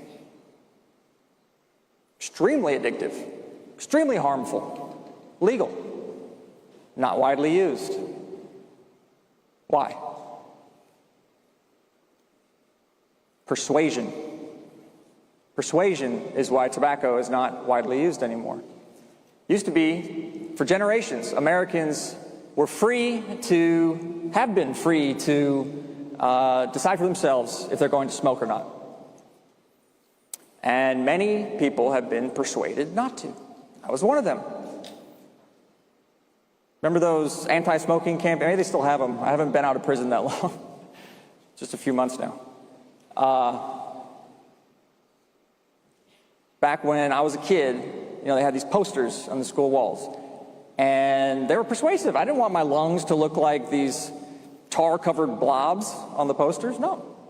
It worked. I didn't smoke. And most of the people in my generation didn't either, and people quit. It was effective. The important thing is, nobody had to go to prison over tobacco and nicotine. There was no cigarette mob. There's no nicotine cartel. There's no blood in the streets over cigars and dip. It was just peaceful persuasion.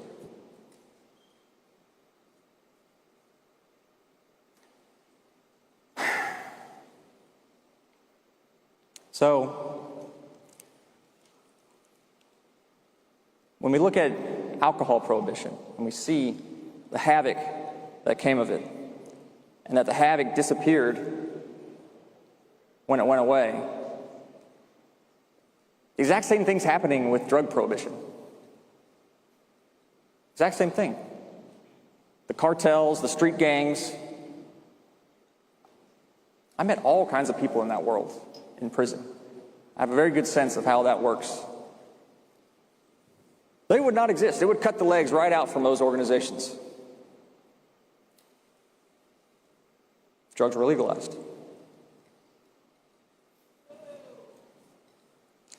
I'm here to tell you the truth, not necessarily what you want to hear.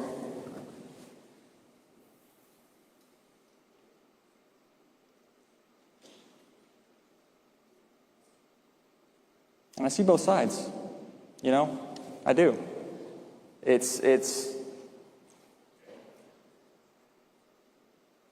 You want to make it go away. You want to push the button. You want to say, make it stop, make it stop. Stop all this bad stuff. And the sad truth is, by pressing that button over and over, you are just making more bad stuff. So, it's complicated. It's not a simple problem. So look, here I am. I've just spent over a decade in prison over drugs. And on the one hand, I'm telling you, I would push the button to make drugs go away if I could. And on the other hand, I'm telling you that we'd all be better off if drugs were just legalized. And if that still seems like a contradiction to you, just remember, government is not that button. Government is not some magic genie that will grant you wishes if you can just get control of it. I'm sorry, it's not. It doesn't work that way. Here's the thing. If the government isn't there to tell you what to do, then you have to govern yourself. Okay? You have to make choices for yourself. So please, make good choices. And, you know, please, don't do what I did and rush into something that you'll regret later. Okay? Try to be patient, seek that feedback that I shut out, and be responsible for the ripples that you send out into the world through your actions. Okay, are they going to be a force for good or not? And that's the question I'll leave you with today. Thank you. Thank you for your attention. Thank you for your time. I appreciate you. God bless you all.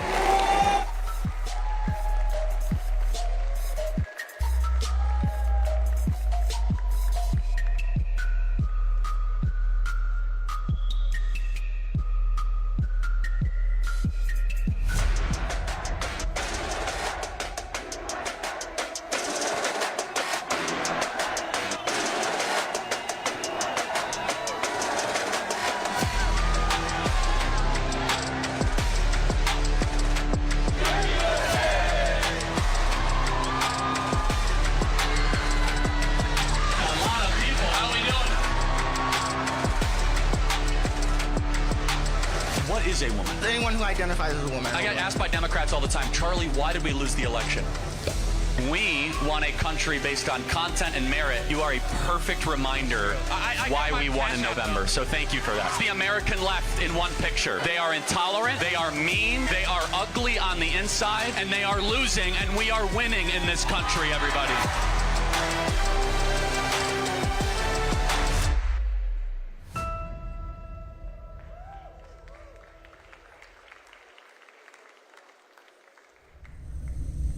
We have sat back for far too long as our towns, as our cities have been turned into dumps. They've flooded us with infinite migrants, and we are here to say no more. There are more of us than there are of them who believe in the truth, who believe in borders, language, culture, and believe in the faith of Almighty God. The American people have woken up.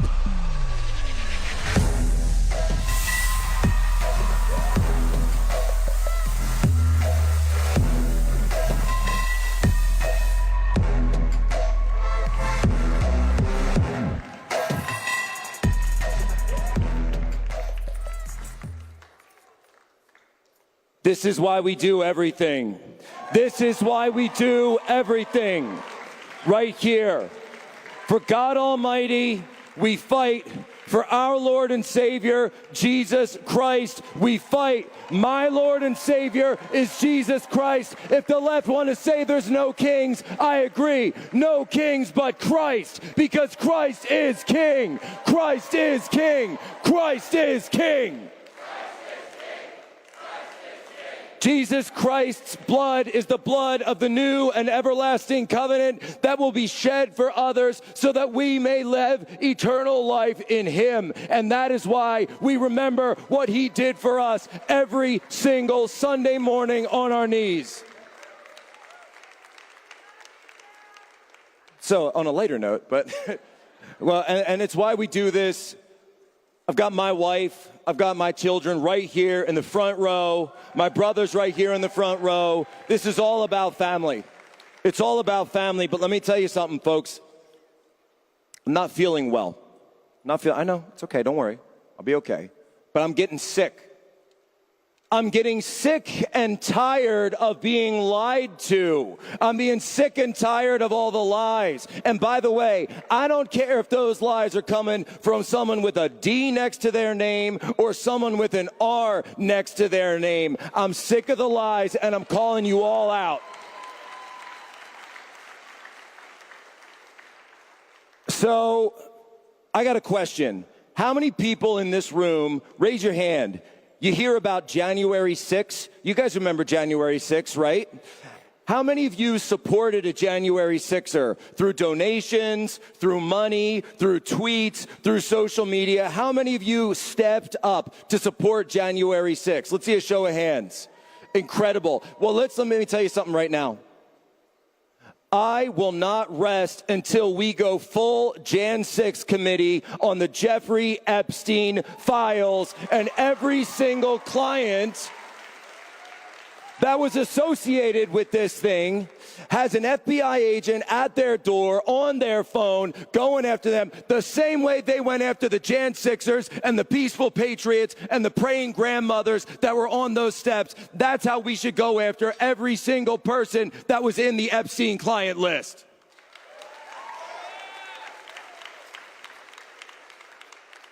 And Pam Bondi brought me to the White House and handed me a stack of papers. And I got to tell you, folks, it was about as valuable as a bunch of blank pages. It was baloney. It was a binder of absolute baloney. And Pam, if you can't do your job, we'll find someone who will.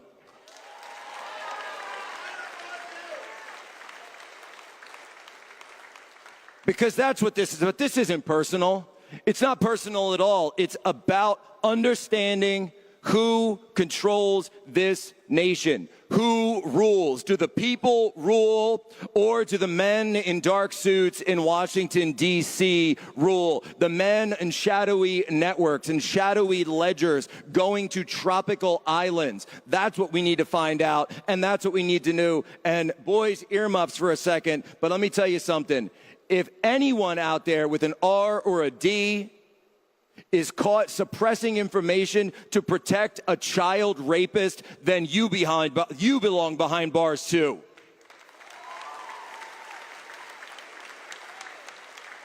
And anyone who is participating in something like that, like Jeffrey Epstein was, now look, we don't know exactly what went on in that cell when Jeffrey Epstein was locked up. But I'll tell you one thing, folks. I know Jeffrey Epstein right now is exactly where he belongs, straight in the pit of hell where all child rapists go. And I'm sick of it. I'm sick of all of it. And I'm sick of being lied to. I'm sick of being personally used in these discussions. So look, if you want to have a conversation, we'll have a conversation. But if you want to fight, you got one. Because that's what MAGA is all about. MAGA is all about fighters. Now, President Trump had a very interesting tweet earlier this morning, a Truth Social post. I think you all saw it. Rosie O'Donnell. And he said, you know, Rosie O'Donnell, maybe we should go and take a look. You've left the country. You've fled. You've spoken out against the United States government. Maybe we should look at taking your citizenship away, Rosie. Maybe we should talk about denaturalizing Rosie O'Donnell's citizenship. And I want to talk about that. I do want to talk about that because we've got a huge problem in this country, and I think it's been a problem for a long time.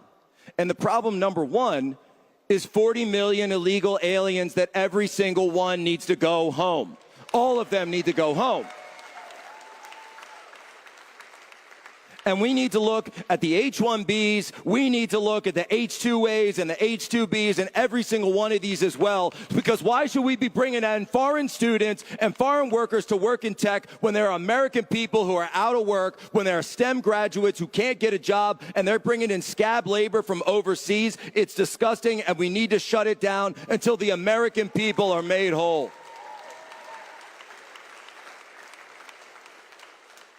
And this idea that I think we've been laboring with, this experiment that we've tried in mass immigration, has been a mass failure. It has been a failure. And this idea that if you just hand someone a piece of paper, that makes them American, guess what? It's failed. It's wrong. It's not true. And as I stand here before you today, I'll ask you a question. Does Kami Mamdani, does Zohran Mamdani seem like an American? No, he's not an American. Is Zohran Mamdani an American like we are? No, he's absolutely not. Is Ilhan Omar American like we are? No, and I can do the list all day long. I can do the list all day long of this. What I would submit to you then is if you are a naturalized citizen who lied and committed fraud in your naturalization process, because you are asked in that process, to whom do you owe allegiance? Do you owe allegiance to the United States of America or not? And you are required to swear an oath. And if you have broken that oath, then you committed fraud. And if you committed fraud, your citizenship should be stripped and you should be sent back to wherever you came from. That makes you an illegal alien. And we are just a few months away, I'm telling you. That means New York City could be run by an illegal alien. That means that you've got members of Congress who have immigration through fraudulent means. Ilhan Omar, just saying, there's some questions, Ilhan. There's some questions, some familial questions, Ilhan Omar. Look, what does it come down to? It comes down to this idea, and I'll explain it this way. What is America? Is America just a place and a system called a constitution? So if we were able to take the entire population of, say, Afghanistan, and bring it all to America, and then take the entire population of America and put it all in Afghanistan, would that make us all Afghanis? No, of course not. Of course it wouldn't. That'd be ridiculous. The same way that it wouldn't make them American. And yet, why do we keep saying that if we just hand them pieces of paper, they'll turn into Americans? That's not how it works, because America is not a place. America is a people. America is a country. America is a nation with borders, a nation with language, a nation with history. We all know that that's what an American is. And the lies that have been told to us by corporate America that want to bring in this cheap labor, and the lies that have been told to us by these Democrats who want to bring in fake votes and dilute our national census, it's done.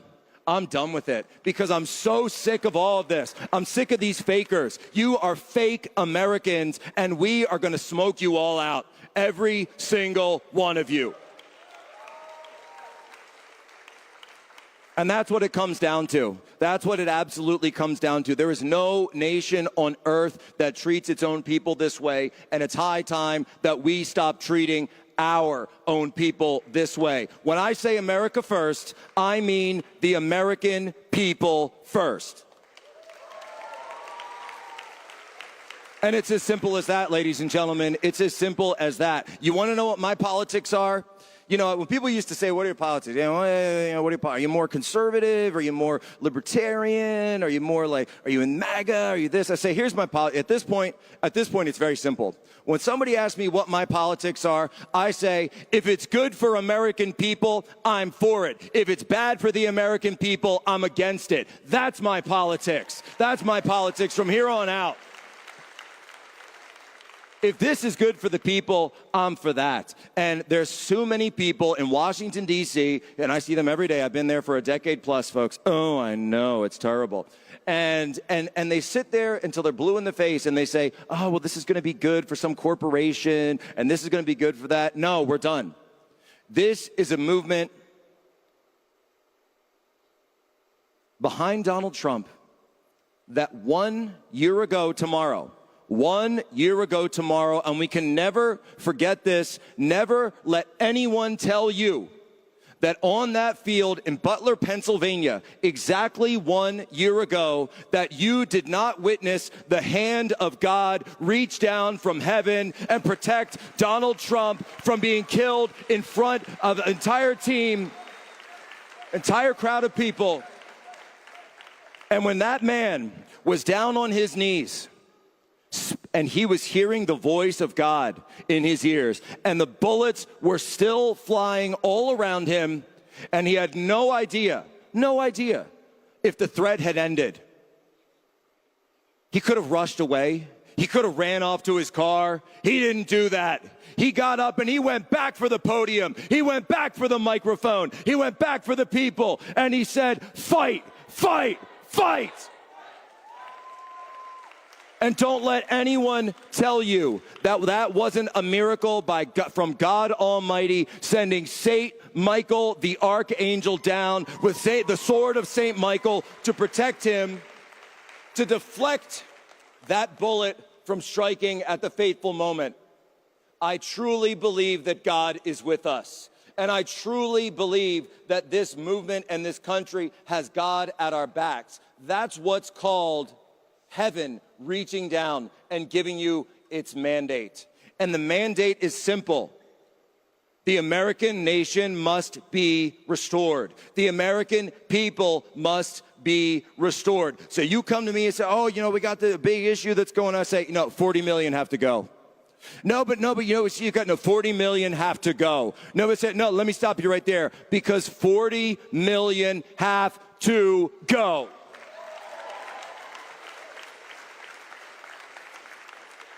They can go home and make their countries great again, okay, if immigrants are so great. They can go and make their countries great again. Why is it only Western countries, by the way, that we're told need to have open borders and mass immigration? Why is it only Western? Nobody ever says this for Japan. Nobody ever says this for China. And yet these countries, China doesn't take in mass immigrants, yet we're supposed to for some reason. It's ridiculous. And by the way, amnesty should be the biggest slur in the entire English language. Amnesty is a repugnant word. Amnesty is disgusting because it's a slur against you. It's a slur against the American people, that someone who jumped the line, that someone who broke the law should be allowed to stay. Absolutely not, because it is a sin against the American nation, and we cannot encourage sin. Although I certainly know that we live in a sinful society, but we're working on it, folks. We're working on it, because when I look out and see a Turning Point audience and this incredible audience and the movement that Charlie has put together, and I talk to media all the time and they say, "Oh, well, the youth are against you. The youth aren't going." I say, "Excuse me? Come to a Turning Point event and tell me the youth are not on our side. Come to a Turning Point event and saying the youth aren't there. Come to a Turning Point event and say that the youth are not as based as they come and willing to do what it takes and fight the fights to bring this country back." So I say this to all of you, who are the youth who are here, the people who are watching. We will never stop fighting for this country. We will never stop fighting for truth. And no matter what you put in our way, no matter what comes after us, we will take the hill. We are going to go up on the top of that hill and we will plant our flag, the American flag, not the flag of another nation, not the flag of some gender group or whatever else. No, one flag, the American flag, the red, white, and blue.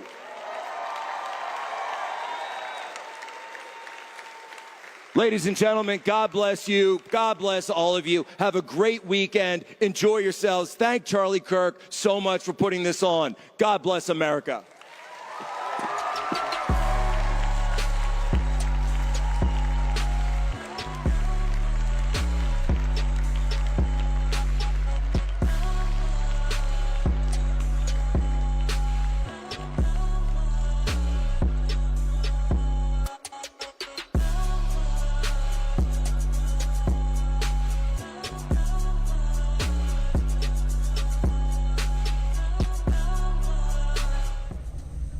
People will seek praise from the mainstream media and use any opportunity to get it. They believe what they're doing is righteous, but it's really groupthink. Where is the virtue in passing along untrue information to the masses? So we go undercover because the most vital and necessary function is to tell the truth to the people. So I say, let's do the impossible. Let's show the people that we can bring the information out. Let's allow people to evaluate information for themselves. Let's inform a free people. Let's inform the people of this country, because content is king.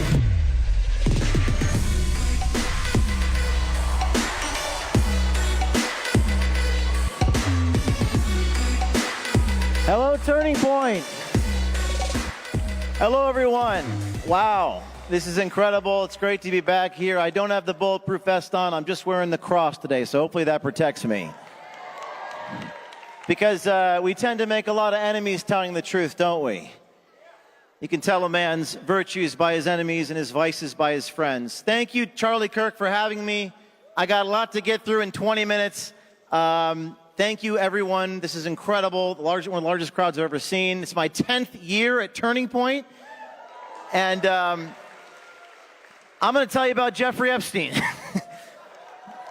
So, some news last night as I was flying in. I saw the news regarding Dan Bongino resigning from the FBI. I saw the collision between Pam Bondi, Bongino, Kash Patel, stuff happening.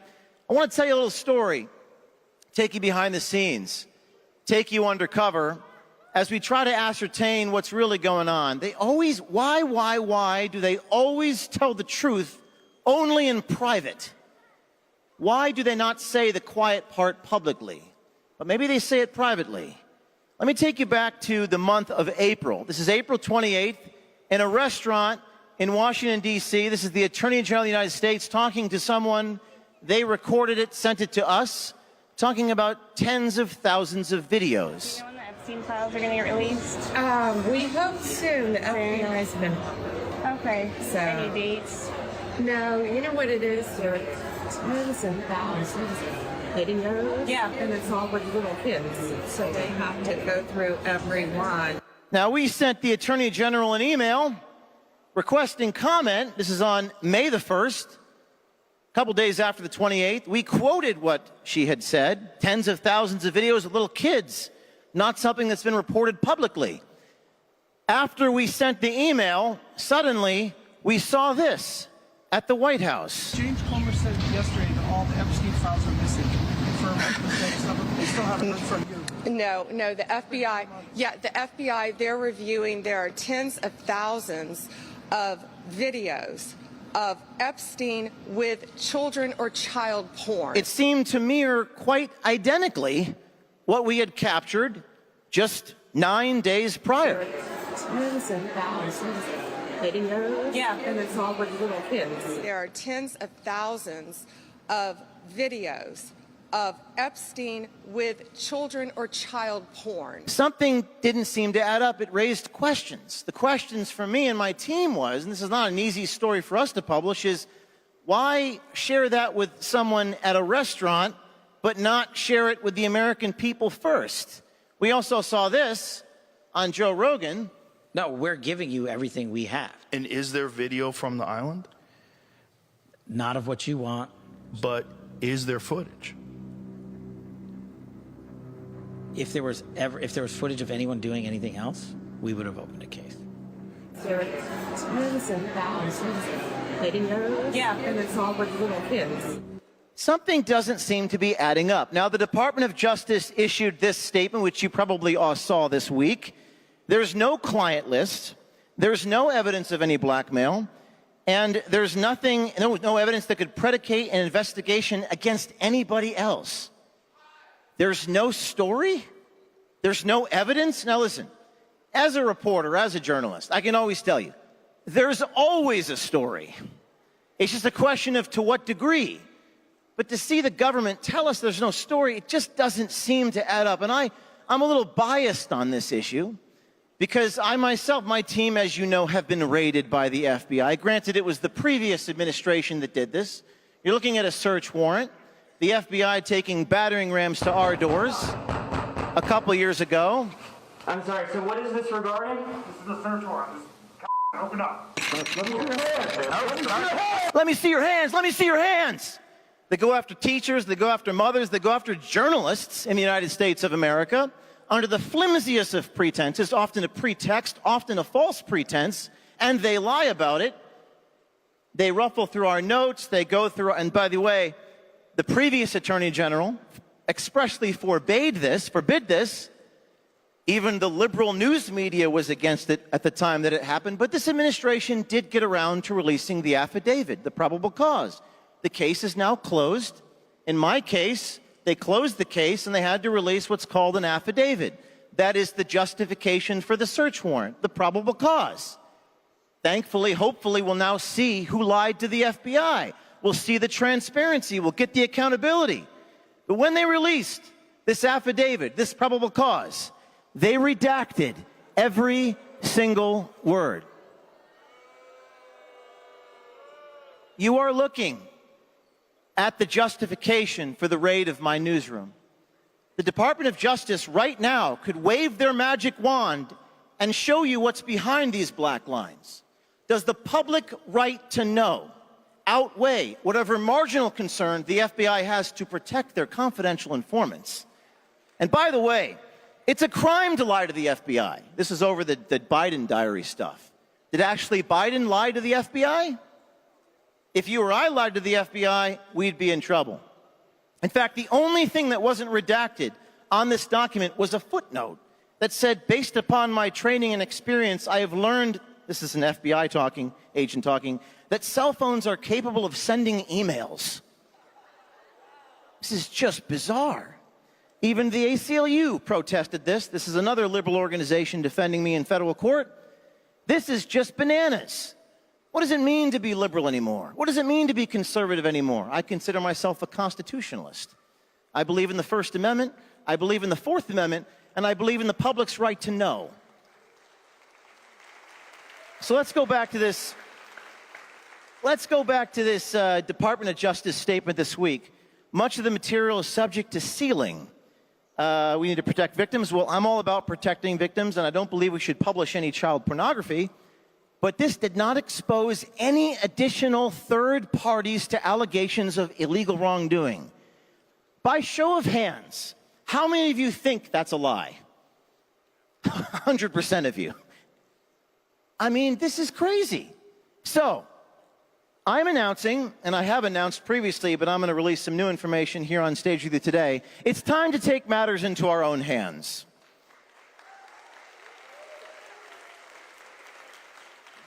If we can't get transparency, then we need to be the change that we seek. We need to have people come to us, sources on the inside, brave people, often speaking out of turn, and we released images. These were images given to us by people in the government, people who don't trust the government. First, we got some images inside the Epstein temple, never before seen. Very strange stuff, including something on the ceiling. We were trying to decipher what that was. Then we got images inside his library, including on his blackboard. I presume the FBI has all this. Strange things, power, deception, various words.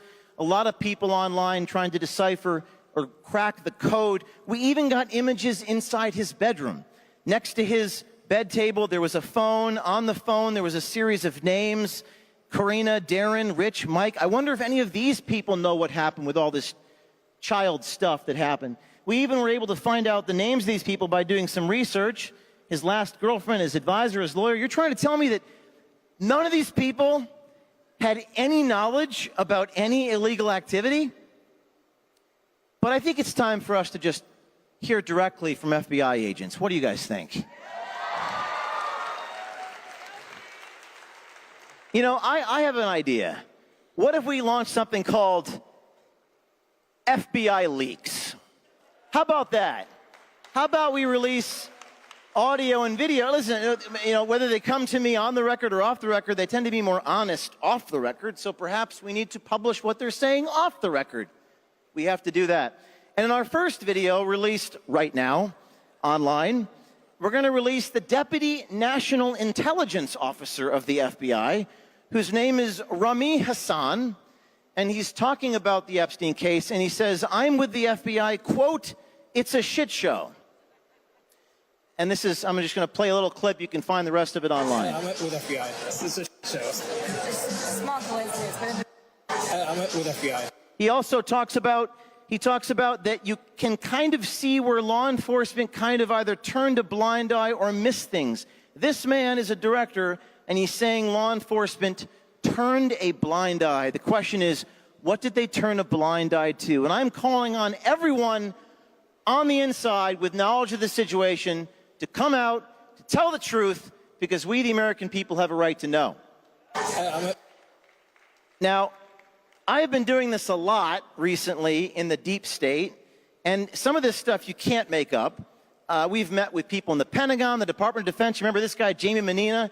He's a former FBI special agent within the Department of Defense, caught this year during the new administration, talking about what he does inside the intelligence community. To the intelligence community, and I became an FBI special agent. So I became a spy hunter. So I was a counterintelligence agent, special agent at the FBI. Now he then proceeds to, by the way, what about the irony of a guy who's a spy hunter being caught on hidden camera by my team? Thankfully, I'm not a Chinese spy. To the intelligence. Jamie, you're a spy hunter, you say. Well, I'm a spy hunter too, but I'm evidently a better spy hunter than you. We have no permission to use it. Actually, we do. It's called the First Amendment. You talk about hunting spies. What if my undercover person was a Russian spy? Go away, you liar. You're a known fraudster. You have a poor reputation. No one believes you.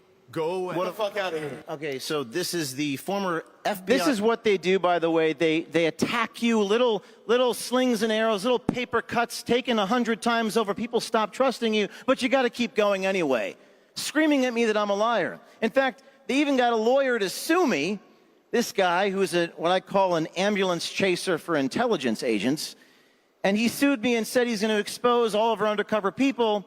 He even tried to blackmail me, saying that, well, if you cooperate with us and give us funding, we won't post the names of your sources. These people play dirty, but we're not going to give up. Sometimes I meet with them myself. You might be saying, how is that possible in Washington, D.C.? It's possible because these people have some type of psychosis where they're not even paying attention to who's talking to them. You have to understand how these people in Washington, D.C. work. They don't care about you. They want money and they want power. But we have to expose that. This guy was one of the guys at the Biden White House telling us all about what was happening inside the Biden White House. I was sitting right across from me. At one point, the guy actually, they never asked me a question about myself. Our undercover people, they never ask us questions. At one point, he actually says, so tell me about you. I was like, whoa, I've never been asked that question before. No one's ever asked me that before. So I turned it right back around on him and I said, you're like this famous person who's like a spy. It's like you're James Bond or something. And he was like, oh, thank you so much. He kept talking.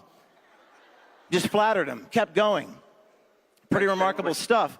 I took my glasses off, revealed who I was. This guy is so dumb, he doesn't recognize James O'Keefe, who is not so heavily disguised, but simply wearing glasses. And again, it has nothing to do with my disguise. These people are in some type of psychosis. They have no idea. They don't care about you. They don't care about you. They want power. If you think people in politics are in it for changing the world, then you got to spend some time in D.C. This is one of the funny anecdotes. As I'm doing this, there's a couple beside me. They must have been having an affair or something, because the woman said, I can't be in this video. I can't let my children see me in this video.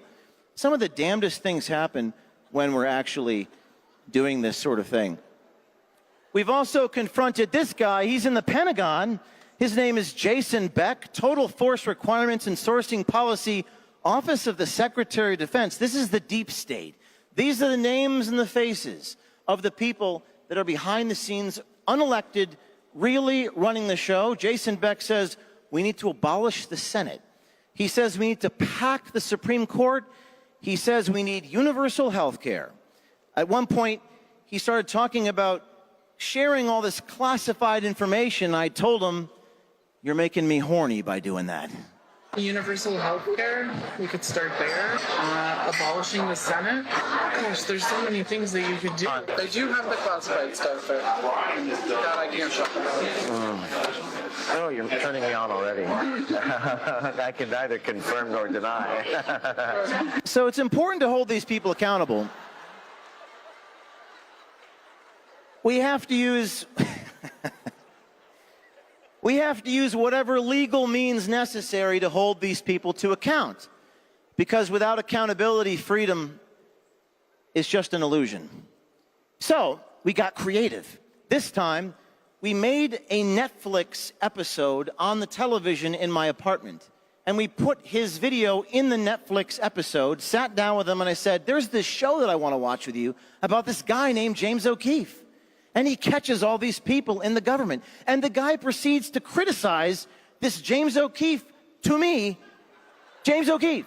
So there's this show that's based upon like what he does, and I thought you'd find it very interesting given who you are. So I just want to show a few minutes of it and get your thoughts.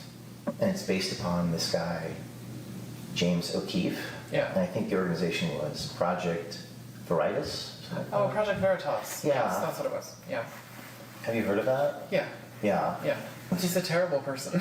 He's a terrible person. I know, and it's horrible. Yeah. I feel like that's... So then we line up the episode and hit play. So there's this show that's based upon like what he does, and I thought you'd find it very interesting given who you are.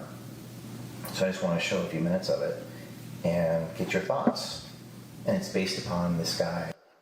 Now, this, I think we have the actual episode. So there's this show that's based upon like what he does, and I thought you'd find it very interesting given who you are. So I just want to show a few minutes of it and get your thoughts. And it's based upon this guy, James O'Keefe. Yeah. And I think the organization was... I think when I play him the Netflix show and he's caught red-handed and he says, oh my God. And we also released this story about the Disney tapes. Now, last time I was at Turning Point, I actually said I was going to investigate Disney. Well, we did. And we caught this guy at the vice president of Disney saying he doesn't hire white people, because we don't just go into government, we go into corporations too. Oftentimes, government and corporations work hand in hand. How would they say it? There's no way we're hiring a white male Mitchell. They might say something like, you know, look, we're not looking at like the usual suspects for this job. You know, for writers and actors, we hear all the time, like, you know, looking to hire writers and actors who bring diversity. So we confront this guy, but we have to be creative. So this was a very unique one. There were two different female undercover journalists simultaneously meeting with this vice president of Disney. Two different ladies. None of them knew each other. They both worked for me, but he didn't think they knew each other. And as the second woman was meeting with him, the first woman shows up, pretending to have the other lady's apartment keys. He had told the first lady, he told the first undercover journalist that he had a tickle in his throat, therefore he can't meet with her. Oh, hey, babe. Hey. Hi. Do you guys know each other? Yes. Wait, do you guys know each other? Yes. Are you guys on a date? We are. Oh, wow. You told me you had a tickle in your throat. I did. Is this how you call tickles in your throat? Going out with my friends? Now, if that wasn't bad enough, then I show up. He's got a white Tesla. He gets in the car. He sprints away, but because of LA traffic, he couldn't get away fast enough, and I caught up with him. You don't have authority to put me on tape. Goodbye. I will put you on tape, and I do have that authority under the First Amendment. You know, just because you work in Hollywood doesn't give you entitlement to discriminate against people on the basis of race. Michael Giordano. We run after him. We actually catch up with him. He's going to stop. Sir. And we caught right there. We stop. He's got the Tesla. Wait, not yet. Not yet. See if we can catch up to him. And we do catch up to him. We caught up to him. Hi, Michael. Now, you know, it's interesting. And by the way, Disney fired this vice president. So How about we just do this thousands of times? Well, how are they gonna? They're gonna recognize you. They don't recognize me. They don't recognize you. Speaking of chasing Teslas, we called another guy who was talking about getting around the Doge standards. Charlie Kirk tweeted this out. He was admitting on camera changing the words to avoid the scrutiny of Doge, casually admitting to want to shoot federal staffers. He also drives a white Tesla. We're here with the guy inside the NIH who's driving away in his Tesla. Listen, you work for the government. You know, yes, sir. You're avoiding accountability by changing the words from race to ancestry. Isn't it true that ancestry isn't the same thing as race for medical clinical trials, sir? He's driving slowly. You don't care about people or their health. Or their You life. don't, I'm a journalist. you I care don't very much. care about people or your health. One of the great ironies in my life is I'm only wearing athletic clothing at events like this. I'm running through the street in a suit. I think he was driving slowly because he wanted to hear what I had on him. So I caught up to him. Now, what's next? We got more FBI tapes. Just give me 2 minutes. I'm almost done. 2 more slides. We got more FBI agents that we're going to be releasing, but I want to tell you what we're releasing this coming week as well. You know the story we did 2 years ago on this guy. We need accountability of the pharmaceutical companies. Now, I just want to play this clip, remind you what happened, and then I'm going to tell you what I'm doing next. Pfizer ultimately is thinking about mutating COVID? Well, that is not what we say to the public. No, don't tell anyone this. You probably don't tell anyone. You probably don't tell anyone. We're exploring, like, no, you know how the virus keeps mutating? Yeah. Well, one of the things we're exploring is, like, why don't we just mutate it ourselves? Why don't we mutate the virus ourselves? But don't tell this to anybody. You remember this guy, he's the one who assaulted me and assaulted my cameraman 2 years ago. Please unlock the door. Please unlock the door. Please unlock the door. Unlock the door. Unlock the door. These are the medical professionals in our country. Unlock the door. This is remarkable. This guy, Yale-educated mRNA director at Pfizer. So, we know the vaccine had issues. We know there was a cover-up. So this week, what we exposed with Pfizer Pharmaceutical? Next week, we're going after Johnson & Johnson. Okay.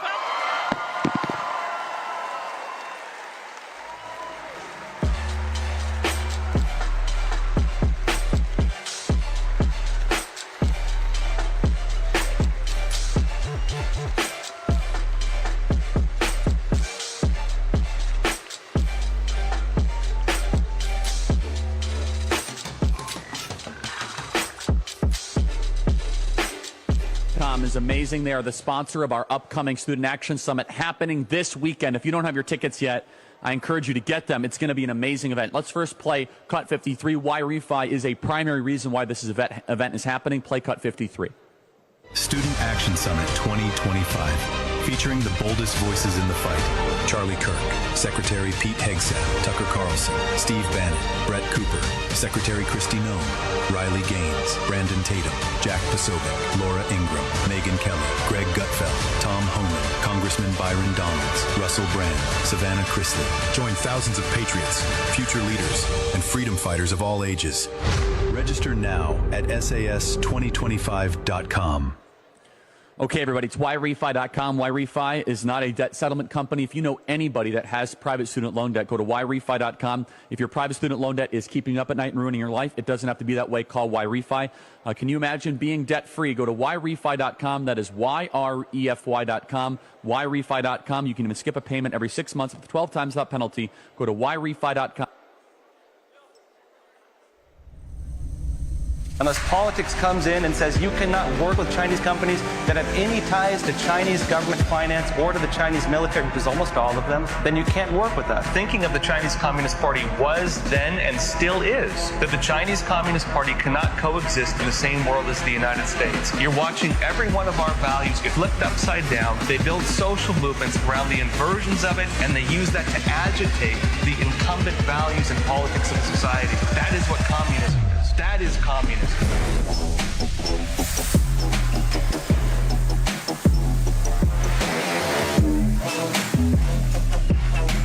Thank you all so much.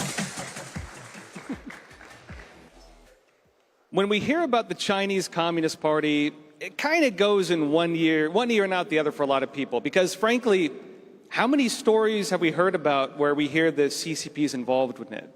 We hear about China buying up land and farmland, and everyone's like, all right, that's a big deal, I think. They spying on our military bases? Are they doing it for food? What are they really up to? Just this last week, actually, they arrested one of the first Chinese hackers. This individual is, of course, breaching military systems and so on. Right during that, they arrested other alleged Chinese spies. These individuals were trying to steal missile technology, apparently, and they were also involved in trying to get spies within our own military. Around this same time, we hear other stories. China, of course, in their own state-run media announced they will not allow Russia to lose the war against Ukraine. The reason is they want to keep the war going because they're worried America will pivot its military to focus on the Chinese Communist Party. We know that ahead of the October 7th attack against Israel, what happened? The Chinese Communist Party met with the leaders of one of the main terrorist organizations in that area. Same thing we saw with the Taliban. Right before the Taliban went and took over Bagram Airport and undid everything our veterans fought so hard to accomplish in Afghanistan, the Chinese Communist Party met with the leaders of the Taliban. Recently as well, what happened? Chinese individuals were caught laundering money, at least accused, when it came to the drug cartels. We hear the Chinese Communist Party is the main force behind the drug trade. They supply the precursors, they supply of course, synthetic drugs, and they do the money laundering. What I find most interesting, though, is nobody talks about what ties all of this together. What is the big picture? Why are they doing it? And when you talk to individuals who work in each individual case, it's like the elephant in the room. Everyone's feeling one little part of it, but nobody can tell you what creature we're looking at. So my work as an investigative reporter started when I was probably the same age as a lot of you here. I was still a student. And back, a long time ago now, back in 2008, I accidentally uncovered one of the largest Chinese spy networks in the United States, which was, of course, the United Front Work Department. This was tied in with the Chinese consulates. It was also tied in with the Chinese mafia. And what I uncovered over time was a large-scale program to infiltrate our government.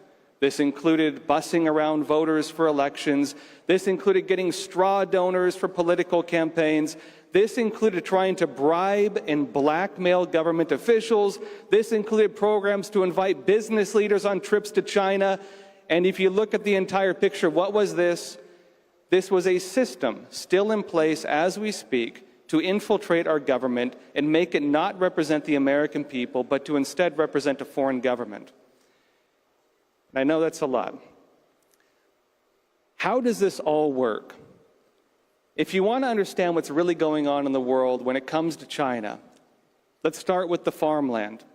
We can go back to last year. Congress actually released a report on it. Republicans in Congress had a big hearing. They brought together 24 heads of government agencies, among them the head of the USDA. And what did they say? They said China is trying to take over America's food supply. That was the reason they're buying up the farmland. Why are they doing that? Two different reasons. On one side, it's because, well, the Chinese Communist Party, they've essentially destroyed the environment in China. They have swine flu, they have avian flu because of soil pollution, because of water pollution. They've relinquished their programs for grain self-sufficiency. They need to import their food. And what are they doing? Well, they're getting countries in debt traps. They're bribing governments in Africa and Latin America. When they default on the loans, they gain control of the natural resources, of course, rare earth minerals being among them, but also farmland. When they do that, they effectively control the food supply in those countries. They hold the lives of the countries in their hands. And they've been doing it in the United States as well. They've been buying up farmland in the United States, according to the U.S. congressional report last year, because they want to take the food, grow it here, and send it back to China.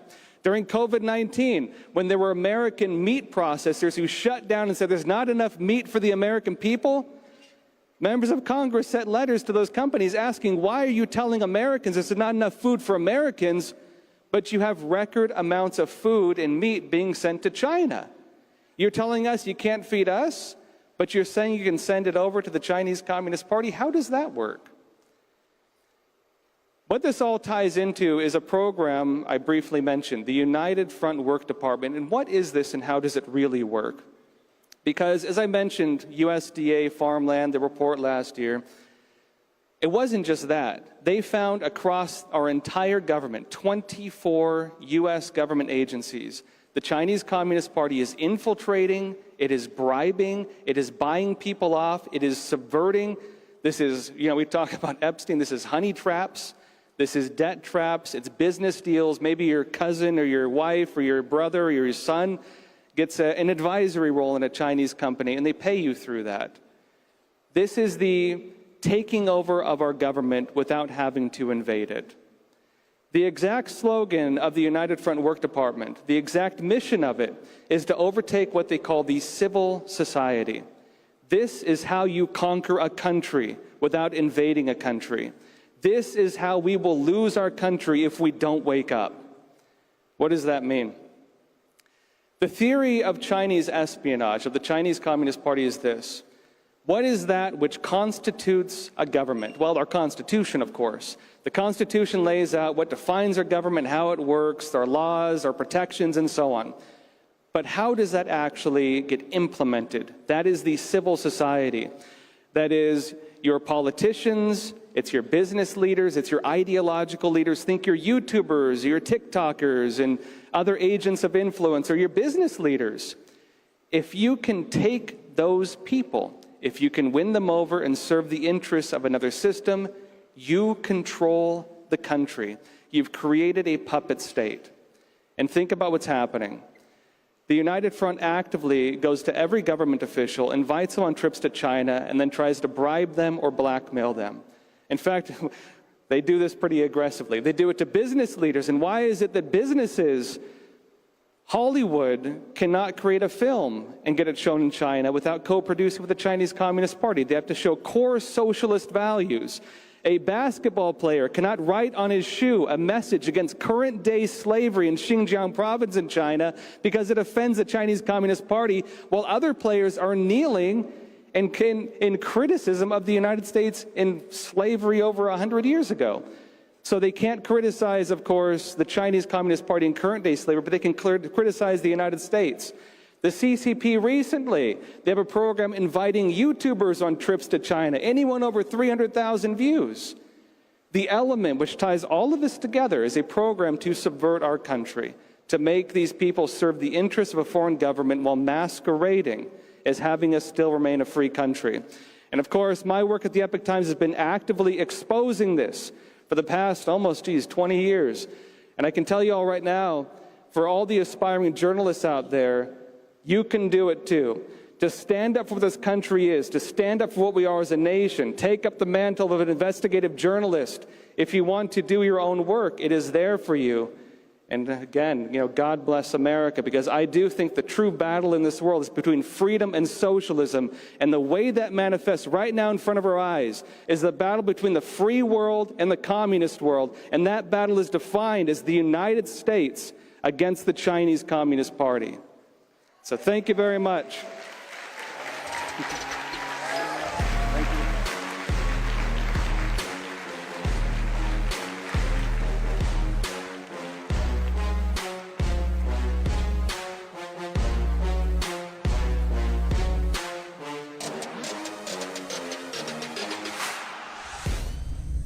The first time that I sat down and started and tried out a Christian prayer, I felt like it was very genuine. I felt like I am speaking to God.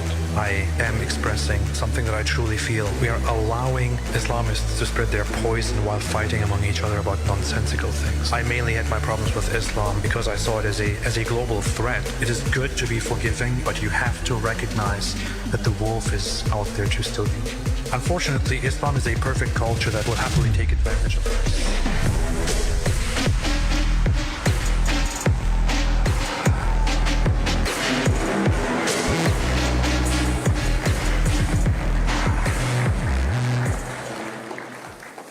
Wow. Hello, everyone.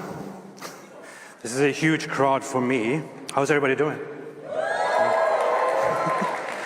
I personally have no idea why Charlie put me on here because I don't speak English very well. I'm an immigrant. I've just learned to speak English. And the biggest crowd that I spoke to was like 200 people, and now we have thousands of people here.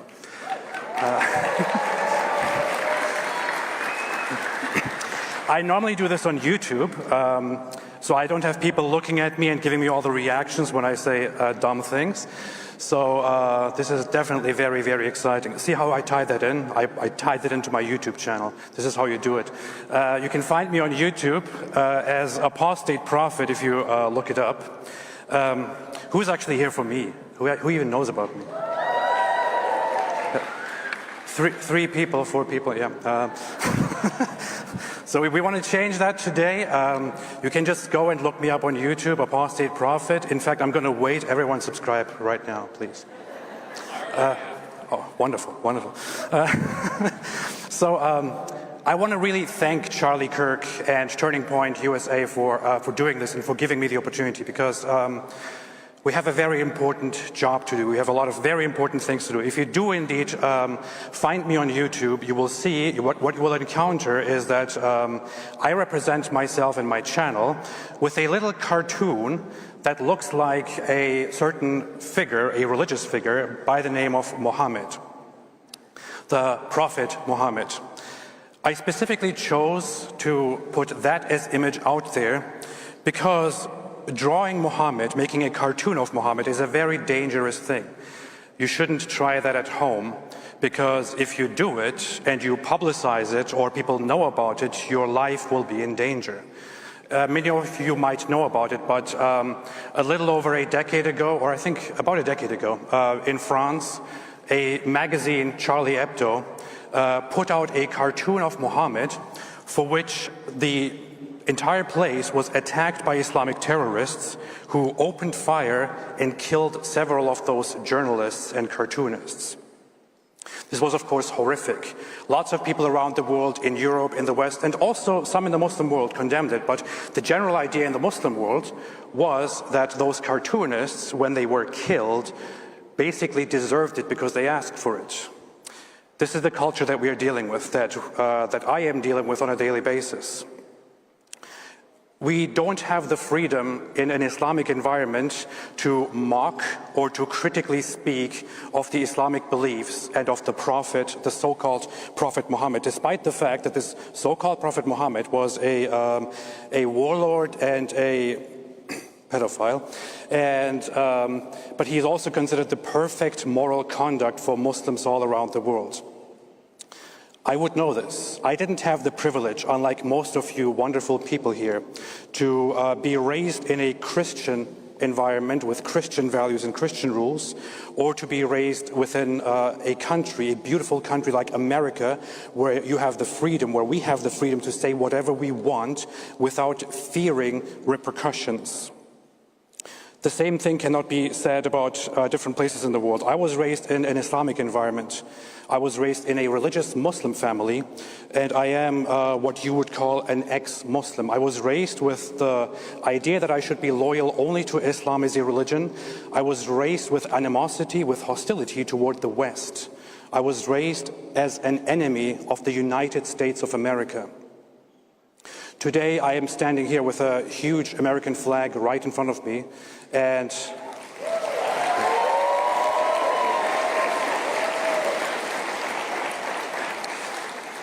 I proudly and happily call myself an American.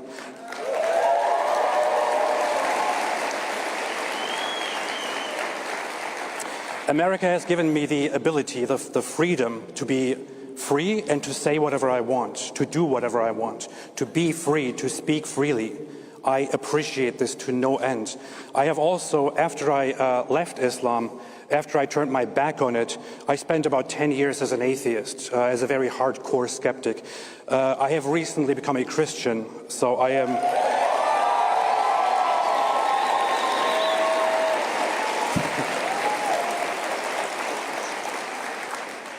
So I can finally share the beauty of Christian values and Christian beliefs, which I didn't know, which were taught to me in a very limited way, but which were also demonized by my own culture and by my own religion. Charlie Kirk recently said something for which he got in huge trouble. He said Islam is incompatible with the West. He also said Islam does not belong in the West. It has no place in the West. But unfortunately, it is rapidly growing in the West and having a lot of influence. I can tell you, as an ex-Muslim, as somebody who has left Islam, who has it behind himself, and who is now in your culture, in this free culture, I can tell you that the Quran, the Islamic fundamental text, equivalent to the Bible in Christianity, has certain ideas and doctrines, such as it tells Muslims directly, do not befriend the Jews and the Christians. Whoever befriends them is one of them, because they, the Jews and the Christians, are allies of one another, and they are basically, hostile enemies of Allah and Islam. It further says in chapter 98, verse 6, it says that the Jews and Christians and all the other disbelievers are the worst creatures. I'm not joking. It's right there in the Quran. This is what it says, that Christians and Jews and disbelievers are the worst of creatures. It further also, Muhammad himself, the prophet, very clearly says that people like me who leave their religion and say it deserve to be executed. And these are not just old ideas that are long gone. These are still ideas held by the majority of Muslim scholars and apologists and educators and Muslims around the world. So, unfortunately, in the Muslim world, I would never be allowed to give this speech that I'm giving right now. If I did give this speech, I would probably be lynched and brutally murdered, like many others have been over the many years. In Pakistan, this happens again and again, where somebody is falsely accused of disrespecting Islam. It only has to be an accusation, and people will go after that person and will brutally massacre them. In Europe, unfortunately, this problem is getting bigger and bigger, because Europe made the stupid mistake, the very stupid mistake, of allowing massive numbers of people to simply come in unchecked and to give people this idiotic impression that we all are the same. All cultures are the same. They are, anybody who comes from a different culture, no matter what they do, if they are among us, and they just see our kindness and our goodness and our civilization, they will just change and be just like us. It doesn't work that way. Now we have massive numbers of people in the UK, in Australia, in France, in Germany, in many other countries that actually want to start imposing Islamic rules. They have already started it. In the UK, it has become very much impossible to openly criticize Islam and get away with it. People go to jail because of it. We don't have that in America. America is still a free country where we still have freedom.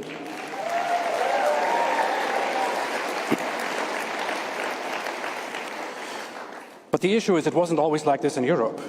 Just several decades ago, the state that Europe is in right now was considered unthinkable.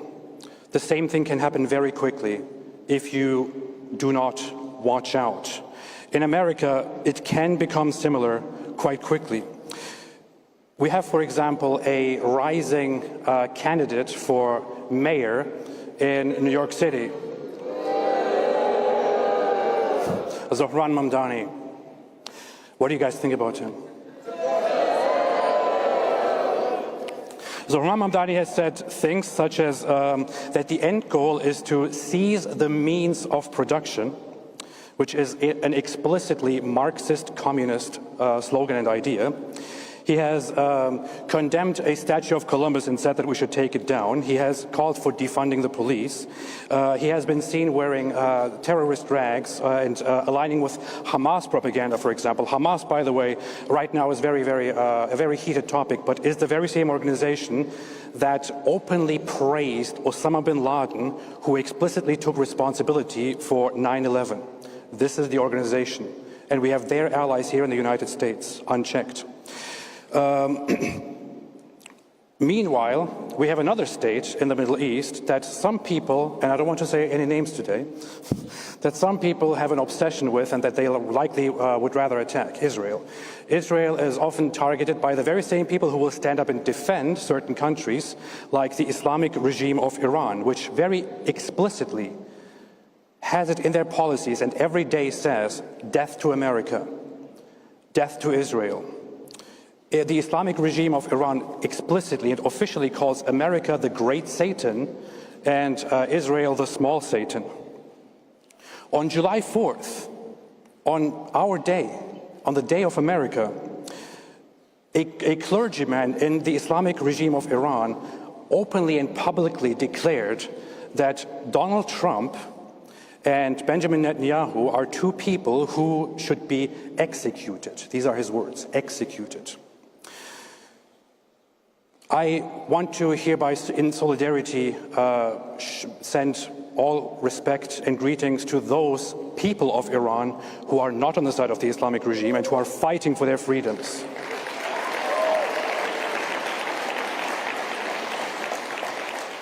Because the Islamic regime of Iran is not just a danger to their own people, it's also a danger to the entire world. It is in their constitution, believe it or not, that the Islamic revolution that they accomplished should also be spread abroad, and other countries should also be led toward an Islamic revolution. And we have many Muslim scholars and apologists, and you will see that if you engage with my content, who very proudly and happily say that. So what is the solution? As an ex-Muslim, I think there are some things that we should not be afraid to address. There are certain things to do, such as learn about Islam, learn that it's not simply a religion, it's a political system. Yeah, not all Muslims are bad, whatever, I don't care. But the religion itself is pretty bad. If a person does not explicitly identify with political Islam and an attempt to overthrow the government, he's still part of a religious system that is pretty bad. So learn what Islam is, or amplify those who know about it, like me, shamelessly plugging myself here again. Another thing to do, the Muslim Brotherhood should be designated as a terrorist organization.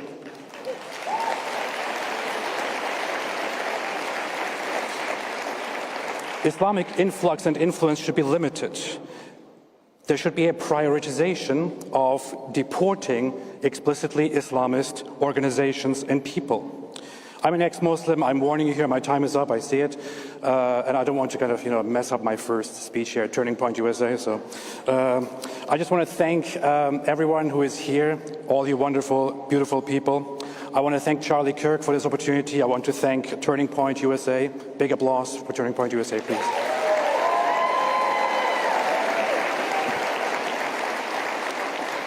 I want to thank all other ex-Muslims struggling out there. My friend David Wood, whom people should also follow and know, he's fantastic.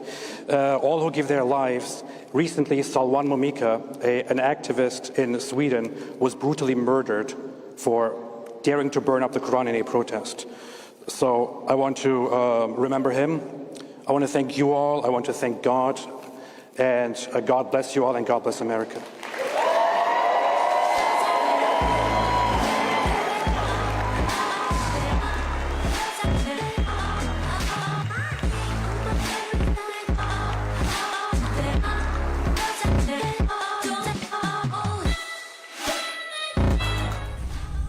When I weigh the pros and cons of each side, I find the positions on the left are so radical and so dangerous. And we had hoped they would take a stand on the health issue. This one is not nuanced. It's black and white. It's right and wrong. It's good against evil. Americans are sicker and more unhealthy than ever. What the food companies are doing to people is disgusting. It is strategic. It's deliberate. It's by design. They're putting profit over people. That is structural violence.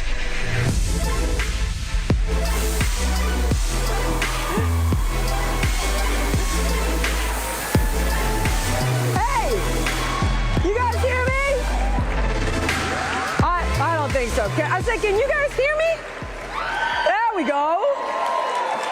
How are you? Small little shindig here, huh? Wow. First, I want to take a second to thank Charlie Kirk for having me. What a cultural force that guy is. Unbelievable. All right, so question. How excited are you guys to listen to these incredible speakers? Megyn Kelly, Tom Holm, and Kristi Noem, Tucker Carlson. Wow, right? But you know what's interesting is that all of us across the spectrum are equally as excited to come and talk to you. Because we realize that we are simply stepping stones to something much greater than ourselves. And it's you guys who are going to inherit the country and inherit the world. You are the future of our country. And subsequently, the future of all human race. You guys are super duper special and important. So there's been a lot of like, my blood pressure's up. My God, it's like China wants to get you and Iran wants to get you. Israel wants to get you and the deep state wants to get you. Let's take a step back from that for a second. Let's talk about you guys and what you guys want for yourselves and why you're here. So show of hands, who's here because you want to focus on your purpose, you want to hone your vision, you want to contribute? Oh, I need a little more, come on. Okay, so let's talk about the ways in which you can do that really effectively. The first thing is to be authentically yourself. And I saw that Megyn Kelly said this last night, and she was talking about kids in college and don't kowtow to narratives. I'm not going to ask you, to plant your feet firmly in the sand and not move. But what I want to lean into with regard to that message is that don't get caught up, and this is a broader conversation, it is not political, do not get caught up in the shoulds. And I think that message that she was giving you is really important to reinforce. Because along the way, we get so sidetracked by the things we think we should do that we don't end up doing the things we are meant to do. And what we're meant to do are the things that we love, that we're uniquely passionate about. Now, oftentimes, the how, the work associated with the goal can seem really intimidating and overwhelming, especially for youth right now.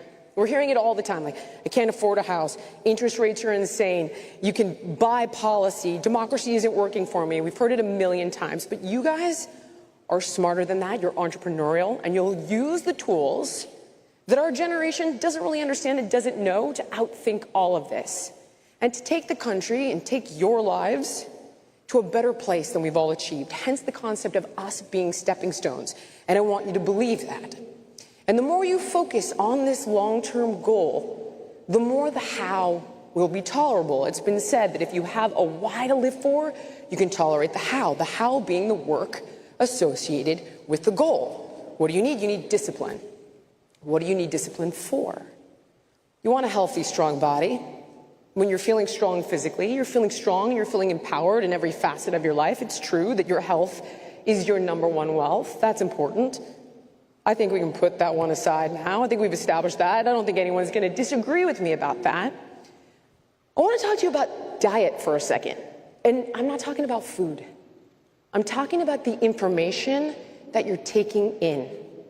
It's really important that you fortify your mind with different perspectives. And I know that's hard, and I'm not asking you to compromise your principles. But the reason that you need to do this is because you need to seek to understand, because the vision that you have for yourself and the vision that you have for the country and the vision that you have for the world takes cooperation. So while we sit here and we point out different enemies, and I appreciate that threats are real and I get that, what does Charlie do? He goes behind enemy lines and he makes inroads. How did I get here? How did Trump win? He built a broader coalition. Not everybody agrees on everything. You see people within the Republican Party disagreeing. But it's how you communicate your ideas.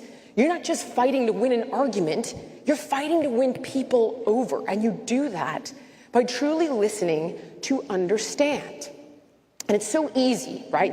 People keep telling me, I saw you on Fox, I saw you on Fox, I saw you on Fox. Click, like, picture. And that's feels good, right? It's quite honestly, it's like eating pizza. It's like eating French fries. It's like a dopamine hit that you don't want to deny. And you want to see those numbers go up and you want the clickbait, and we're rewarded for that. But it's instant gratification, and it doesn't actually get you where you really want to go.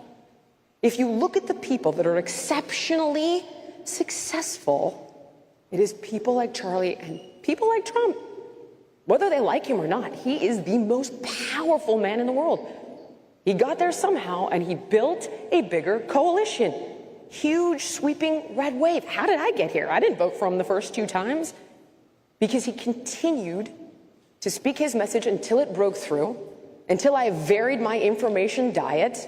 And I'll admit, the left got exceptionally radical. And that forced me to start listening to other perspectives. I wish I had done it sooner, but I'm here now and I'm grateful for it.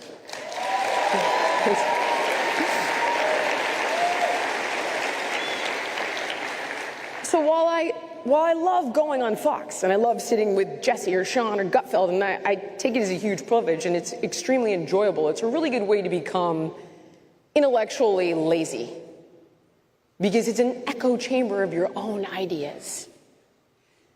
But when I had to go on CNN last night, yeah, I wasn't fighting with the yellow belts anymore. And it's 4-on-1, and each and every topic is a trap. Orange man bad, orange man bad, orange man bad.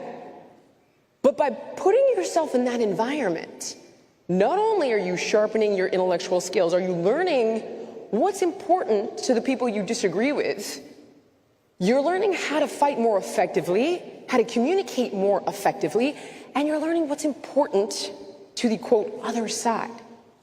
And if you want to achieve that bigger vision, not just for yourself, but for your country and for the planet, you have to do this. And I'm here to tell you something. And we talk about enemies, and that's fine. You know, I've watched my fair share of stuff on China and Iran and all, and the deep state. I get it. But the reality is that the vast majority of us, guys, we want the same things. Who wants to be physically healthy? Oh, boy. Okay. Who wants to have love in their life? Right? Who wants to be successful in their career? Can I get an amen for world peace? Guys, okay, we want the same things. We have far more in common than we do apart. And I know it's a big dopamine hit, and they're the bad guys, and they're the others, and they're othering you, and it radicalizes you. I even had this talk with Megyn Kelly. She's like, they radicalized me. There was no more talking to them, and she is a brilliant mind, 100%. And she does more for the conservative movement, arguably, than pretty much everyone on the stage. I think she's that impressive and brilliant. But I would simply ask you to keep in mind that while you can share the ideas and you can share the values, if you want to facilitate even greater change, you're going to have to speak to the people who watch CNN. And I promise you, they want the exact same thing you do. They just have different ideas on how to get there. So in your mind, I want you to think about right now, what are the greatest obstacles to your success, moving from high school and college into your future adult lives? What is it? Do you feel like the system is stacked against you? Do you feel like the left is tearing apart the fabric of civilization? I want to hear ideas. Come up to the mic and tell me what the greatest problems are. So I want to hear it. Who's got an idea? Who wants to share with me the biggest problem that you think young people are facing today? Let's try to troubleshoot this. Can't afford a house. That's a big one. Okay. Here's what I would say to you about that. Is it the best way forward financially? And I'm not suggesting you don't want a house. But have you ever listened to Grant Cardone talk about home ownership? And he's a billionaire? Maybe that's not the best way forward to build wealth.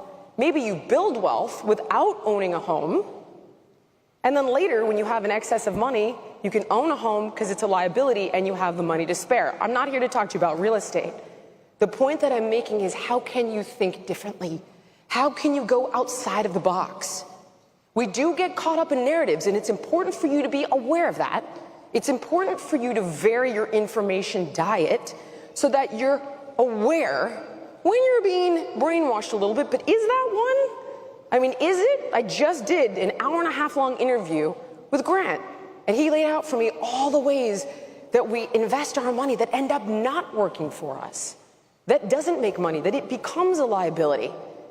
Is it possible that that's the case? Is it possible that you rent and you buy an income property that makes you passive income and you build your wealth that way? And then you can sink money into a home. How can you think differently? How can you expand on the ways that you approach a problem? What's another one? Grant Cardone's a psychologist? A Scientologist. He's also a billionaire. So to table that concern, And look at how he built his wealth. You actually make a great point there, okay? You made him all bad just with that statement. But nobody's all bad. So instead of wiping away all the lessons that you could learn from a billionaire on how he became a billionaire, the left is doing this with Elon Musk. He's a genius. Maybe the right is now. Maybe they don't like him. What can you learn from how this man is changing the world as we know it? What can you learn? This is why the all or nothing mentality is dangerous. Okay? Who's next? We've got a question back here on your right. Go. Hello? Does it work? It does. Anyway, probably you didn't mention this in this conference, but sometimes in universities, I see this false dichotomy between transgenderism and homosexuality, and I see that. Aren't you unwittingly engaging in, let's say, the new conversion therapy? Am I? No, okay. I'm talking about the issue. Whenever I think of transgender, I think of, oh my God, is this the new conversion therapy? Okay, conversion therapy of kids, you're suggesting. Kids or minors. But is that actually stopping you from being successful? Which, no, again, bring up another point. And it isn't about transgenderism. Okay. Here's what it's about. Well, there's an epidemic of loneliness and... Well, hold on. I want to actually address the transgenderism piece for a moment. Personally, for me, I think sex changes for kids is darker than dark, okay? And that is something that I will fight to the end of the earth, all right? And it's not because I care what adults do in their bedroom. I don't.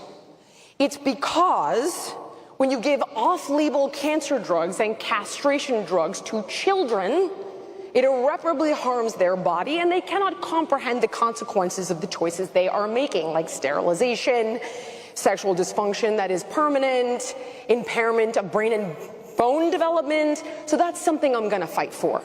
That's a cause that means a lot to me, because for me, I believe we are protecting innocent kids. Now, if an adult made this choice, I could not care less.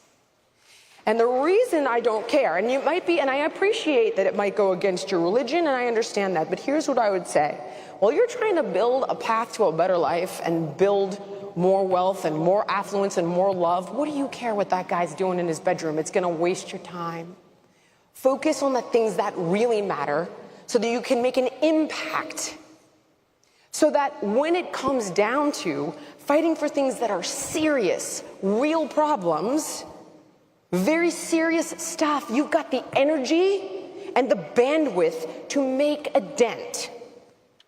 That's one thing I see a lot of kids getting caught up in, is all of these different culture wars. Who cares? Cut through the noise. What do you want, and what do you need to do to achieve it? That's what you need to be thinking about. Who else? Yeah, I want to know why. I feel like the thing that... Oh, okay, I'm coming back to you. Go. I feel like the thing that stops me and a lot of other kids my age the most is others forcing their opinions on others. So what do you think about that? I think that you have to find the self-esteem and the confidence to stand your ground. And I know that sounds easier than it is to do. And I'm going to speak personally here for a second, okay? So for years, I'm a health person, right? Last thing I really want to do, I sell lunges. I want to sell them to everybody. I don't care what side of politics you're on. That's what I do. But the world started getting crazier, and I wanted to speak out. But my business partner and I were like, it's not what you do. Don't get out of your lane. We don't want to alienate anybody. We really want to get people healthy. And I was afraid to say something until it got so loud and so scary, I felt I had a responsibility to do so. But my point here is that while I tell you, stand your ground and speak your truth, I didn't do it for quite some time. So what I'm saying is, the more you take these little baby steps, the more you'll stretch your emotional fabric. In other words, you'll get more comfortable with being uncomfortable. You'll realize that you can step outside the box and face down fear. And what is it, Dr. Seuss? The people that mind don't matter, and the people that matter don't mind, and you'll find your people, and you'll build your community, and you will flourish. But you have to do this bit by bit, gradually. Don't take it on and come out to the whole school and, you don't need to get into a gang fight where the odds are stacked against you. But put yourself in an environment where you're in that crawl, walk zone, the learning zone, where you can expand your skills and practice the things you're working on so the setbacks aren't catastrophic and you can learn from those failures. We learn more from failures than we do from wins. Baby steps. Okay, I think I get one more question. Why do you think there's now a norm of older people holding positions in government when the Founding Fathers were younger? This is a problem. But are we not working on term limits for senators and all of that? Jeez. Unbelievable. Here's the real answer, and it's an unfortunate one, and it's got to be, well, maybe it's not the real answer, but it's definitely part of the problem, and it's got to be fought on two fronts. Truthfully, old people don't want to become obsolete. But what they don't realize is that by shutting out the younger generation, they're inherently obsolete because they're rigid in their ideas. They're ossified. This is why I embrace younger people, so I can learn from them. They can teach me all of these tools that I didn't grow up with. I can learn from their perspectives. They can reinvent all of the basics that my generation laid down. So ultimately, they will beget their own demise by trying to avoid it. But at the same time, what I would say to each and every one of you guys out there, and this is a good note to end on, is you don't stop fighting. You guys need to go for those jobs. Don't become nihilistic because they won't let go. That doesn't mean you get discouraged. That doesn't mean you give up. That means you fight harder and fight smarter. Reach out to them, embrace them, quite honestly, charm them. Get in their good graces, have them take you under their wing. Be an asset to them. Learn how to bridge that gap. Bridging ideologies does not mean you're giving up on your principles. Seeking to understand does not mean surrender. If something's wrong, it doesn't mean you reject it entirely. Learn how to outthink it, outsmart it, and make it right. Go find one of those rigid old people, show them what an asset you are, and find a relationship that is mutually beneficial. How you think is going to be everything. Don't get bogged down in the bullshit, guys. This is it. My time is up. Thank you so much for being here. What a real honor and a pleasure. Thank you.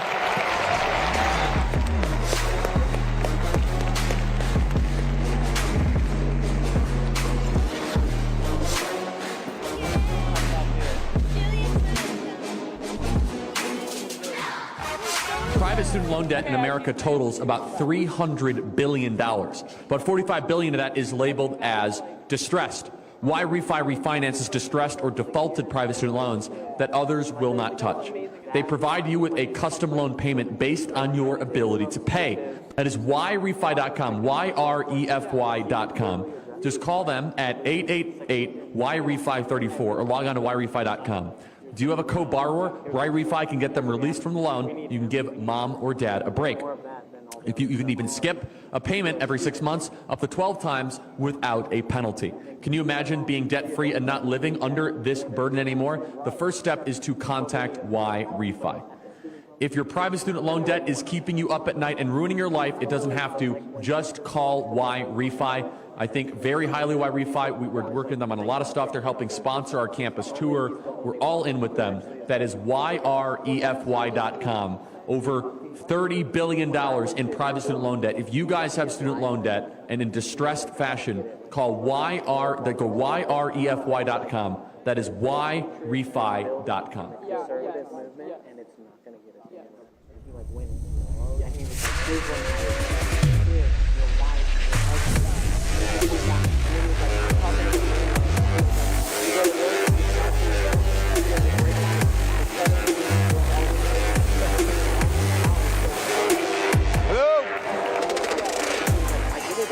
Hello to the America First generation. Greetings to the Trump generation. I salute you.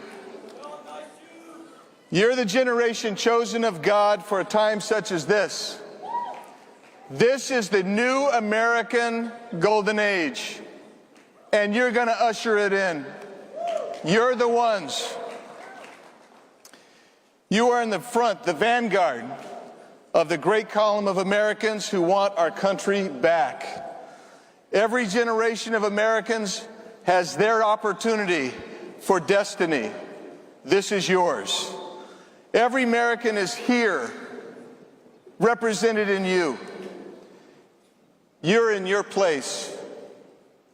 This is the place where you have the opportunity to fulfill a magnificent calling, a radical change, a change of forward, conservative, America first thinking. Yours is the greatest duty of all.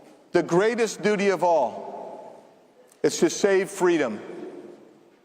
Are you ready to save America? Your legacy is now, and you are the foundation of a future of freedom. John Adams, a guy who lived a long time ago, who helped give us this great country, he spoke in terms of 3 generations. He said, I study politics and war. I study politics and war so my children can study economics, so my children can study how to live freely. They can study mathematics, they can study philosophy, they can study commerce. And they study that so that my grandchildren can study arts and music, and that freedom can perpetuate. That's what John Adams envisioned for America. Ronald Reagan said a little bit differently. He spoke in terms of 1 generation. He said, look, freedom is not in our DNA. It has to be taught if we're going to preserve freedom. If we don't teach liberty, we can lose it in 1 generation. My generation flirted with losing it. Will your generation flirt with losing it? I don't think so. That's why you're here. You're here to fight it. We haven't lost our freedom yet. But when Donald J. Trump dodged that bullet in Butler, Pennsylvania, America dodged a bullet as well. Thank God for Donald Trump. So we who are gathered here today in this place, this magnificent crowd, gathering in freedom, exercising our freedom to assemble, to speak freely, and to speak boldly with passion and conviction. We are contending right now with the greatest assault on freedom in the history of America. Democrats and the left think that men are women. They think that women are men. I don't think anybody here believes that a man is a woman. Am I right?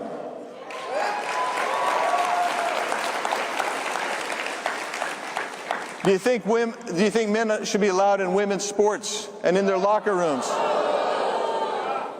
Democrats and the left believe that burning cars, vandalizing buildings, looting stores is a peaceful protest.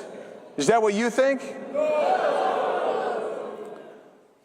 We know how to peacefully protest. We've been doing that for a long time. But the leftists are trying to prevent the enforcement of our border security laws. They're attacking our federal ICE and our CBP agents. Recently, they ambushed them in McAllen. They've ambushed them in multiple places. They've attacked them. The Democrats and the leftists are bent on destroying the rule of law. But you know what you have to have in order to have freedom? You have to have the rule of law, because the rule of law is what is necessary to protect everybody's rights. All the rights that we believe are given to us, not by government, not by some yo-yo in a cubicle in Washington, D.C., not by some politician, but by God himself.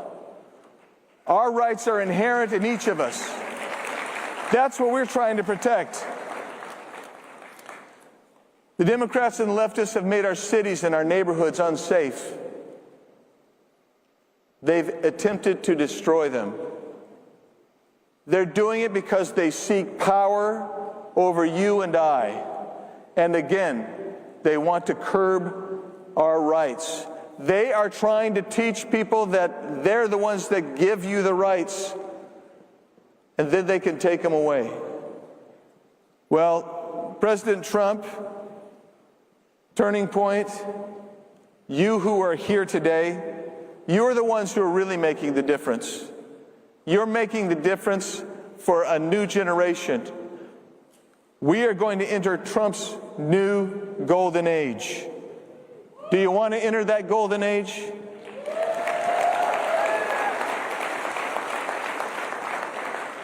America is back. America is back. And we are on our way to once again being the shining city on the hill. We are the beacon of freedom and hope. And you are the generation called for this time. I look up to you and salute you. We have a foundation that we are building upon. But the generation that you are in now, the students in this room, those who just graduated, those who are on their way to graduate, you will make the future. And that future is not a future of, I want to say, I'm filtering right now. It's not a future of this authoritarian regime that we see coming out of Washington, D.C., or out of Karen Bass in L.A., or out of Gavin Newsom in California, or out of any of these folks. That's not the future of America. That's the regression back to pre-American authoritarianism. I implore you to continue on this destiny, your destiny, the destiny, the calling with which has brought you here today. I ask you to join me. Join me in speaking out. Join me in standing up and rising to this moment. This is our moment. This is the moment that we take the ball and the baton and we run with it and we go forward. You are the generation now. And you're the people who will save freedom. All that are here now have an obligation to those who came before. Those who died in war. Those who held up this country. Those who stood for the Constitution. Those who stand today are you. And we have an obligation for the future. We can't spin ourselves into oblivion. We can't shackle ourselves. We seek freedom. That's what we seek. That's what God has called us to do. And that is where we will be. Will you join me? Will you join me? I ask you to join me now to go into this golden age of freedom, where America is the beacon, where every nation in the world, which they are now, they are coming to us. They want to be free. They want to know how to be free. That's the remarkable thing of this generation and what Donald Trump has done. I pray that God grants us success, and I promise you that future generations will rise up and call your generation blessed, and they'll be filled with gratitude because you stood in the breach between those who want to dismantle this country and those who want lasting and enduring freedom. God bless you. God bless this country. Let's go do it. Thank you.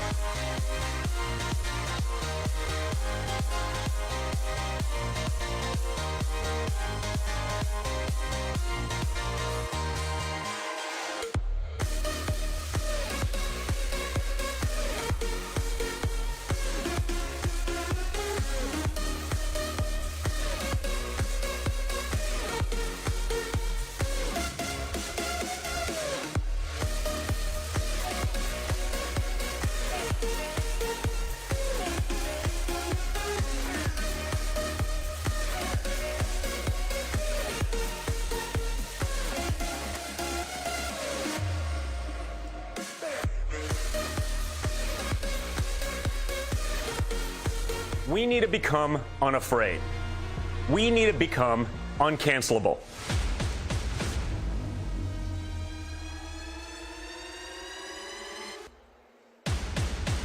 Free speech is not only is it the First Amendment, but it is a human right. Here it says you have freedom to say whatever you want. That protects free speech and the expression of one's opinion. You can't tell me what to say or think. When does your freedom of speech infringe on my right? Well, the answer is never. You're allowed to have opinions that run contrary to the view of your government.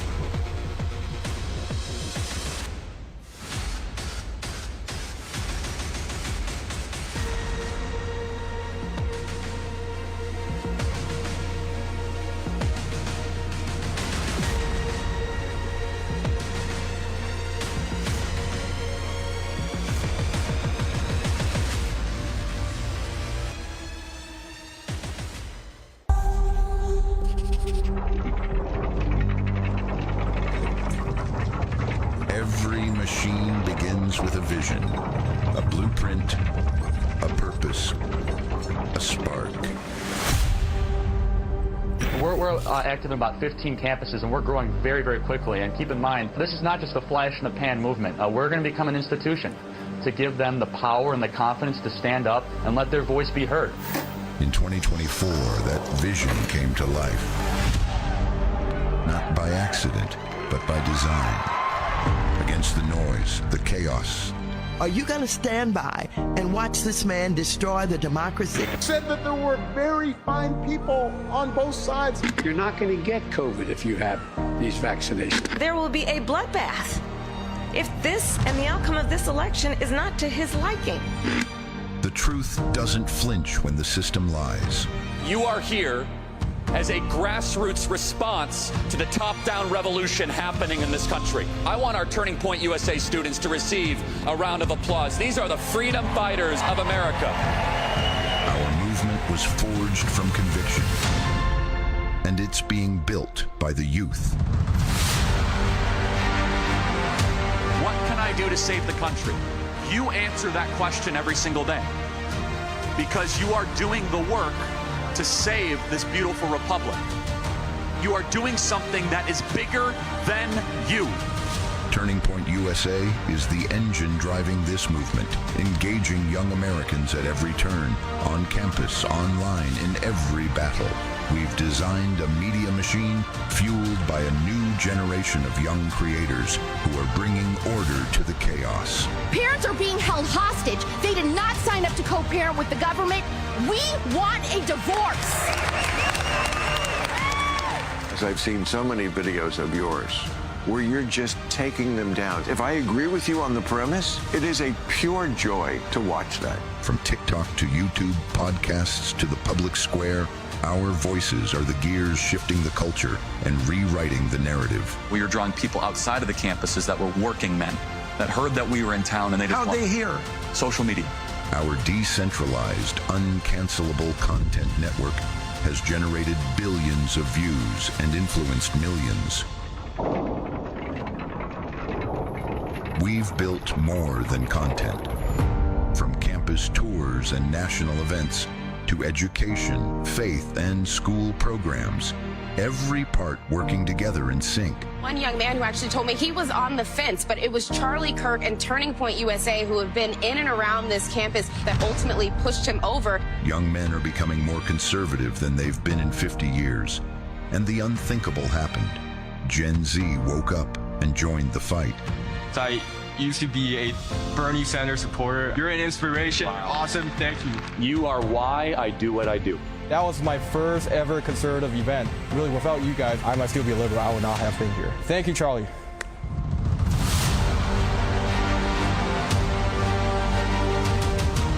This isn't a passing trend. It's a movement with unstoppable force, led by leaders, anchored in truth, powered by you. The machine is in motion, and nothing can stand in its way.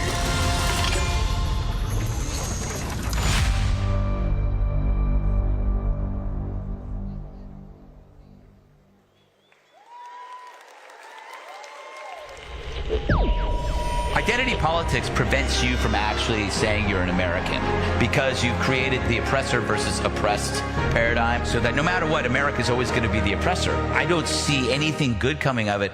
Free speech allows for disagreeable speech, and you call that hate speech, then freedom of speech is in danger of being called hate speech. The right, who are the defenders of free speech, whether it's on campuses like Stanford or in social media industries and now in government, if you look at every company that is doing wokeism, you could almost always find a reason.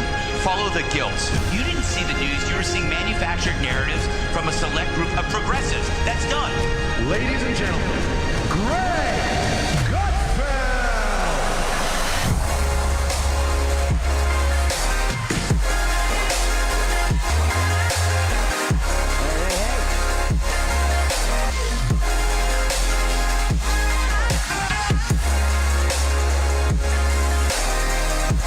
Thank you.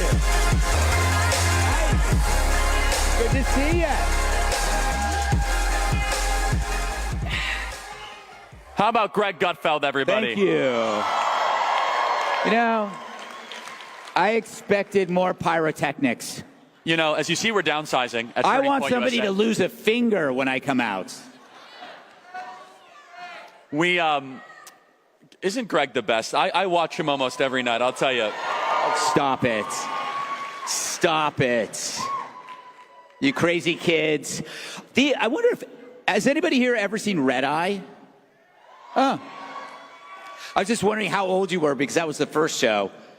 It was no hands went up around here. I know they're going. This the student section's right up. Yeah, they're going like, you mean the movie Red Eye? Or yes. So Greg, I know there's a lot going on in the news. Obviously, the most important thing that you want to talk about is the fact that we no longer have to take our shoes off at the airport when we fly on planes. Yeah. I mean, that is the most important news of the week. Yes. I like the fact that I can keep my shoes on and take my pants off. No, it's crazy. Every day is good news. It's like 365 days of Christmas. And once in a while you get something that's you're not happy about, but the whole package is amazing. It's like the election of Trump is like you wanted your parents to buy you a car for your 16th birthday, and you got the car, but maybe it's not the right color, So you stop whining. This is like the best thing that's ever happened to our political system in ages.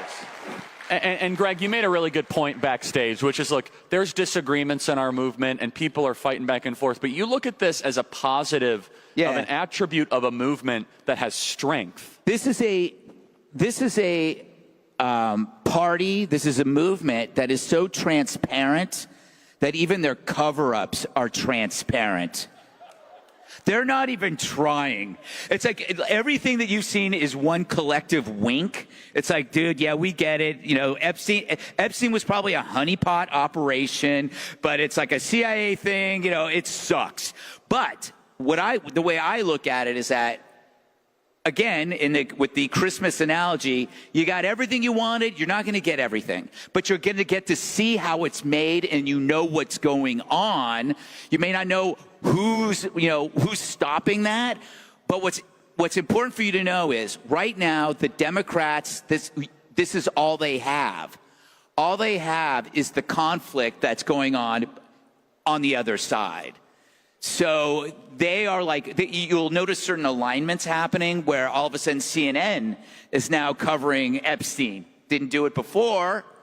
And you'll start seeing these like liberal alignments because they want the fractions. They want people to break apart. You don't want to give them that.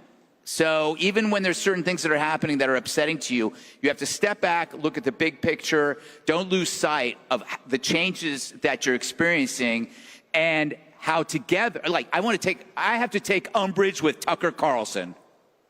Go ahead. All right. Whom I love. When he said that the getting boys out of girls' sports was an appetizer, well, hell, I could eat appetizers all day. That to me is a really big deal. And you got to understand, I was talking about the issue of transgenderism and boys and women's sports. when people weren't talking about it. And I was getting a lot of crap for it. People kept asking me, why do you keep bringing this up? Why do you keep bringing this up? And I say, because you compel me to. I don't want to think about this. This was never on my agenda. But the moment pronouns came out, I realized, wait, you're compelling me to think a certain way. And that's a line you can't cross. You may think it's a side issue, but the bigger issue is compelling you to obey. That was it. So the appetizer, you got to eat that appetizer to get to the main course. Or you can take all the appetizers and make a main course. That, to me, was probably the big issue for me. And it allows us to speak freely about one of the biggest delusions, one of the biggest hoaxes of our time. The idea that there are trans kids that you need to operate on, which 10 years from now, 20 years from now, there will be people that will be embarrassed to even admit they believed it. They will act like it never happened. Well, and not only that, there are detransitioners here at this event. I think Chloe Cole is here somewhere, and it's not an insignificant portion of the population. And by the way, to your kind of analogy about President Trump and the good he's doing in his administration, Greg, we need to make it a goal, hopefully by the end of this administration, we are going to end every gender-affirming care clinic and child butchery in this country. We're not going to allow it to happen. It's a good lesson that you're learning when you're young is pay attention to language. Think about the phrase gender-affirming care. No, it sounds wonderful. You're affirming a gender. That is your warning that it's something awful. Whenever the language camouflages its actual meaning, you cannot say irreversible surgery and put high-risk hormones. You say gender-affirming, affirming as the positive. They do this with everything. Let's remember that, abortion is now pro-choice, because pro-choice is an affirming phrase. So you always have to look at that and see, okay, what is underneath it? It's part of the, I think, the education of your brain, learning to question the actual words they use first and foremost. Yeah, and I mean, there's so many other examples. I mean, they'll use undocumented immigrant. Yes, I mean, they will correct people on other networks if you say illegal immigrant. Somebody tried to do that to me on Fox once. I can't remember who they were, Aldo, but it is like, again, why? So it's almost like they can't tackle the issue, so they dance on the edge of the issue. And words. Yeah, they use virtue signaling, bullying over semantics. Yes, like, exactly. You don't use my word, therefore you're a bad person. Yes. And by the way that we should talk about gender-affirming care, child castration and medieval butchery. How's that for language changes? Do you think we're getting better at language on the right?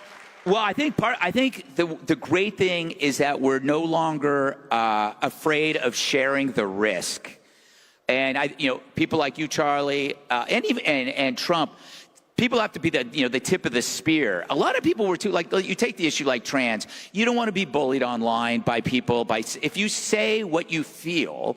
Like, if you think about the athletes that were too timid to say they didn't want to change in front of a guy. They didn't want to share the risk with the Riley Gaines, the people who did take the risk. But what you're seeing is it's a natural thing. When you see somebody that you know taking a risk, you're more likely to share that risk with them. So what's happening is now, because we are sharing the risk and being able to say what we want, the language changes. And that's a new phenomenon, Greg. So you've been coming to our events 7-8 years-ish, right? Yeah. And back when I was in my early 20s. Sure, yeah. When I was in my early 20s, not you. But, Greg, something has changed profoundly. When you first started coming to these events, first of all, the crowds were much smaller. Right. But the energy was different because there was campus rebellion energy. That still exists here. But culturally, Greg, it's kind of as if we're winning. Am I allowed to say that? In fact, I believe...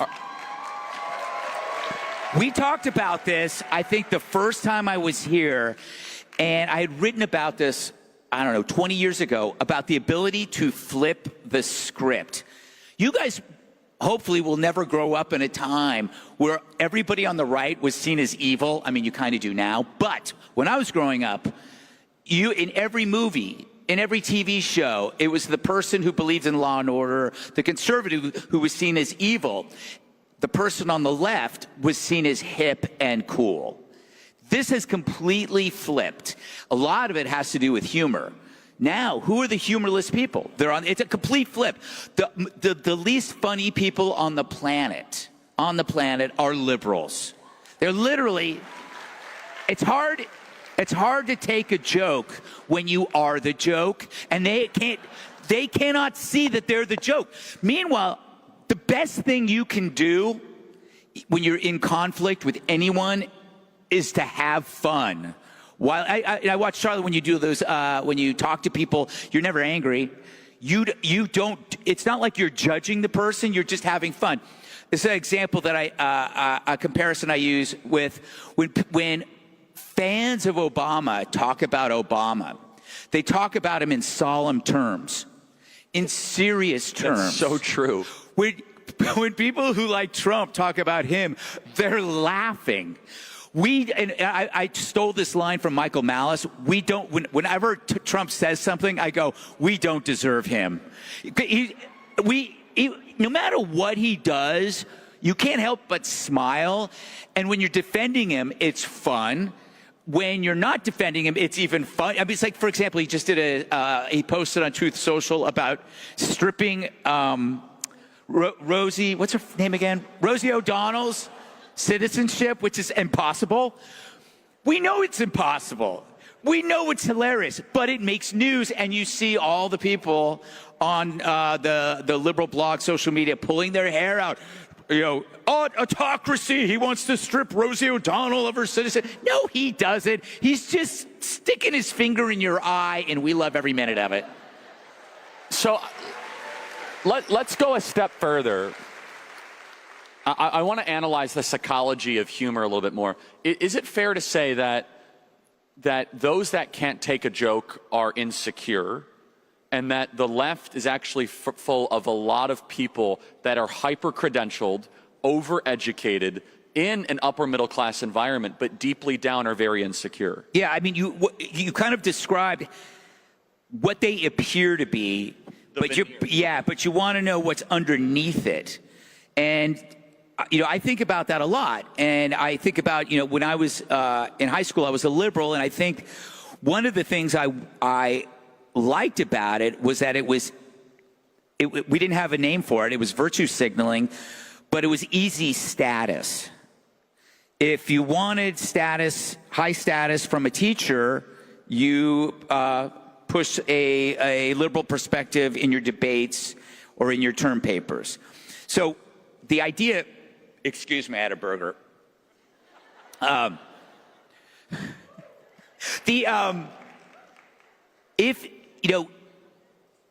If what is important to you is status, I need to know that everybody around me likes me. Then I will look at what is popular and I will echo that. That's how liberalism kind of works. One of the things I always tell young conservatives, like, what do I do when I'm outnumbered, when I'm there and I'm being ganged up on by 3 or 4 people? And I always say, ask them why it's so important that I agree with you. Yeah. Why do you need me? Why is it so important that I should agree with you? And then you might say, I think if you're looking for reassurance that you are right, I'm the wrong person. And it's a very simple way of, because they have to lead, they should ask themselves, why is it important that you agree with me? Because they themselves aren't sure. They are not sure. It goes to the insecurity. But it has to do with a desire to be cool, i.e. status. But they then mistake what is cool, which is they think it's rebellion, but it's actually false rebellion. What is rebellious, what is truly rebellious, is rebelling against the rebellion. That means if the guy says, look, dude, I think that the police suck. I'm going to throw rocks at ICE because I'm a rebel. The true rebel tells that guy to fuck off. Excuse my language. But so what conservatism has always been rebellion against rebellion. And that is the real risk in life, because you will be unpopular among the midwits, the lower intellect, the people who think anybody who thinks they're smarter than you isn't. And they know that. So that is why they adhere to easy status through virtue signaling that then they don't do anything about. They can talk about climate change all they want, but then if their best friend scores first-class tickets for spring break, they're on that plane. Well, and Greg, you said something a couple years ago when we chatted, and it's so important, which is, and I've tried to apply this rule. It doesn't apply perfectly, but when you see a social movement that continues to push forward when there is high social cost, they're worth at least listening to. Mm-hmm. So when there is a movement of people and they're getting canceled, they're smeared, potentially imprisoned, and they keep fighting for that thing, you should hear them out. Yes. And this is the point of the kids on campus, where you're surrounded by libs being like, why do you think I believe? My life's not easier because of this. Yes, and yet you reminded me of something I said that I would have completely forgotten. You're welcome. I'm on the second part. It's actually a really great point. I know, and it came from me. Thank you. It's like, do you ever wonder why I would risk this? Do you ever think to yourself, I'm outnumbered by you? Do you ever ask yourself, why would this person do this? Aren't you the least bit curious about that? That usually really can freeze somebody. It's complete cognitive dissonance, right? Yeah. And so, I'm glad you remembered that. See, this is the problem with getting old. I can't remember my best stuff. That's why I'm here. I remember your stuff for you. But let's dive deeper into that. So think about it. If you're ever outnumbered, instead of talking about politics or stuff, just say, listen, my view comes at a high social cost on this college campus. Yeah. High social cost. How many kids here are graded differently because of your conservative views? Raise your hand. Okay. Almost every student's hand goes up. So therefore, you're making a conscious decision to suffer to some degree for a transcendent value. Yeah. And you should tell your lib friends or whatever, I could have comfort if I conform. Yes. So why don't I? Yes. I could actually get better grades like you if I said what you said, but I'm not. Isn't that kind of interesting to you? Yeah, it's kind of like I mean I'm pro-life, and I run into the most people I know almost all people I know in my industry are pro-choice, and I know when I know that I am always outnumbered, but I'm always like, don't you even wonder, like, why? You seem to agree with a lot of things I say. You think that I'm a smart person? Do you think I'm just crazy on one thing? Like, oh, he's really good on the economy. He's really good on foreign policy. He can write well, but he's completely nuts on unborn children. That doesn't really logically make sense. You know what's interesting about really, really smart pro-choice people? They admit it's murder. Oh, I find this on campus. They have to. Yeah, they have to go, look, you know what?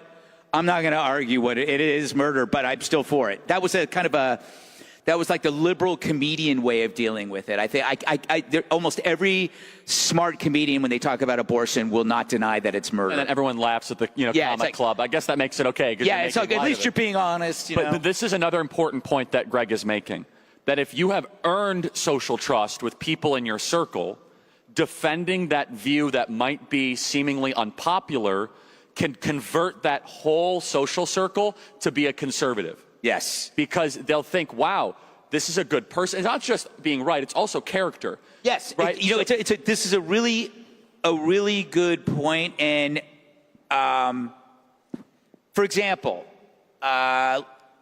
if you're in an office and you're working, being an appealing person there, it's like a young person will come in and when a young person starts at work, they're looking for somebody, not necessarily a mentor, but somebody that like they can kind of identify with, make them feel at ease. And when you're that person, and every single person has that. Like when I first started working at Men's Health or at Prevention Magazine or different places, I identified, I would boil it down to this. When you'll see somebody you work with and you go, I want what that person has. Like, what is it about them that makes them confident and strong and cool? Like, it's weird. You know, the word cool originated from the word calm. A lot of people don't know that. It's like you're always looking for the calm person in the storm. And when you are that person, people want to know why. This is why being politically hysterical doesn't win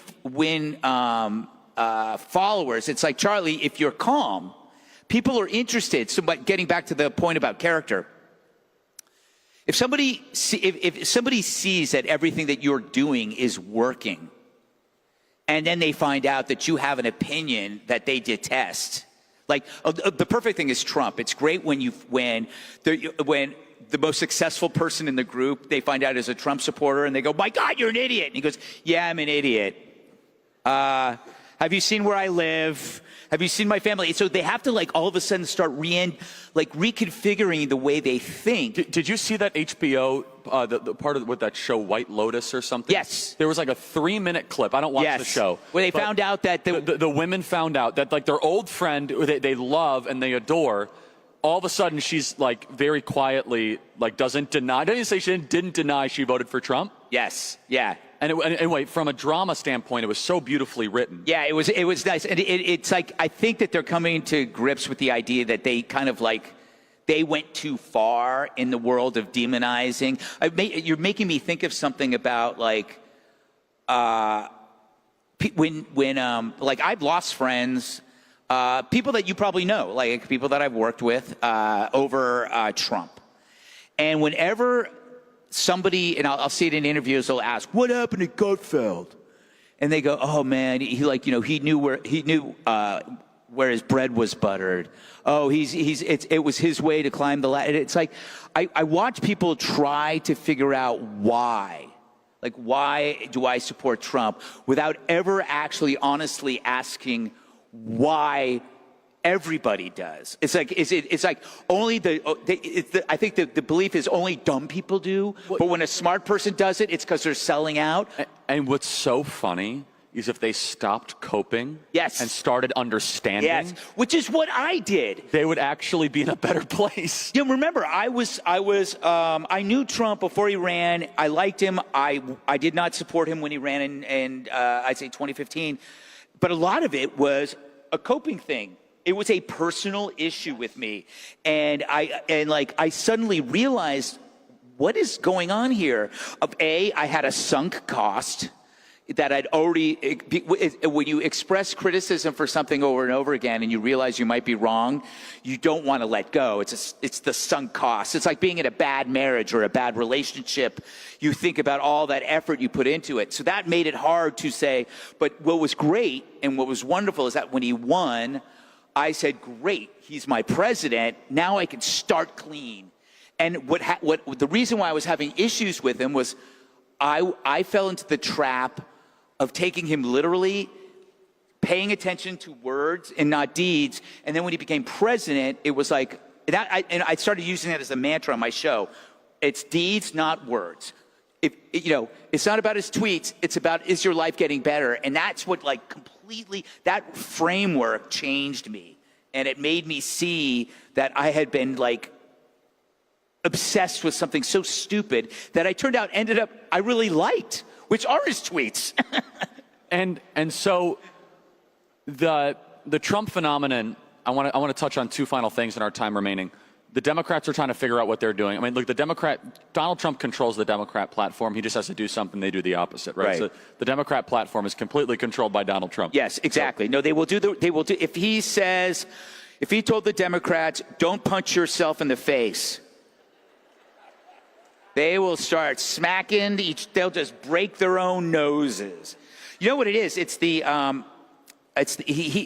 When you choose common sense as your higher, it's called the high ground maneuver. Let's say your opponent chooses the path of common sense. What do you choose to oppose it?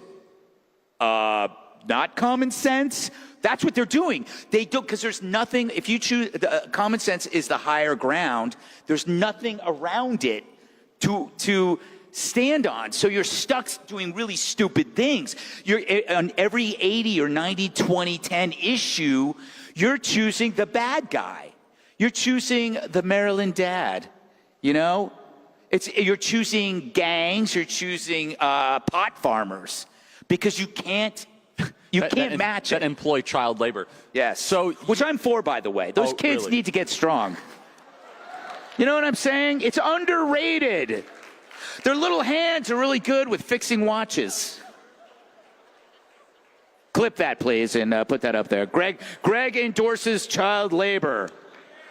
Yes. Greg, you will get more clips from Media Matters than me in this conversation. So, because they're clipping. So, Greg, but you live in New York City. That is correct. And you are witnessing the rise of an attempt by the Democrats to figure themselves out. Yes. I'm obviously talking about Andrew Cuomo. Yeah.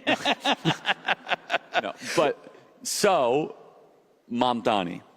Yeah, so...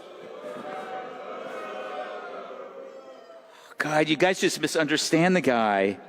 You know, that's what the Dems are trying to do now. Whenever a new socialist comes up, they act like it's like, oh no, this is a better version. There's no such thing as a better version. It's like ChatGPT 4.0. Yes, exactly. It's going to keep getting better. Yeah, it's learning. That's not shit. That's shit 4.0. It's still shit. I got to use that for my show. They'll just have to bleep it, though. So you're on cable. Yes, so they'll probably bleep it. But they always like the issue with socialism is they always believe that it's, you know, it just hasn't been perfected. Well, that was the whole point of capitalism. Capitalism doesn't have to be perfect to work. Exactly. The only way socialism can work is if it's perfect, and that's not possible. It's not possible. The thing that kills me is they keep talking about, you know, he's really hit the chord on affordability. You cannot find one example in history where socialism has made anything affordable. It's only made things awful and good things more scarce, and therefore more expensive. So, well, on his grocery store plan, to his credit, I love that. I will say, New Yorkers will lose 15 pounds in like 6 months on his grocery store plan. I mean, there'll be no food. The only thing that can make the Department of Motor Vehicles worse is if they sold food. I mean, get your number. Wait for 2 hours for bananas. I mean, I'm sure there are people here from like Pennsylvania where you have ABC liquor stores. I never knew that growing up in the West Coast. Then I moved to Allentown, and I never seen a government-run liquor store, and they are depressing. I didn't know that. You would quit drinking. But do you know what I do encounter in New Jersey is basically pseudo-run gas stations. You have to have an attendant pump your gas. Oh, yes. Like, what is that? Like, it's like the oldest regulation. You got to wait for the guy, and he's using the restroom. Like, I have to go. He's like, I think it's that law still exists. This is why I drive straight through Jersey. Quickly. I was going to say another thing about, the one thing people have to Zoran.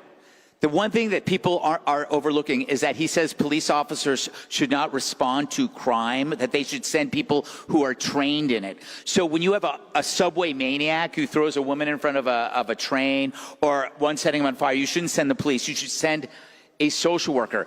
I think that journalists should go find these social workers he's talking about. None exist. There's no social worker, no matter how liberal they are, will ever want to go down to the subway and address a maniac. And again, it's another case of a left-winger throwing women, literally in this case, under the bus. Under the subway. So Greg, in the couple minutes we have, there's two things. I do want to hit one of. I want to hit two things quick. I want you to give kind of a send-off for the college students at the end. But first, you're a new dad. Yes. Yeah. And I was joking backstage. He did have his first kid finally before Social Security hit. Yes, that was my goal. So I have a baby girl, 7 months old. At the age of 60, which is I still don't know. Impressive. I'm like, But you know what the for thing? multiple reasons. That's It is impressive. multiple. But I think that, I realized that I would have been a lousy dad 10 years ago, 20 years ago. And then I don't know what it was. I just realized I think I can be a good dad now. I don't know what it was. That's my only explanation for why I just never thought I would be. Well, I party pretty hard. So I think I had to now I'm a normal person. I'm going to do, I can do it now. But I was a very selfish, I'd say in my 30s, I think that's, there's your advice. The most important thing you can do is don't be selfish. I think I led a fairly selfish life in my 20s and my 30s. And the most important thing, probably the most selfish thing you can do is to be of service to other people, because the high you get from that is amazing. And it's going to make you a better person. I think most of my life was a purely transactional. What can I get out of things? And I think that's why I think I felt like I've grown a lot in the last. Boy, I'm getting serious. Shut up, Greg. So let's go deeper, Greg. All right, Dr. Phil. How has it changed? Greg? I have a doll here. I'd like to show you. Yes, exactly. But all kidding aside, I mean, has it given you more purpose to your life? Well, yeah, and I mean, you end up being a cliche. That's the thing. It's like the cliche is the person who says, "My God, when I had a child, it changed my life." It's a cliche because it's true. It's true. It's what's called a transformational experience, which is like you don't know what it's like until you do it, and it's a shame because there's a lot of people who terminate children without ever knowing that if they had the child, they would have thanked God they didn't listen to themselves. But that's, Well, and I'll say, Greg, I want to just say, we watch you. Thank you for standing for the unborn. The fight for pro-life is more important than ever. So truly. You got it. No, that's really big. Final thoughts, Greg. Final thoughts? Well, I think the most important thing, and you're kind of already doing it, is to have fun. You're the fun generation. This isn't like, I didn't grow up with this. As a right winger, I had to hide, and all the left wingers were the cool kids. Now it's flipped. So enjoy the flip. Greg Gutfeld, everybody. Thank you.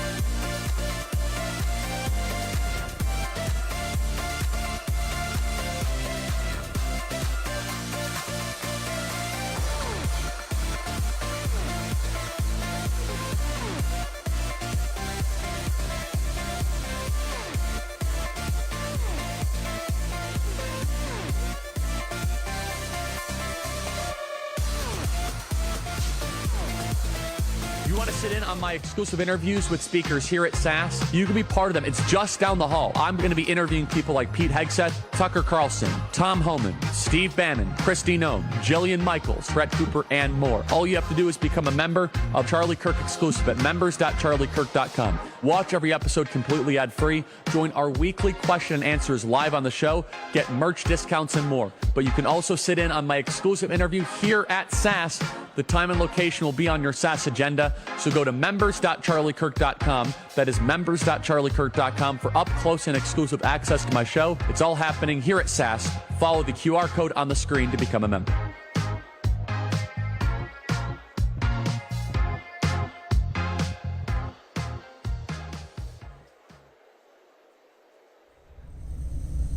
My parents brought me and my siblings to America legally. I love America, and I've lived the American dream. But the American dream that I live is under attack. They've destroyed our border, they destroyed our economy, and they'll destroy America if we don't stop them. We will end the invasion at our southern border, fix our economy, protect American workers, end the war, and deliver peace. May God continue to bless the United States of America.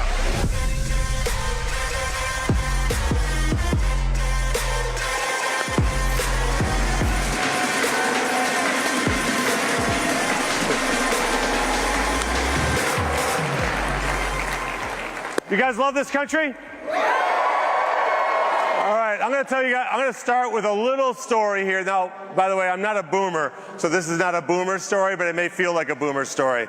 I'm going to tell you a story about a dad. He's got two kids. They're twins. And on their birthday, the dad decides he's going to take care of business because you see, one of the kids is always a pessimist. You've been around kids like this? No matter what you see, they always see the dark side. They're always complaining, right? That's how one of the boys was. And the other one was always the optimist. He's the one that people want to hang around with, always excited, always sees the positive. But the dad thought, you know, these two extremes, he's going to kind of bring them to the middle. So it's these twins' birthday, and they're 14 years old. So the dad goes out and buys every toy imaginable that a 14-year-old could want, puts every toy in the pessimist room, thinking this kid's going to wake up on his birthday, and he's going to be so happy, he's going to flip and be normal. And then then he's thinking, what do I do with the optimist? Like, how do I make him see that things aren't always perfect? So he hatches a plan, and he fills the kid's room with 3 feet of horse shit. And he thinks this kid's going to wake up and be very upset. So now it's the morning of the birthday, and he hears crying, and he goes, aha. He's seen the horse manure, and he's upset. But the crying is coming from the pessimist room. He goes, what's going on? So he walks in there, and the kid's in a corner, and he's sobbing, and he's saying, oh my God, look at all these toys. My friends are going to be jealous. Some of these things need batteries, right? I'm probably not going to play with them in 2 or 3 months. I'll forget all about them. It's the worst day ever. And the dad's like, oh my God, this kid, I can't take it. Walks out of there, and he's walking down the hallway into the optimist kid. This kid's laughing and yelling, so happy. He's like, what is going on? He opens the door, 3 feet of horse manure, and the kid's digging through it. And he goes, there's a pony in here somewhere. So who are you? Which one are you? Because you are facing a challenge in this country unlike a lot of other generations haven't faced. Joe Biden and the Democrats took this country almost to the point where you could have inherited a country that was broken, that there was no future or American dream for you. But which one are you? Are you the one that's going to sit in the corner and cry about it? Or are you the one that's going to dig through and find that pony? And right now there's a lot of ponies out there for us to celebrate. And it's important that when you leave here today, that you don't just go back home and say, you know what, I had a lot of great speakers, and people are going to ask you who you met, what speech you liked the most. But what ultimately you got to do is you got to have a to-do list. You got to go out there and spread the word. See, because what you're up against when you go back home and you feel like you're the only kid in your school that's normal and you're surrounded by all these lunatics on the left. Now, maybe some of them are a little crazy, okay? But the biggest part is they just don't know the truth. They don't know what's actually happening. They're listening to CNN, MSNBC. Can you imagine waking up every morning and you have Joe Scarborough for breakfast and The View for brunch, right? Your head would be destroyed, right? So your job is to go talk to these people, not with a point of arguing with them, but with facts. So you can get there. You can win and make that happen. The second thing I want to tell you is that you can do anything you want to do in this country. Anything. When I was 26 years old, I decided I didn't want to work for a big company anymore. I worked for General Motors. And I wanted to go work and make a lot of money. And I met a guy who was a car dealer in Boston, and he wanted to hire me. He said, well, what do you want to do, like sales, like an assistant? I said, no, I want to run the place. He goes, yeah, no, eventually you'll get there. I go, no, I want to start in that position. The guy goes, I'd never hire you to be your general manager. And I said, well, if you think that way, I would never work for you. He goes, what do you mean you never work for me? 3 hours later, he hired me to be his general manager. I had never worked at a car dealership in my life, but I thought I could make a lot of money doing that. 12 years later, we grew from 5 dealerships to 55. I was making more money than I could ever imagine in my life. And I get a phone call from a guy you may know, Roger Penske. You see these big trucks that say Penske? And he says, hey, I heard you're a pretty smart guy. I've got this dealership in Cleveland, Ohio. It loses a fortune. It doesn't sell any cars. It's terrible in every way possible. I'd like you to buy it. And I'm like, well, that sales pitch, you would turn that down, right? I took every cent I had in my life, every cent I didn't have in my life, moved my 4 kids and my wife to buy that little dealership. And I knew that if I lived in a world in which I was extremely successful, that I could get through the tough times. So the day that we're closing on a deal, the showroom's full of people. I'm like, this is going to be great. Look at all the customers. We've finalized the transaction. Every cent I have in my life is long gone. My sister lent me her kids' college tuition money. I'd maxed out my credit cards. But I'm thinking, look, but I got customers. And then when we were done, everybody left. I didn't realize they all worked for Penske. They were all there for the closing. There was nobody there. And the last thing I remember that day is one of the executives turning around and going, good luck doing nothing all day. I was either going to succeed or I was going to go broke. We took that dealership, made it the largest seller of luxury automobiles anywhere in the entire central United States. I then built 14 more dealerships. Over the next 10 years, we did $1 billion in revenue. And then my youngest son came home one day and said, Dad, I got one word for you. I said, Kevin, what's that? He goes, Bitcoin. I go, what the hell is Bitcoin? He goes, don't ask any more questions. Take all your money, put it in Bitcoin. By the way, it's 2014. I should have listened to him. I got on the phone with my financial guy as a joke, saying, hey, let's put all of our money in Bitcoin. Well, don't do that. But, you know, this blockchain technology is interesting. I said, really? I go to a different room. 2 hours later, I decide I'm going to sell all 15 dealerships. I'm going to risk it all again, start a company that uses blockchain to make the car titling process digital. So we're going to use new technology to sell government something they've never done before, which is to save a ton of money, doing things more efficiently with an unproven technology that nobody on earth has ever done. We did that. The company is now extraordinarily successful. I sold it to Stephen Cohen. He bought my shares. And I did that because I said one day, I'm sick of watching these completely inept politicians go to Washington, D.C. They have no idea what they're doing, and they're destroying this country. So if I can't find the person to do it, I'm going to do it myself. So I hired some political people and said, hey, what would it take to run for Senate? They said, run for Senate? Like, no. It's not how it works. You got to run for, like, mayor, then state rep. And I go, no, I'm not going to do any of that. I said, I just want to run for the United States Senate. And they said, well, you can't really do that. It doesn't work that way. So they said, let's do a poll. And they came back with a poll, and they said, it's really bad news. I go, what do you mean? They said, well, you're at 4% statewide. And I said, well, that's actually really good news. Like, I can't believe 4 out of 100 people know who I am in Ohio. That's pretty incredible. Well, they said, well, the margin of error is 4%. I said, still good news, because it could have been, that was 8%, right? The pony, right? It could have been 8%. We went into a primary where I was up against a guy who had won 8 elections in a row, 4 primaries and 4 generals. He was at 35%. Everybody told me there's no way you're going to beat this guy. We won every county in Ohio, all 88 counties, and beat that guy by 35 points. Then I'm in the general election. I'm up against a guy named Sherrod Brown. All right. This guy had been in elected office for 50 years. He had won 17 of 18 elections. Nobody thought I could win that race. What happened? We beat that guy and kept him at 46% of the vote. We stomped him. And I got to do the greatest thing ever. I got to do an acceptance speech that night. When I went out on national television, I looked right at the camera and I said, Chuck Schumer, you're fired, buddy. You're out as majority leader, because we took over the Senate as Republicans because of that race. And I say that to you not to in any way brag about anything. This took a total team spirit. My point is to every single one of you, never, ever listen to people that you say that you can't do something here in this country. This is the greatest country on earth, period. And you can accomplish whatever you set your minds to.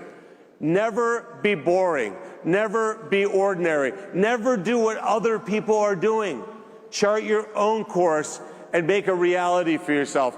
This country was built by explorers. This country was built by warriors. This country wasn't built by whiny people who looked for victimhood. This country was built by tough people who knew how to get through adversity.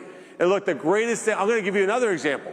13 years ago, I met a kid, 18 years old, comes and sees me in Cleveland. I said, what are you doing? He said, I'm raising money to start an organization. I go, what is that organization? He goes, I'm going to change the way young people feel about American politics because they're getting indoctrinated in their schools. I said, really? What are you going to call it? He goes, Turning Point USA. Then I see Charlie now. I'm like, damn, you're an old man now. What happened to you? Right? So who's the next Charlie Kirk? Are they out there in the state, out there in the audience? Who's the person that's going to make things happen? Look, nothing happens without hard work, perseverance, and a belief in yourself. That's the whole name of the game. And you are so fortunate that you happen to be in this country that was built for you to accomplish these great things. So look, we have a lot of things to do. What I want to do, though, is I'm going to pause here because I want to hear what's on your minds. I went through the most expensive election in American history. There was $230 million of negative ads spent against me. So any question you ask, it's impossible for you to hurt my feelings. All right, so let's see what you got for questions out there. See where the microphones are. Come on out and tell me what's on your minds. There you go.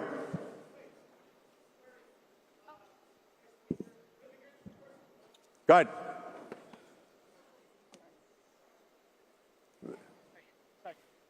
Sorry about that. Hi, first I want to say you're the good Bernie of Washington. I'm reforming the name Bernie in the United States Senate.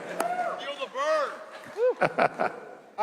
So I wanted to ask just what your thoughts were on cryptocurrency regulation in Washington, D.C. I actually did some work for a guy, John Deaton, in Massachusetts. Yeah. And he ran against Pocahontas. Look, the problem we have in Washington, D.C. on digital currencies, it's not an ideological issue. It's not Democrat versus Republican. It's old versus young, dumb versus smart.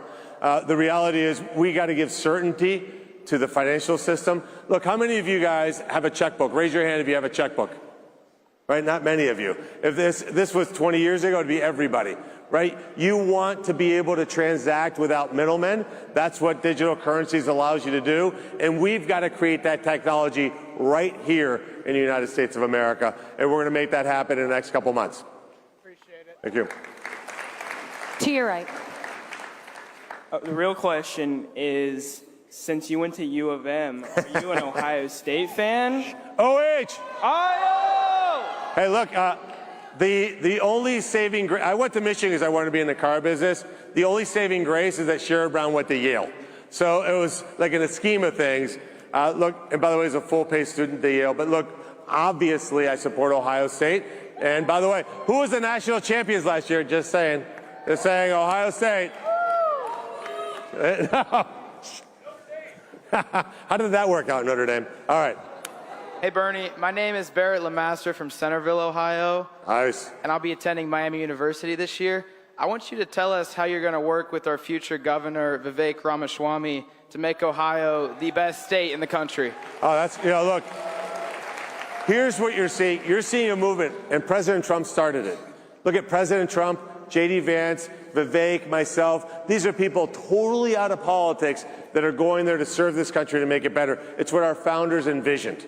Our founders didn't want these permanent political people like Chuck Schumer and Joe Biden. They want outsiders to run this country, and Vivek's going to do a great job in Ohio.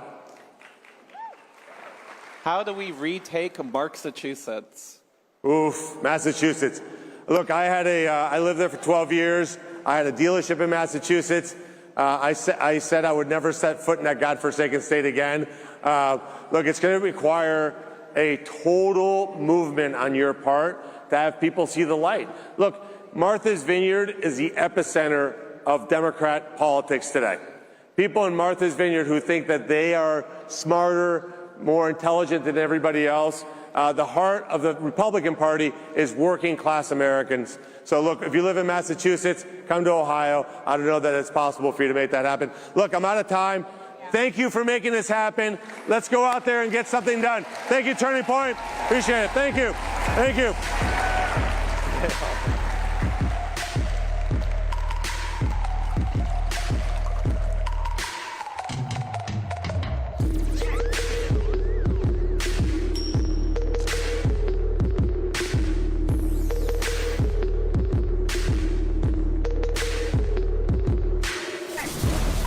Defending women's rights is not anti-anyone.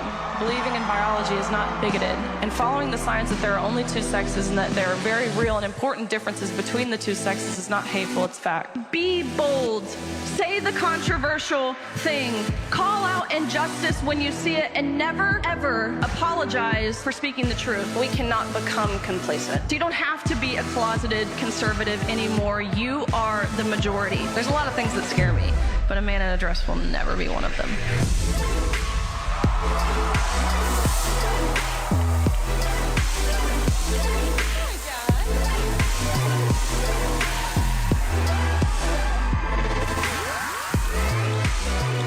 Oh my goodness. Oh my gosh. Well, hello everybody. Man.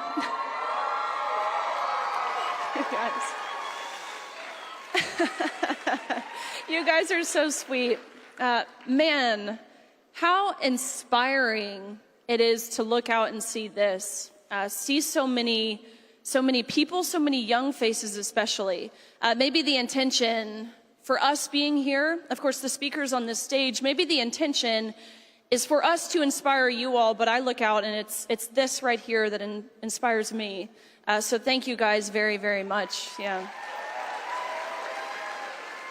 And of course, thank you to Turning Point for fostering this environment. I've had the pleasure the past 2 or so years to be on upwards of 80 to 100 campuses, college campuses and high school campuses. And so to see so many familiar faces too, thank you as students for being involved.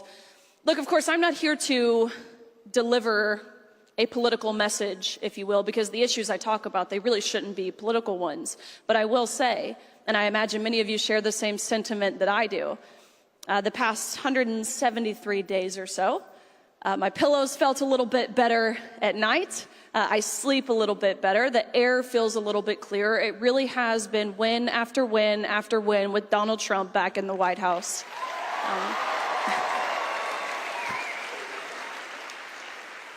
Under President Trump, we are finally seeing action, especially on the cultural front lines. This administration is pushing back and restoring sanity where the left tried desperately to sow confusion. Of course, on day one, Donald Trump signed an executive order declaring there are only two sexes, male and female. Isn't it crazy that a sitting president has to take time out of his day, has to exercise his executive authority, executive powers, and declare such? But maybe we shouldn't be too surprised, considering we have a sitting Supreme Court justice who can't even answer the question of what is a woman because she claims she's not a biologist. Guess what? I'm not a veterinarian, but I know what a dog is. That's the stupidest thing I've ever heard in my entire life. It was one of the most remarkable experiences. I got to be there standing beside the president as he signed this executive order barring men from participating in women's sports within any educational program that receives federal funds. And maybe some of you saw the clips or the images that surfaced following this signing. It was one of the most beautiful things because you have the president signing this EO surrounded by a sea of young girls. I'm talking 5, 6, 7, 8 years old, and they've got their jerseys on or their uniforms. They've got their big bows in their hair that they wear on the soccer field. That visual means more to me than I could possibly put into words. And the Democrats that are pushing back, people like Gavin Newsom, people like Governor Mills of Maine, they think that they're giving the middle finger to Donald Trump. That's not what they're doing at all. They're giving the middle finger to those little girls who were there to attend this signing with the most joyous smiles on their faces. The Department of Education has made it very, very clear now that Title IX protections are intended to prevent sex-based discrimination, not discrimination on the basis of gender identity, period.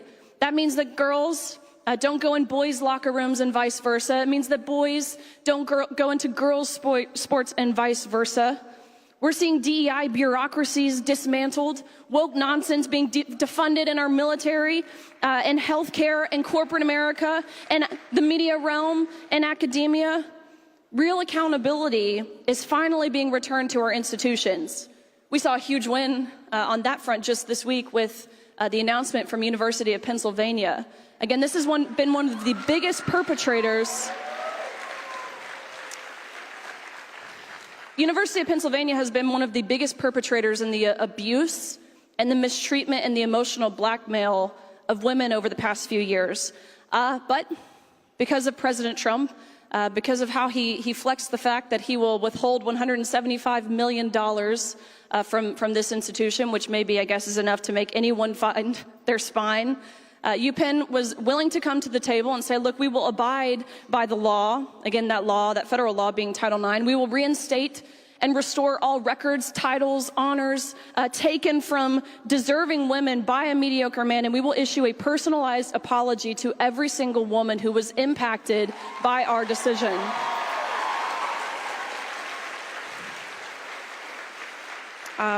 We just found out that the Supreme Court will hear oral arguments this fall surrounding a Title IX case, which is huge. I can predict what we're going to see.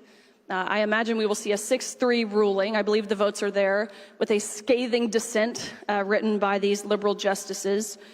But I don't think, I want to make a point here. I don't think that these cultural wins that we have seen should be underscored, by the way. The wins, they're so much bigger than kicking boys off of a girls' team. Understand, our entire society falls apart if we do not know the difference between men and women and sanction the permanent and irreversible harm and sterilization of children. The cultural chaos that has plagued this country for far too long, it's a symptom. It's a symptom of speech and thought control waged on America by the left. It is foundational, these wins that we are seeing. They're wins for truth. Of course, they're wins for women. They're wins for children. They are wins for the American people, but they only happened because we pushed back. The people here in this room pushed back. We refused to be silent. And you know what's ironic? The left keeps insisting that Gen Z is theirs, that we're all just these mindless foot soldiers for progressive ideology. But here's what's been proven. And again, what I have seen when going on these campuses, more and more young people are waking up. We're not buying it anymore. We see the absurdity. We see how out of touch with reality the other side is. They tell us, be your authentic self, all while pushing hormone blockers onto kids, telling them that they were born in the wrong body. They tell us, trust the science, until that science says that men can't get pregnant. They tell us, they care about women. The Democratic Party, it's the party of and for women. But then they erase the very definition of the word itself. Gen Z, what I have seen, what I have experienced, truthfully, what I have felt, we're a generation that craves truth. We're desperate for it. We crave authenticity, freedom, not virtue signaling, not censorship, not social engineering. This generation isn't lost. We've just been lied to. But the American people, again, especially Gen Z, we're beginning to see through it all. So here's my clarion call to you guys. We cannot get comfortable. We cannot become complacent. It's almost inevitable, truthfully. Because success, again, the wins I've mentioned, success, it breeds complacency. But hear me when I say complacency breeds failure. It is the enemy to growth. It is the enemy to progress. We can't treat these victories like they're permanent. You know why? Because the left is relentless. They don't just roll over. They don't allow themselves to be steamrolled. No, they rear their heads and they gnash their teeth. They're already trying to roll it all back. They're pressuring judges. They're rewriting rules. They're flooding the culture with lies disguised as compassion, as empathy, as inclusivity. And if we check out now or allow ourselves to fester in these wins, if we stop fighting, they will undo everything that we in this room, that Turning Point USA, that President Trump has worked for. We are in a battle for reality itself, and we must fight like it, because this war on woke, it has not yet been won. Don't take it from me, take it from the people of Wisconsin, for that matter, where you have a Governor Evers, who in your state statute attempted to change the word mother. And a 1,000-page budget bill, which is exactly how these things go, by the way, attempted to change the word mother to inseminated persons. We've been called it all as women, as mothers, right? Like cervix havers, uterus owners, menstruators, bleeders, chest feeders, birthing people, like the list goes on. Inseminated persons takes the cake. There's not a whole lot more dehumanizing than that. That's like what you refer to cattle as. So I'm reading the red line of this bill, and immediately, of course, I stop in my tracks when I see the word mother crossed out and replaced with inseminated person. And the first word, or the first question that pops into my mind is, oh gosh, what are they going to change father to? Because, of course, the counterpart of inseminated persons would, I guess, be inseminator. But no, that's not what they changed father to. Father was changed to natural parent. Now, tell me more specifically, there's not a war on women. This war on woke, it hasn't been won. So again, Gen Z, hear me when I say this. You're not crazy for thinking the world has temporarily lost its mind. You're not racist for wanting a strong and secure border, for seeing the value in that. You're not hateful for insisting that tampons don't belong in boys' bathrooms, contrary to what Tim Walz says.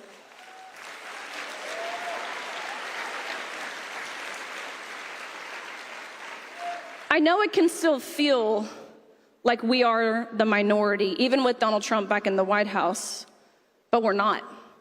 We are the counterculture, and we have work to do. So speak up, show up, pay attention to what's happening, not just on the national stage, but what's happening locally. Keep Christ first. Don't just play defense. Go on offense. Build families. Build faith. Build the future. Again, too often I hear people say that we are the ones who are going to destroy America. It's Gen Z that's going to destroy America. I vehemently disagree with this. I believe it's the generation that came before us that ultimately failed us. I believe that Gen Z is going to save America. So let's prove those people wrong.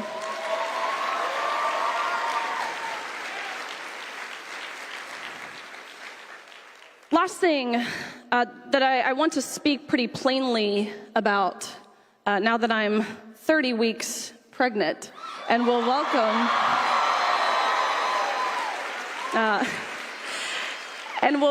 a little girl into this world in just 2 months.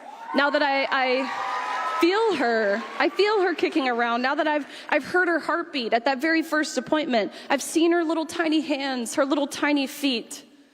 I've always been, to provide some clarity to this, I've always been pro-life. From the perspective of understanding we have a God who condemns the shedding of innocent blood and who breathes purpose into every life, whether in the womb or outside of the womb.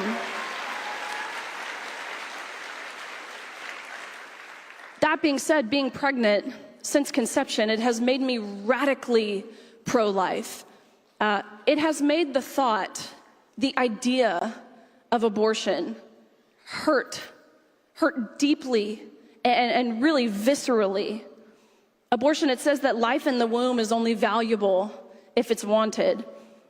Gender ideology says a woman is only a woman if she feels like one. Neither of these ideas recognize the inherent dignity, the design, and the worth that comes with being created male or female, or with carrying a child. And at the bottom, the heart of both of these lies, profiting from both of these lies, is Planned Parenthood. This organization is not a champion for women or for children as they claim to be. It's a business. It is a business that made just last year alone $1.9 billion in total revenue, receiving $792 million in taxpayer funds. That's money from you and me. We involuntarily funded this organization. Think about that. While families are struggling to afford groceries or gas, we're being forced to fund an organization that terminates nearly 400,000 babies every single year and pushes this radical gender ideology onto vulnerable children. Planned Parenthood, they claim to fight for reproductive health, healthcare freedom, that's what they say, which where was that healthcare freedom in 2021, by the way? No, these are the same tyrants who fired healthcare workers, who fired U.S. military members, who fired school teachers. But let's be honest, it's not healthcare what we're seeing, it's harm. They profit off of confusion, they profit off of fear, of pain, of vulnerability, of insecurity. They encourage minors to go on to puberty blockers, to get abortions, to sterilize their bodies, often without parental consent, little to no consultation, all under the guise of choice. But what kind of choice is it when it's rooted in a lie? When Planned Parenthood and the abortion industry tell women that their babies are just clumps of cells or just a lump of tissue, what they're doing is something far more sinister than lying. They are severing the natural connection between a mother and her child. They are normalizing violence against the most vulnerable and calling it a choice. But no mother that I know, no real advocate for women wants her empowerment to come at the cost of her own child's life. Again, what they're selling is not compassion. It's fear. It's convenience dressed up as freedom. It's a billion-dollar business that profits off of panic, vulnerability, and insecurity, not empowerment. As I said, in just a few short weeks, I'm bringing life into this world. A little girl, again, I've heard her heartbeat all the way back when when I was only 8 weeks along. I feel her move. Again, seeing her little tiny frame on the ultrasound, she at this point could be aborted at this stage of development, or raised to believe that she's not really a girl at all. And I'm not okay with that. I refuse to let her grow up in a world that tells her she has to apologize for being female, or to pretend that biology is bigotry, or that life only matters if it's convenient. The future that I want for her is one that is rooted in truth, where women are honored, not erased, where motherhood is celebrated, not treated like a burden, and where every human, no matter how small or dependent, is protected, not discarded. And by the way, many pro-lifers were hesitant to support President Trump, claiming that he wasn't pro-life enough. But you name me another president who has defunded one of the most sinister, profit-driven, murderous organizations this world has ever seen with the passage and the signage of the Big Beautiful Bill. Unfortunately, It was watered down to defund Planned Parenthood for only 1 year as opposed to the proposed 10, meaning, of course, again, there's still work to do. But President Trump is the most pro-life president that we have seen in modern history. This moment that we're living in, it's not just a political moment, it's a moral one. These issues, the issues that I've been discussing, that have granted me the platform that I now have, it's not a matter of right versus left or red versus blue. It's about truth versus lies. It is life versus death. It is freedom versus fear. And the good news is that we are winning. But only if we stay bold, only if we stay awake, only if we stay united. They've tried desperately to cancel us, to silence us, to erase us, but we're still here. We're growing. We're just really getting started. And one more thing, actually, the last thing I will say, as I feel a sense of moral obligation, truthfully, again, given that I've been blessed with this platform that I have, largely for being a voice for the voiceless, those who are too fearful to use their own voice, this platform for protecting the most vulnerable, protecting children, protecting women. I want to say, number one, I serve Christ, not any politician. And with that being said, there is no way that we are going to act like the proven harm and abuse that Jeffrey Epstein has caused never happened.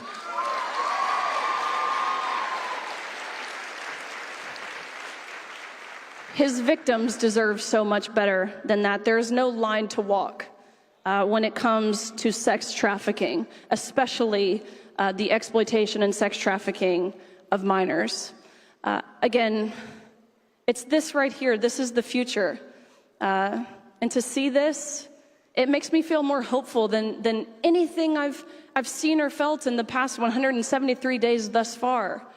Knowing that the world that we're all working towards, the future that we are fighting for, is the world that my daughter will grow up in. And so I'm eternally grateful and indebted to you all, to Charlie Kirk, to Turning Point USA, and I hope to see you guys on your campus later this year. So thank you guys very much. Thank you.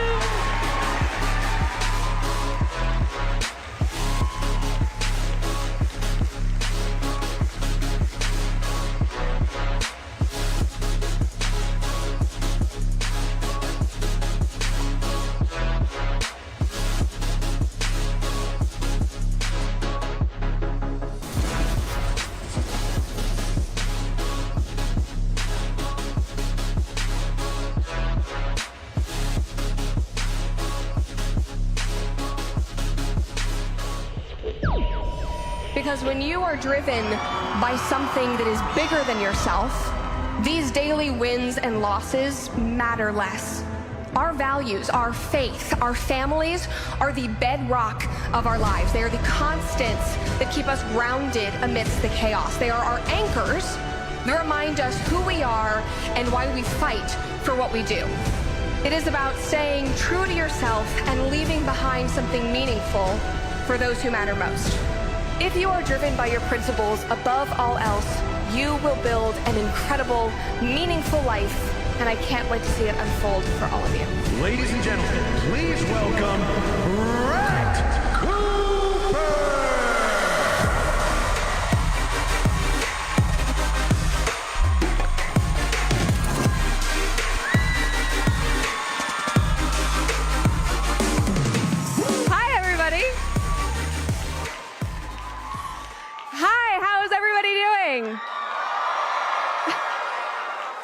Gosh, these events are so much fun because you never know what to expect. It could be smoke, it could be sparks. It's just like so exciting. But I'm so excited to see all of your faces here today. It's also very, very fun to come right after my good friend Riley. It has been, yeah, give her all the applause. It's been a fun past, 8 months now being pregnant together. And we live very close to each other. So that's been a fun experience for sure. I'm so excited to talk to you guys today. This is my first SAS ever. So I'm pumped. And I know you guys have probably heard a lot of speeches about politics in the last 24 hours. I have been glued to X. I'm sure like many of you, watching all the clips, seeing all the discourse. And so I thought for the next few minutes we could kind of take a little break from that, because even though politics are really important, in order to survive in this crazy world and in this, political landscape that we all exist in right now, there are a lot of things that we need in order to stay grounded.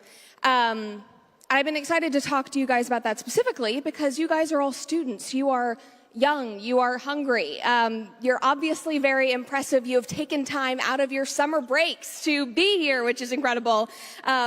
Maybe you came alone hoping to build community. Many of you guys are in campus leadership who I got to meet over the last couple of days, and you all are, love it. So impressive. And most importantly, all of you guys are so clearly comfortable and confident standing boldly in your beliefs, which is so incredibly important. So major, major props to you guys. And while you might think that all of this is just applicable to politics and your involvement in Turning Point and your work on campus, you are already laying the foundation for an incredible life, regardless of what vocation you choose to pursue, whether it is in politics, whether you want to be a homemaker, whether you have some other thing that you want to pursue. You are building incredible skills right now. And so today I want to expand on that. Now, I am 23. So I'm not much older than you guys. I've only been married a year. I have not even had my son yet. But I would say that I have lived a bit of an unconventional life. I've been in this weird industry for a few years now, not as long as many of the speakers, so I'll leave that wisdom to them.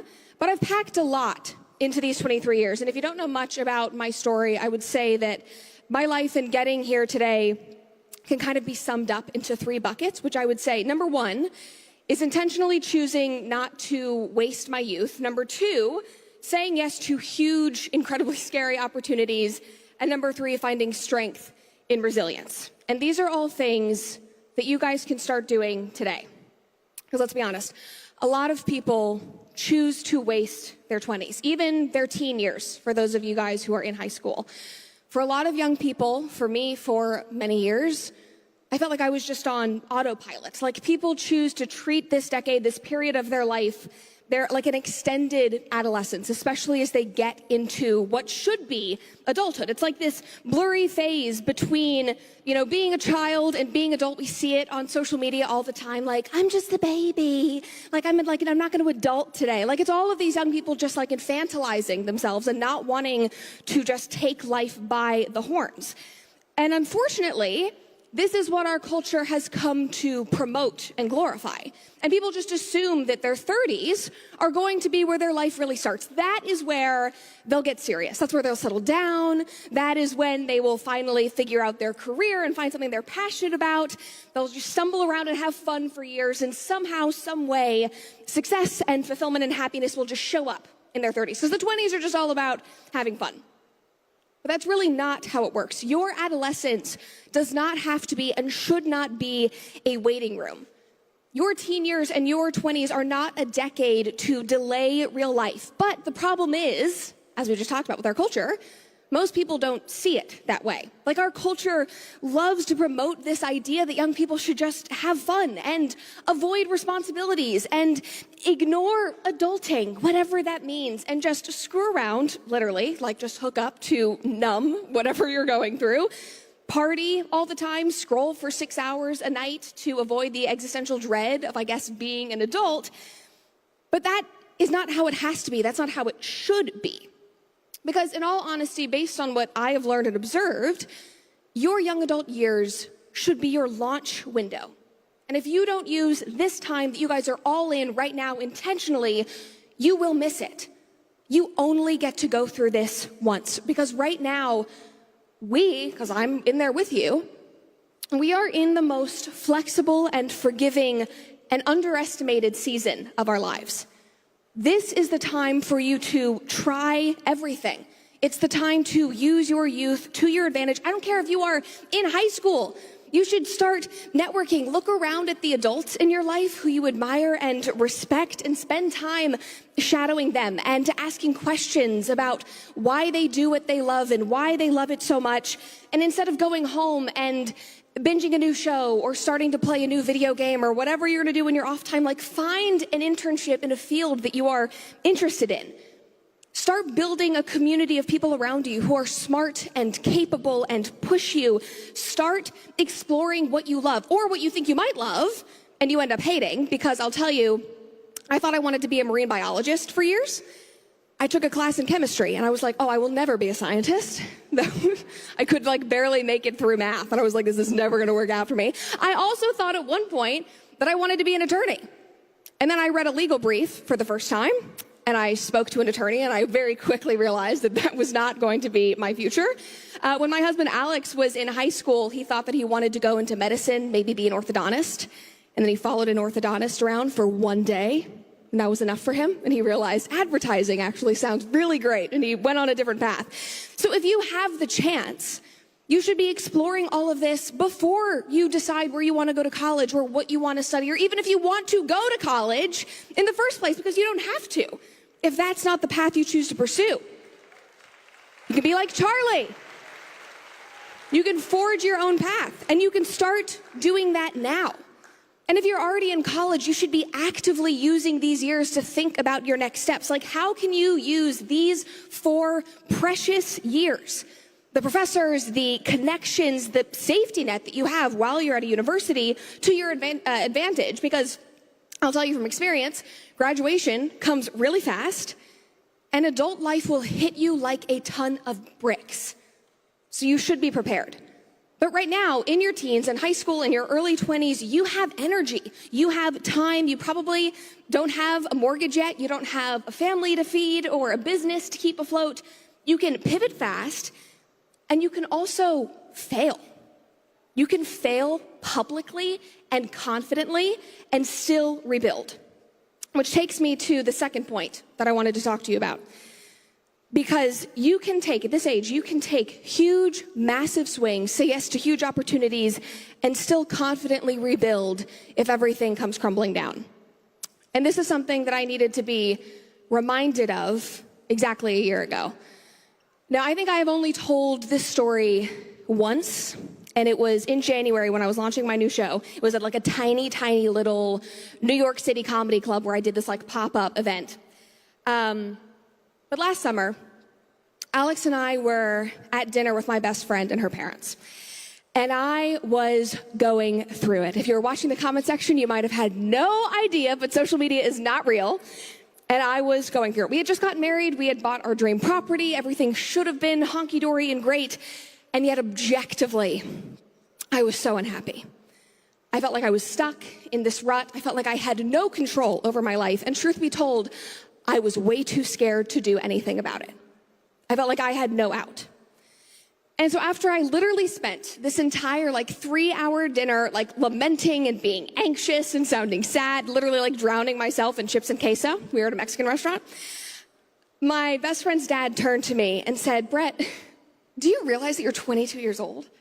You don't have kids yet. You and Alex can literally afford to burn it all down multiple times and start over multiple times if that is what it takes to get where you want to go, to find that fulfillment, to find what you are so passionate about. He said, you can swing for the fences and risk it all. So why aren't you? And nobody had asked me that. Everyone in my life, except for him, except for my husband, and except for my mother, who is amazing, everyone around me had told me to just stick with it and play it safe because I had made it and I had stability and a great show and everything seemed fine. I was encouraged to literally just put my head down and grin and bear it and push through. But that one sentence from my best friend's dad, it was the permission that I needed and that I was desperately just waiting to hear. The permission to risk it all because I was young enough to do so and I could do so confidently. So that was last July. And I spent the next 6 months fighting to do just that. And in January of this year, I went out on my own and I launched my own independent show. I swung for the fences. A massive swing for the fences. And so far, thanks to you guys, it seems to be turning out pretty well. I'm glad that you guys are enjoying the show.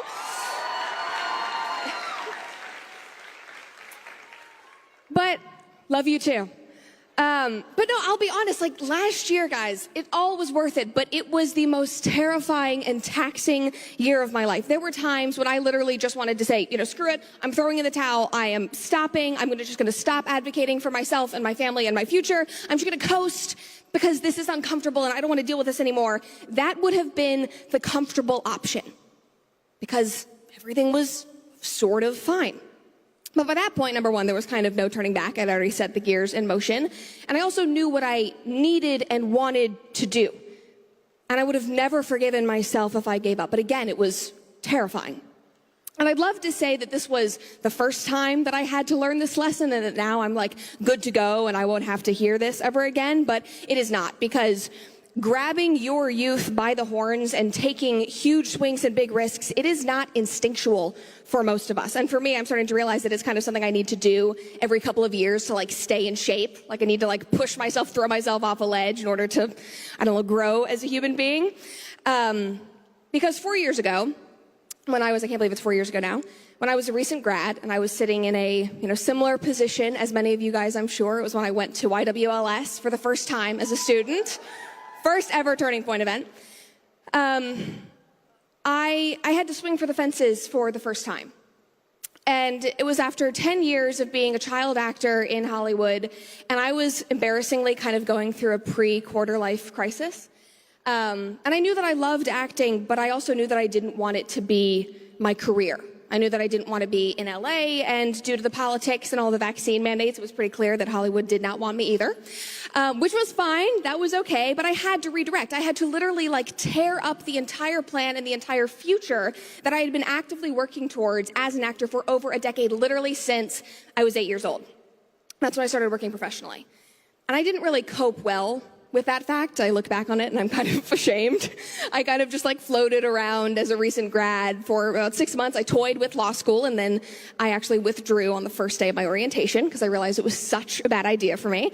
I got a job copywriting and working for Young Americans for Liberty to try to, love it, to try to find some purpose and to be engaged in this movement and feel like I was, doing something to better the world. And I spent my evenings being a waitress at a steakhouse, which objectively was a ton of fun, until one evening when Daily Wire slid into my DMs.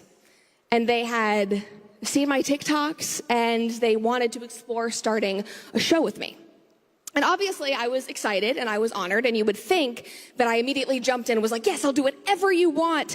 But no, I was literally paralyzed. I was terrified. I spent literally weeks not responding to emails, being terrified to meet with them. They wanted me to send in a trial, long form video reaction type thing. And I just didn't do it because I felt safe and comfortable. I felt like I was happy where I was. I had a routine. I had a good corporate job. That's all I should have wanted, right? And I enjoyed waitressing. I was living near my mom's farm that she was building. I lived with my brother. I just didn't want to leave. I thought I'm just going to stay here, be near them, and find some Idaho mountain man to marry, and everything will be totally fine. I'm not leaving. And my mom was horrified. She was so angry at me because she was watching her daughter, who, as a child, was so bold and so outspoken and so courageous, just shut the door on a huge opportunity right after she had already decided to walk away from this career and passion that she had literally spent a decade chasing. And so one night, literally, this is why parents are so important and you should listen to them. But one night I went over to her house and she literally grabs me by the collar of my hoodie and basically slaps it out of me. She was like, you need to get over yourself. If you want to play it safe, that's fine. If you're really happy, if you really believe you're happy, that's fine. But at least try. But don't sit here and just pretend like you're doing this because you actually know that this is what you want for your future. Because you don't, because you've been stumbling around for 6 months. Just try and see if they offer you the job, because this opportunity will never come around again, and I will not let you live a life of regret because you were too scared to be bold and take a risk. So you better believe. Love Mama Cooper. She's the best. And so you better believe after she grabbed my collar and essentially slapped me, I drove right on back to my house and I filmed that video and I responded to those emails. And within 2 months, I had packed up my life, was moving to Nashville, and launched the comment section.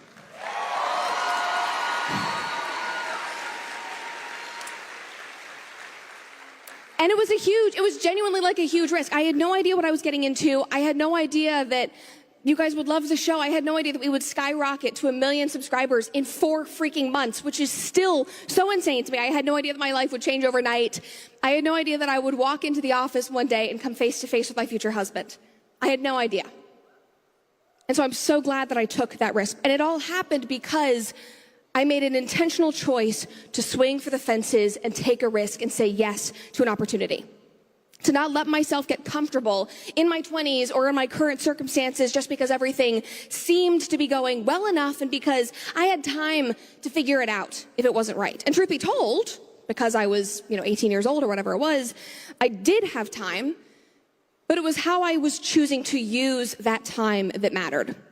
And even though I was terrified of taking those big leaps, they were things that in a way I had been working towards. Like the reason why I had these opportunities was because I spent my high school and my college years networking and exploring every single different facet of the entertainment and the media industry, honing my skills in writing and communication, even though I had no idea how I would end up using them in my career. I was able to land on my feet when I went independent for that same reason. And I was still terrified. It was still hard to get there. It was still hard to do. There was a lot I had to learn. But I was ready. And I knew that it was the right time for me to take that risk. Because the flexibility and the freedom that we all have as young people is a massive advantage if you use it intentionally. Think about 18-year-old Charlie Kirk starting this organization. Imagine if he had pushed this off and said, no, I'm going to go to college and party and I'll figure it out later. I'll start something important later. No, he did it now. You are never too young to start chasing your passions, to start making change in your life, in your community, literally in the country. You have no idea what you could do. And your young adult years will set the tone for the rest of your life. Not because you have to have everything figured out at 16, 17, or 18 years old, but because the habits that you form now, the risks that you take, the identity and the values that you start to build, all of that compounds over time. And sometimes, this kind of takes us to the last point, sometimes it will not work out the way that you hope. And sometimes you're going to have to learn how to deal with that. And there is a gift in that, and that's resilience, which I think is probably the most paramount tenet of my entire life. And I guarantee, if it's not already, it will become that for you too, because at some point in life, you will have the wind knocked out of you. And things won't go according to plan. You will fail. You will get hurt. That is just unfortunately part of life. Maybe you will get rejected by your dream school. Maybe you won't get a job. Maybe you'll get fired. That sucks. Been there. You get over it, I promise. Maybe you'll endure tragedies that you never expected. And if you're anything like me, maybe even at your young age, you already have. If you guys know my story, if you watched that 4.5-hour long Sean Ryan interview, which was, I laid it all out. But you know that, death and divorce and mental illness and addiction, all of the things, that was a large part of my childhood. And maybe you still do everything right and things still come crashing down. You will endure pain that is out of your control. That is a given in life, unfortunately. But what is also a given is your ability to choose how you respond to that. Because as a human, you get to decide what you learn from something and how you grow and evolve from that experience. You have the power to choose whether that setback, that failure, or that tragedy will cripple you or be the fire that you need under your ass to propel you forward. And I know it's cliche to say, but it is cliche for a very good reason. But failure is a chance for all of us to learn more and do better. In my life, Alex knows this, wherever you are, if I fall short, my default reaction is, I'll do it better. And that wasn't instinctual for me, but I just had to learn that years and years. I will do better. I'll come back stronger. I will prove myself. And, my upbringing could have set me on a totally different path for my life, one where I would continue the patterns of my family, where I would not break out of this generational cycle. But instead, I decided that I wanted to break the cycle, and I did that very intentionally. It would have been really easy to let my brother's death cripple me. It would have been really easy to allow my other brother's schizophrenia that he still deals with today to completely derail my life. But instead, both of these experiences, both of those brothers drive me every single day to live a life that is bold and courageous and full because they never got the chance to do so.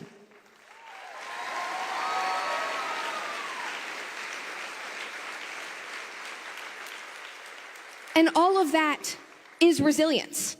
All of it is buoyancy, or the ability to stay afloat no matter what hits you. And I promise you, maybe you don't need it now, but you will need it. So start thinking in terms of controlling how you respond, and respond in a way that is positive and empowering.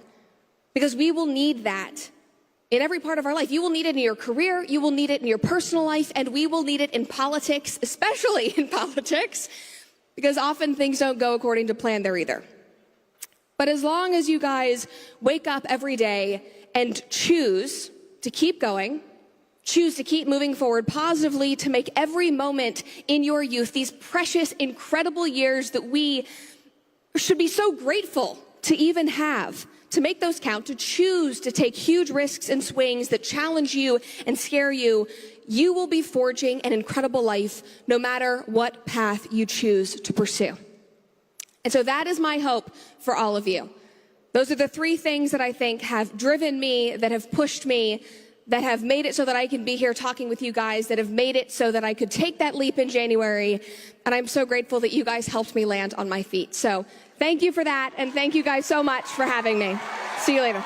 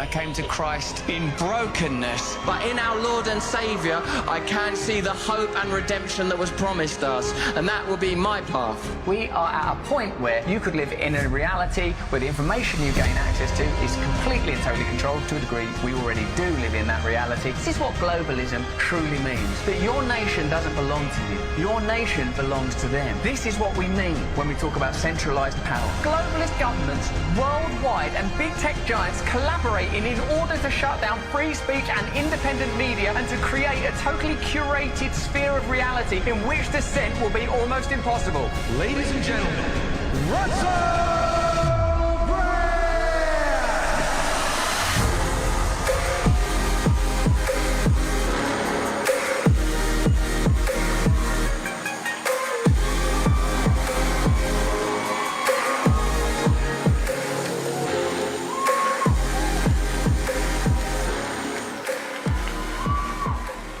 Hey, thanks. That's such a lovely welcome. I'm incredibly grateful to all of you, and I'm so happy to be... Thanks, I love you as well. That's very kind of you. Sit down, get comfortable. I'm English, don't embarrass me. I love your accent. Actually, I don't have an accent. This is this language as it was originally designed to be spoken. Now, a few words on 1775, stroke 6. You made a terrible... 1775 is when it started to go wrong. 76, you made a terrible decision. And now we would like to invite you back. I'm here as a mystery of the king. Now... We would like to invite you to pay taxes without representation. I actually like your man who said, give me liberty or give me death. Since the dawn of your country, yeah. There's been an ongoing dialectic, you might call it, about what freedom represents. I suppose you young people believe very strongly in freedom, yes? I suppose, does freedom mean the ability and right to pursue our own will?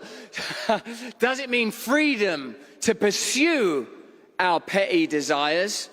Or does it mean freedom from our petty desires? What is the nature of freedom? Because perhaps we live in a culture, man, I wish I'd asked for a mic stand, because there's this bit where I need to take off my jacket. Is it too late to ask for a mic stand? What do you think? You're not involved in that, you're separate. Now, how's the cohesion of this, Sonia, this is that moment where I said I might need you from the stage, because you'd hold my jacket. But no, it's not, I don't need the jacket held, I need the microphone held while I hold the jacket. Would you think you can traverse these boundaries? What do you think this is, January 6th? You're going to burst through the boundaries? You're going to step over the velvet rope? Can you do the jail time? Thanks very much, Sonia. Check that out. I mean, what do you think we're amplifying? My groin? I spent 10 years speaking from there. My whole career, speaking from my midriff. Nothing but trouble. Let me tell you, I know that you are young people, and this primarily is a student action group. Let me get on my knees where God wants me. I'm here to tell you this. The pursuit of the realm of the flesh, the pursuit of carnality, the pursuit of the worldly cannot fulfill you. How do you know that, Russell? Say, how do you know that, Russell? Because I tried it! Because I tried all of it. Now, you could say I'm like a man at an all-you-can-eat buffet, chowing down on the endless treasures and pleasures, gorging myself on dough and croutons and a million types of bread before discovering there is only one bread that can ever fulfill you. Oh, it's all right for you, Russell.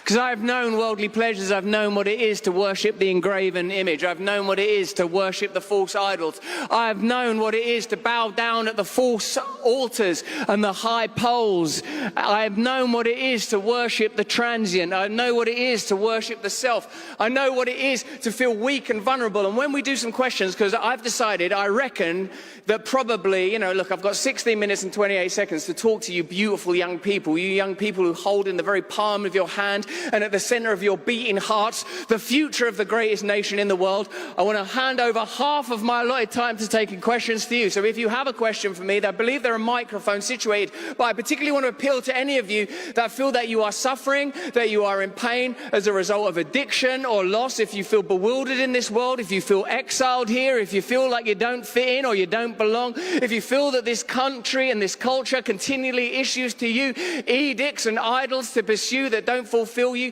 then step forward and ask me a question if you want to. I'm almost the opposite of Charlie Kirk. Well, you know when Charlie Kirk just sits down and argues with people, I call him the right wing. Thank you for that. I'm happy down here, Sonia. Don't you worry. In fact, I could use this one, and Sonia, you could use this one. We could be like a...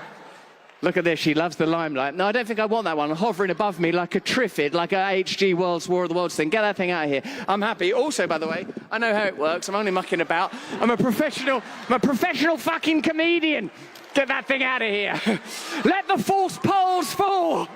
Heavenly Father, Lord God, I ask today that people may receive the message that I was blessed enough to receive. Me, as an apostate of a culture that wants you devout, that tells you that it's wrong to worship and demands your fealty to its false gods. Any of you that stare vacantly at the screens, any of you that get lost in the limpid, lurid, ever-flowing pools of pornography, that denigrate yourself and your kin and your kind, staring at flesh, pixelated though it may be, more naked bodies than your forefathers would have seen, seen in a lifetime, adorning a screen in a matter of moments. I am telling you that fruits are available to you, that salvation is available to you. How do you know that, Russell? Because I've been there, because I know what it's like to walk upon the crimson carpets.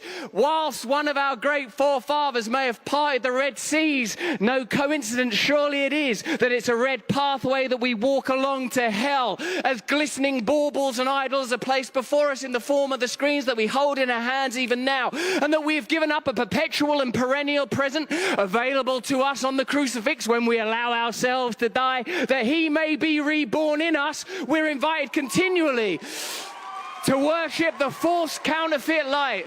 Ah, Lord, seek thee first the kingdom of righteousness, and all this plus more will be granted to you. Have faith to trust the everlasting flow of the moment. We may not all have the same skills in this room, but let me tell you that we're all on our knees before the cross, saved by the covenant of the same blood. Before, I wanted to live only in specialness. I spent my life trying to separate myself from people. When I was young like you, I felt inferior, worthless, like my body wasn't good enough, like my life wasn't good enough, that something magical and special would happen to me. And that led me into a path of endless indulgence. First drugs for a long, long time, the crack and the heroin, let alone the drugs that are available to you lot now, an endless hurricane of fentanyl available to you, whether it's coming across the border or permeating up through the soil, don't matter much to me. What matters to me is that you don't become spellbound, hypnotized, looking to anesthetize on these phony substances, that you find the one true self, the one true healer, like the serpent held aloft by Moses. He was held aloft that we may be saved upon a cross.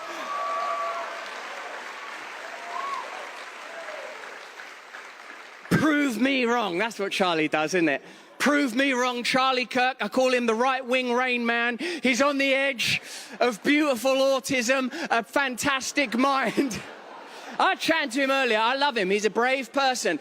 And hey, there may be 1,000 things that I disagree with Charlie Kirk on. There's 1,000 things I disagree with my own wife on. But what I agree with him on, and her on, is that Jesus Christ is our Savior. That as long as...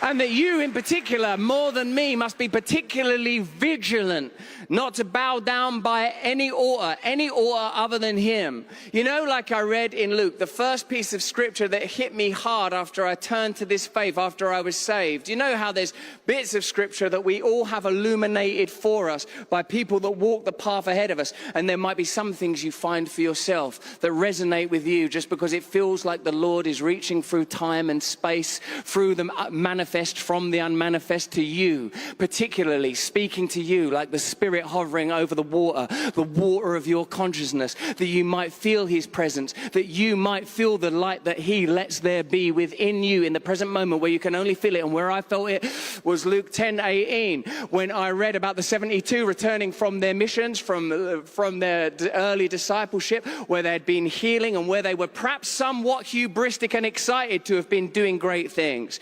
And when they returned, our Lord Jesus said to them, "You will do many great things, for your names are written in the heavens. You will move among scorpions and snakes." But then he adds, almost as an aside, "I saw Satan fall from heaven like lightning."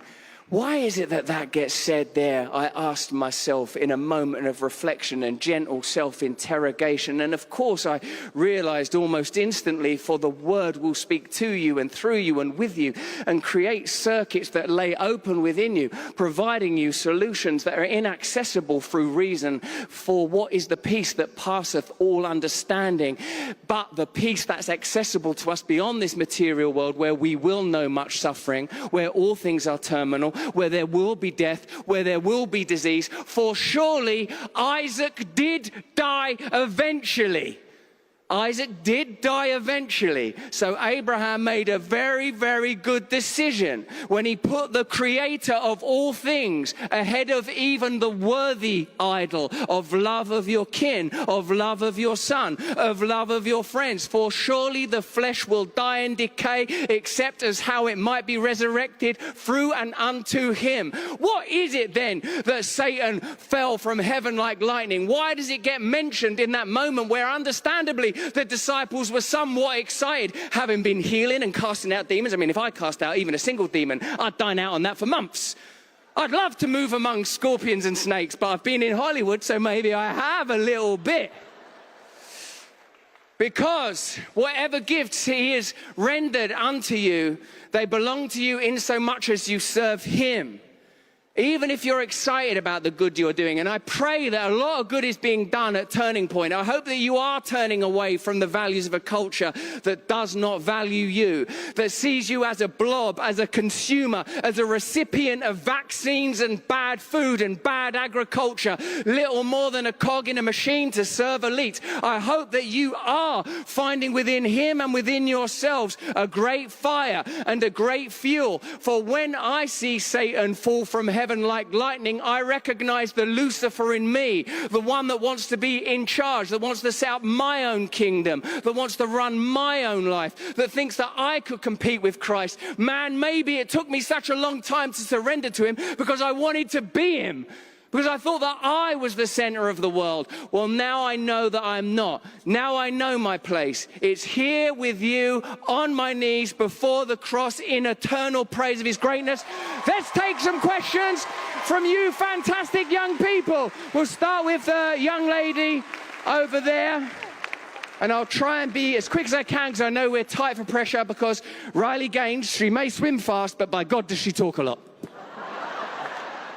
We could have got a bloke out there, done that a lot quicker. A man. I'm joking. Shouldn't have said... That's a joke. I shouldn't have said the word bloke, English colloquialism. Damn, that's a good joke in England, where we are not. You won that Revolutionary War fair and square. What's your question, mate? They were British generals. George Washington was trained by the British... No, let's forget it. Yes, mate. Hi, Russell. Is that you there? Wave, because the audio's confusing, because it's coming out of there for me, and it's like I'm talking to this little black ark. What's your name, mate? My name's Ethne. All right, Ethne. I want you to know that I was praying for you before your conversion. I saw one of your interviews with Shapiro, and I just felt it was laid upon my heart to do so, so I'm very happy to see where you are today. God bless you, Ethne. I've been a Christian my entire life, as long as I can remember, and so I often wonder what it's like as an adult convert reading the Bible for the first time. And I wanted to know if there's a specific verse, chapter, or book that's made an impact on you recently and how it's impacted you. Ethne, there's a lot to answer there. Firstly, thanks for praying for me when you saw me on Ben Shapiro. I felt them prayers. You put a prophylactic of prayer around me. I appreciate it. Is it Ethne or Bethany? Ethne. Ethne. All right. Yeah, reading the Bible as an adult is crazy, particularly if you've consumed a lot of New Age literature and philosophy and you think you're all that, an autodidact, super clever, super smart, knowing who thou art continually just through your own mind, ruminating continually. Little bit of Nietzsche is the kind of creature that I used to be back then. Little bit of Sartre make me feel a bit smarter. But the simple truth of the matter is, I read that book, and the same as when I heard His Holiness, the Dalai Lama, the other day talking about his Buddhism, I thought, all of this is in Christ. Every single word. Every single word. But what I want to convey to you young people is the Christ that I follow sounds like a radical revolutionary, opposed to Phariseeism, opposed to the Sadducees, opposed to those of his own faith who are not worshipping the spirit of the law but the letter of the law, opposed to bad government, opposed to too much control. Reading it as an adult, it's rich indeed. All else seems insipid and tepid compared to his bright and luminous light. To think of him knowing the suffering he would endure, and that he came anyway, and that he would come for any single one of us again and again for all eternity, it is redolent, and it's like breathing lightning. It's like being consumed by holy light, to see that everything is a burning bush, that the kingdom of God is all about us. As it says, I think, in the Gnostic Gospel of Thomas, the kingdom of heaven is spread upon the earth, but man sees it not. That all things are luminous with God's light, but not immolated, not burned up. It is our duty to become temples. Did you not know that your body is a temple? Did you not know? Did you not know that you're holy, that you're a dwelling place for the Holy Spirit? So I like what that from Corinthians I loved. The bit from Luke 10:18 I loved. I love Isaiah. Fear not, for I have redeemed you. I have called you by your name. You are mine. Redeemed don't just mean saved. Redeemed means you belong to him. You individually belong to him. The price of his freedom is surrendering your identity, surrendering your connection to false idolatry, surrendering fealty to anything but him. Love your family, love your son, love your nation, but above all things, love Jesus Christ. Thank you.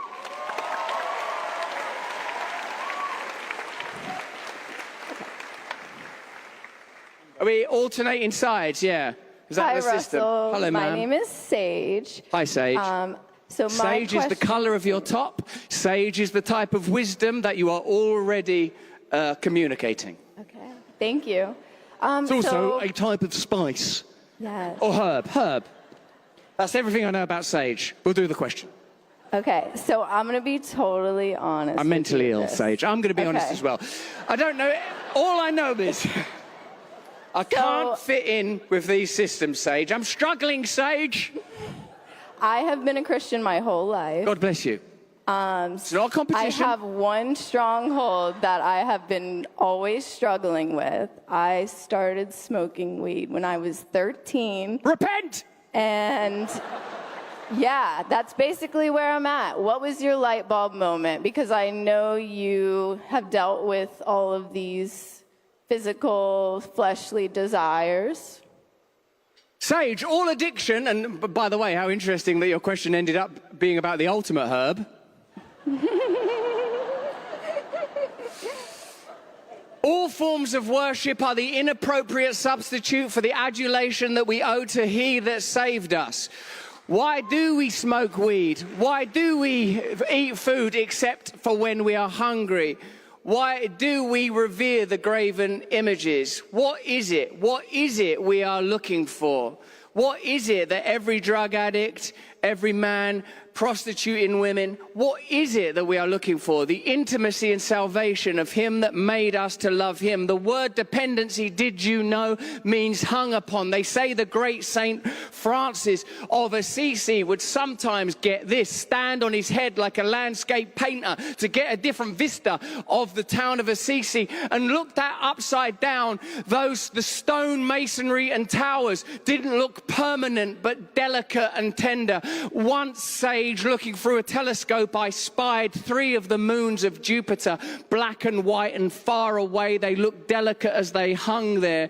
The same way as once at Mar-a-Lago, I caught a glimpse of Trump in repose, traveling from place to place, event to event, talking to a security person. And I thought, oh, is this the moment when I trouble him? But then I remembered the moons of Jupiter, that king planet, and thought how they hang upon the moment. Then I remembered St. Francis, how he looked at the towers and masonry of the town of Assisi upside down, where its strength suddenly suggests a kind of dependency.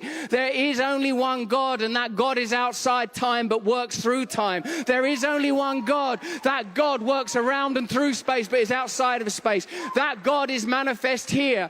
What you are looking for, what you are pursuing, may I say, is an addict in recovery myself, 22 and a half years, one day at a time. No drink, no drugs.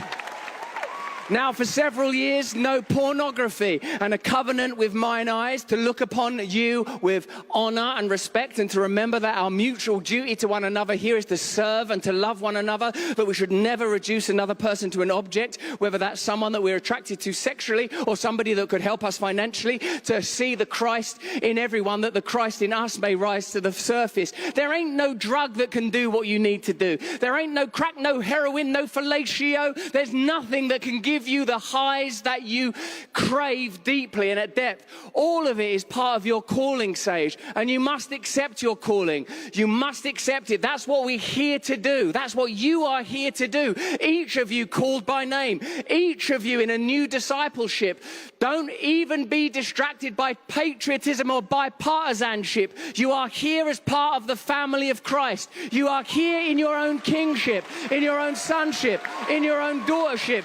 You have have been chosen. Who put that there? We have been chosen out of exile that we may be free, and only through love and devotion to him may we know perfect freedom. My time with you, I'm sad to tell you, is at an end. I wish I could talk to you for longer, but I'm a goddamn professional and it says 0 on the clock. I love you. Praise Jesus. Have a beautiful time.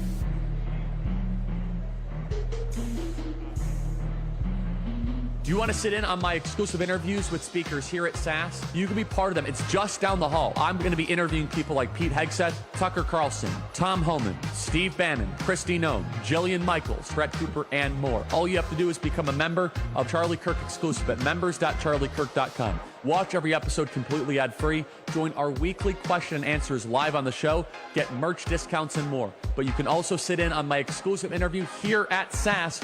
The time and location will be on your SAS agenda, so go to members.charliekirk.com. That is members.charliekirk.com for up-close and exclusive access to my show. It's all happening here at SAS. Follow the QR code on the screen to become a member.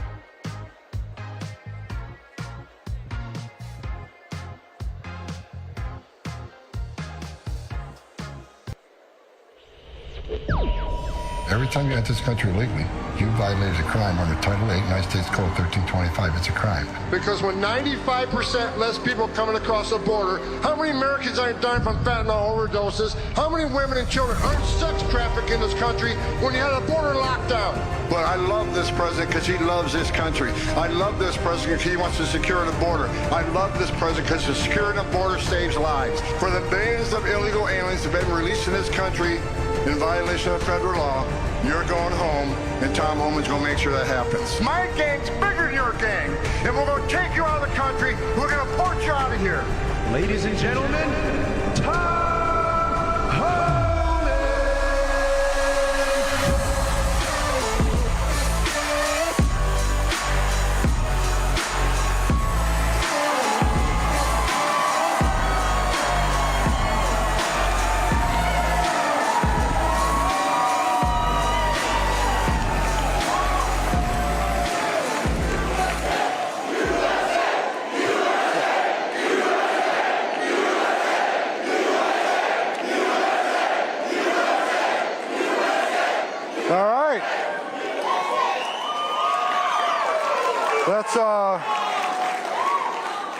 So I feel kind of bad because you just heard some great preaching. And look, I'm a badass. I say bad things. So look, let me just start out by saying this. Sometimes I use a bad word. Sometimes I'm harsh. But if I offend anybody here tonight, I don't give a shit. Okay. So look, this is the second time I came out of retirement for President Trump, who happens to be the greatest president in my lifetime. So I was the first guy the president called, and I remember after the election, I'm out to dinner with my wife, and the phone's sitting on the table, and all of a sudden it rings and says, POTUS. My wife says, shit. She goes, he's going to ask you to come back. So I walked outside, and first thing out of his mouth was, Tom, you've been bitching about it for 4 years. Want to come back and fix it? He says, you're damn right. Let's go.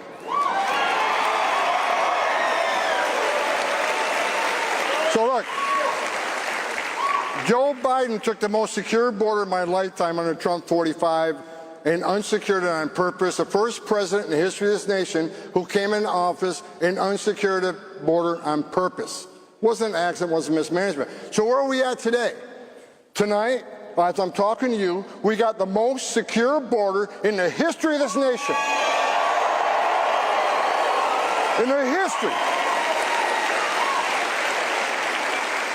Illegal immigration down 96%. That means 96% less people are coming. With 96% less people coming, how many women aren't being raped by the cartels? How many children aren't dying making that journey? How many pounds of fentanyl isn't getting to the country to kill Americans?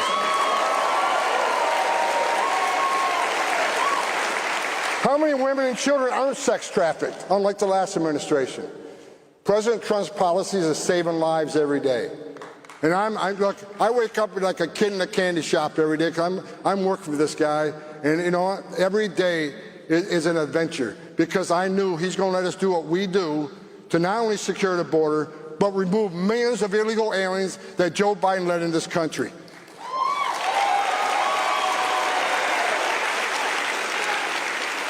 On top of the success we already had, the last administration, 500,000 children were trafficked into this country. The last administration lost track of 300,000. Trump's already found thousands of these children.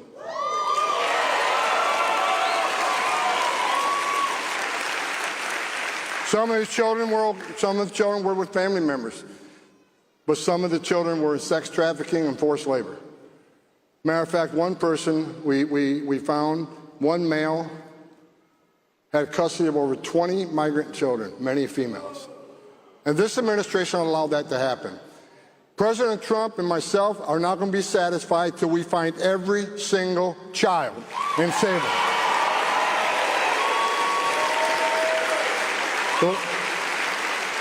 The last administration simply didn't give a shit. They didn't. And it's just terrible. I don't care what side of politics you're on.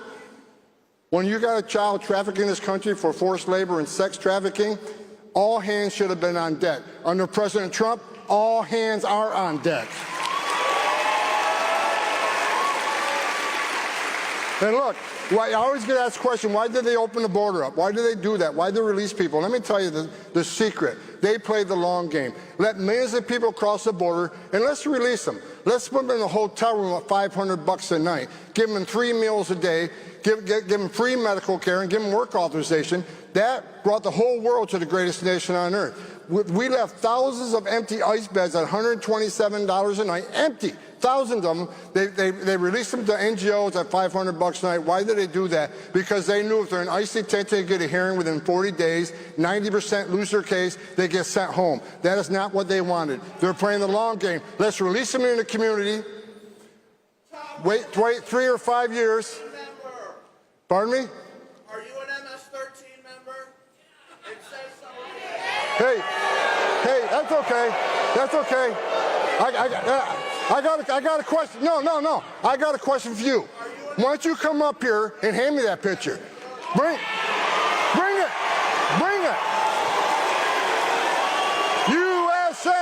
USA!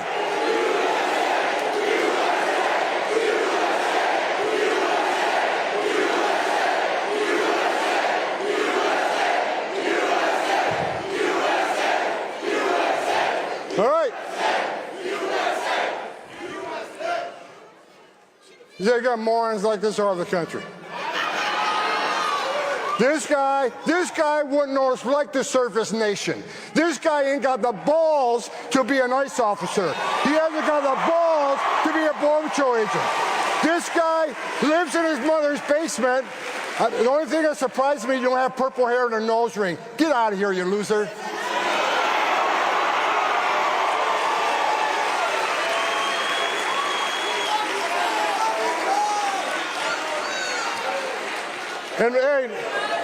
And you're such a badass, meet me off stage in 13 minutes and 50 seconds.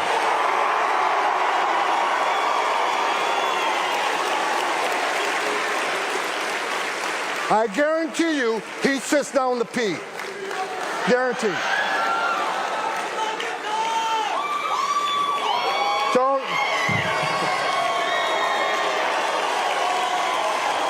Sanctuary cities. Let me talk about sanctuary cities real quick. Sanctuary cities are pushing back against the Trump agenda. Sanctuary cities are sanctuary for criminals. So sanctuary cities from day one, Chicago says Tom Home is not welcome in Chicago. I was in Chicago within 24 hours. I've been to New York City. I've been to Denver. And for those folks from Seattle and Portland, I'm on my way to Seattle and Portland.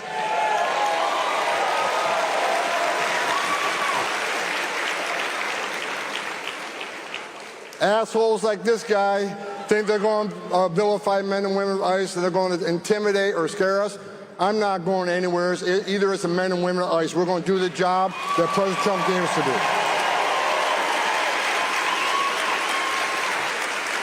And let's talk about the hate. I've never before seen in my career such hate against the men and women of ICE and the Border Patrol. That gentleman just standing here, he ain't got the balls to put a badge on and go stand there and take the criminals on.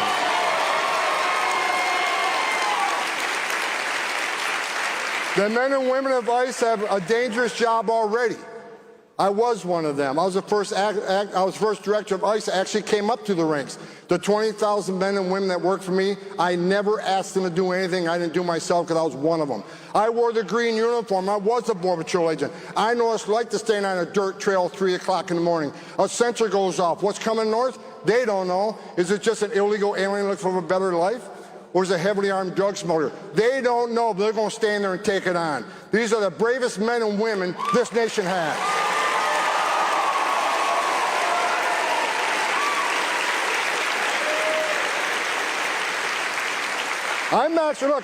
I'm actually kind of happy right now. When I pulled into the event tonight, there was no protesters. I love protesters. I love them. That means your message is getting out. And my detail will tell you, if protesters don't show up, I'm extremely disappointed. But the hate is incredible. It's just moved from protesting, which I support. You want to protest ICE? Shame on you, but have that. That's your First Amendment rights. You want to disagree with Trump policies? Okay, you have the right to disagree. But I said from day one, you cross that line and put a hands on an ICE officer, you're going to jail.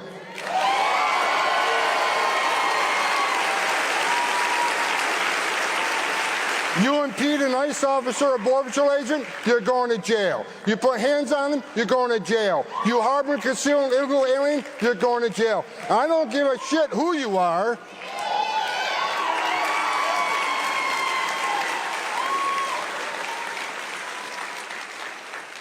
Well, the danger facing ICE and Border Patrol right now, I've never seen it before in my career, and I've been doing this since 1984. Throwing Molotov cocktails at officers. The other day they tried to ambush officers in Alvarado. Almost a dozen people, many with automatic weapons. Trying to kill an ICE officer for what? For enforcing the laws of this country? You got members of Congress comparing ICE to Nazis and racists. You got Tim Walz, another loser, who compares them to the Gestapo. And understand this, these members of Congress that are vilifying them, the ICE officers are simply enforcing the law that they wrote, that they enacted.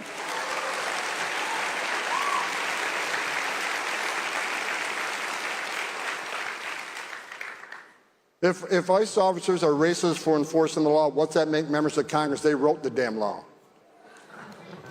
So we're going to prosecute every person that crosses that line. Last night, I was sitting on my couch, actually had a few hours off.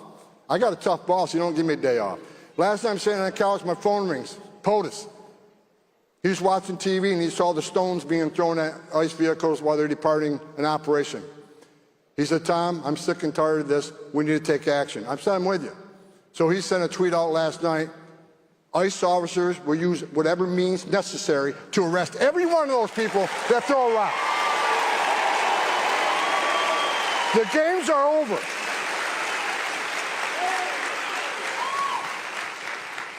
I'm tired of this shit. And for those people that want to protest ICE, I feel bad. I just had someone preaching and I'm up here, whatever. Right? If these protesters, these people with purple hair with a nose ring, live in their parents' basement, who don't work and want to go protest ICE, who are getting paid by people, If they think they're going to stop ICE or stop Border Patrol from doing their job, they got another thing coming. Because every time they double down, we're going to triple down.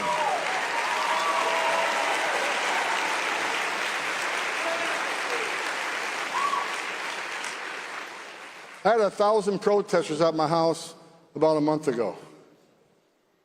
Good for them. I wasn't even there. My wife's in Italy, so what the hell are they doing? They said they weren't very smart. But they don't understand. We're on a mission to make this country safe again. Every public safety threat, every national security threat we take off the streets of this country makes this country safer. And for those people who say, well, this mass deportation operation, what a racist and un-American thing to say. No, no, no, no. We just spent 4 years of massive illegal migration where 10.5 million illegal aliens came to this nation, to our borders. They're demanding due process. They're demanding the right to claim asylum. They demand the right to see a judge. Okay, but at the end of that process, he says you're going home, you're going home. Because that's due process. We don't have a choice. What's the choice? Let them stay? Is that the choice? Because if you don't show consequences, you're never going to fix the problem, and the next president comes in and undoes all the success we're doing. Bottom line is, we're going to enforce the law, unlike the last administration. We're going to hold people accountable. We will continue to prioritize public safety threats and national security threats, because they're the most important, they're the most dangerous to the community. But I'll say it again, if you're in the country illegally, you're on the table. It's not okay to enter this country illegally. It's a crime. It's not okay to ignore a judge's order of deportation. We're looking for you. We got over 600,000 illegal aliens with criminal records walking the streets of this nation. We got 1.4 million illegal aliens who had due process at great taxpayer expense, were ordered removed, and never left. They became a fugitive, and we're looking for you too. We're going to run this operation because President Trump was elected for this issue.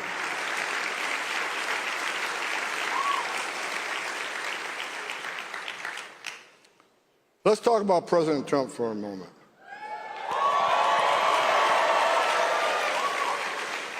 I say this all the time, media goes nuts. President Trump is the greatest president of my lifetime.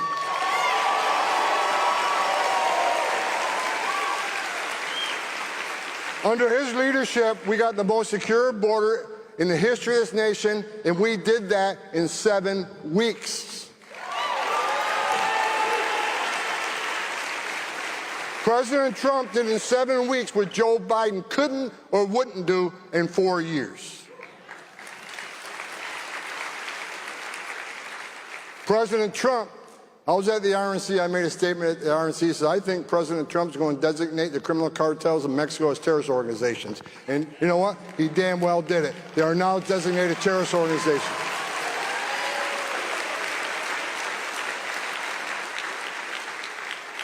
And President Trump will wipe these cartels off the face of the earth.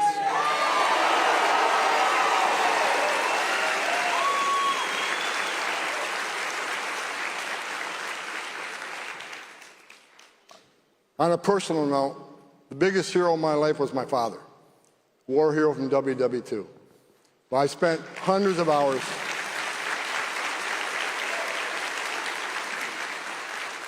I've spent hundreds and hundreds of hours with President Trump, either in the Oval Office on Air Force One or at outside events. I love this guy. I respect this man.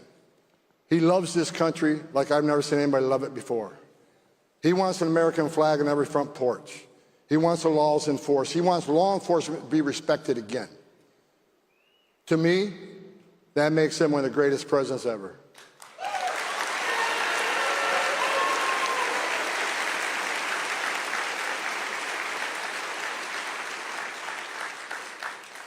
He brought me on the second time. My wife's still pissed off. I came out of retirement the second time. Absolutely, she was pissed off a little bit, but she got over it. Because she understood what Biden did to this border. 10.5 million illegal aliens to this border. a record number of terrorist watch lists, over 400. Over 400 people with terrorist watch lists were called the southern border under 4 years of Biden. Under Trump 45, we had 14. Biden had 400. How many we had since January 20th of this year? 0.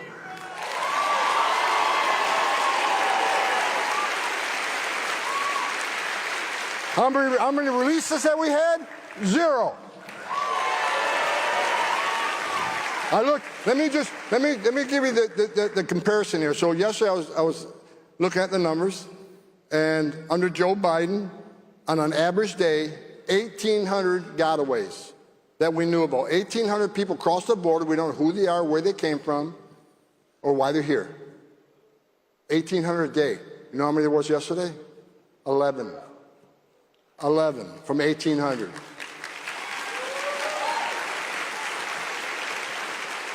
How many people crossed the southern border yesterday?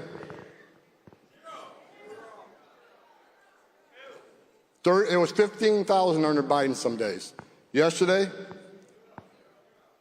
9 were arrested at the border and immediately returned.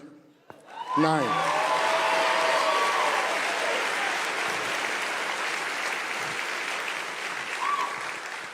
Sex trafficking has plummeted because the border is secure.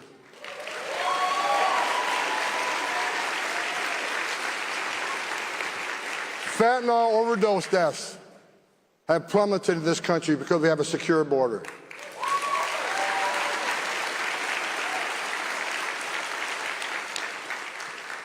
We have already arrested thousands of national security threats and deported them from this country.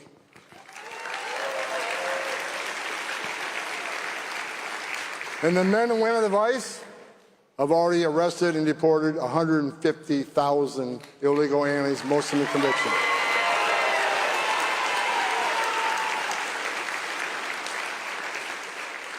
And I'll say this: I get a lot of mail. Say, Holman, that's not enough. We want more arrested. We want more deported. Well, let me tell you this: we got the big, beautiful bill. You think we're doing good now? Just wait to see what happens.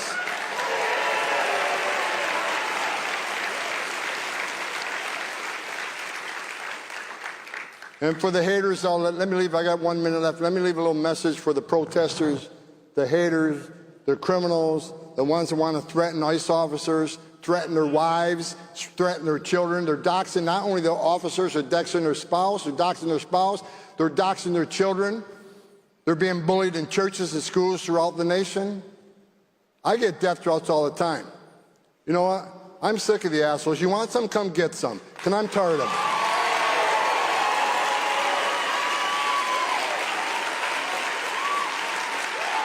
Tired of it. For the men and women of ICE, I deserve your respect. They're the finest 1% the country has. And Tom Homan isn't going anywhere. Tom Homan isn't shutting up. Tom Homan going to run the biggest deportation operation this country's ever seen.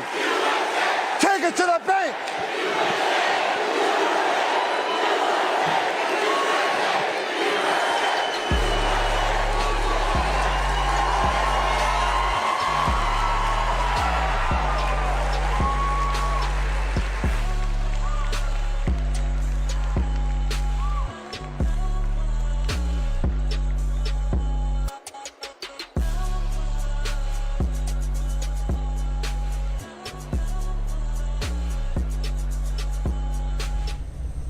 Understand you're exactly like the Patriots in 1774 and 1775. You're fighting a tyranny.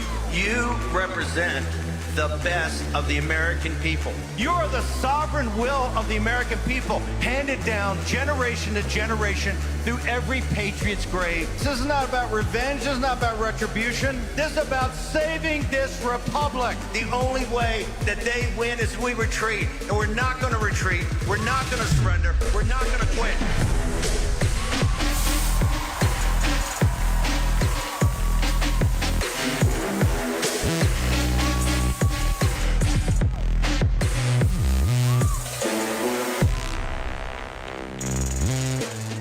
Yo, Tampa, yo, SAS, how you guys doing?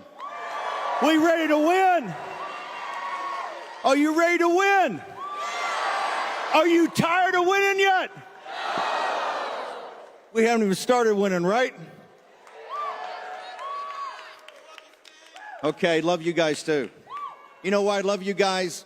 You're not the summer soldiers and sunshine patriots. You're the hardest core of the hardcore. You're the heart of the movement, right? You were with President Trump in 21 when they stole the 2020 election. He went back to Mar-a-Lago. Who had his back? You guys did, right?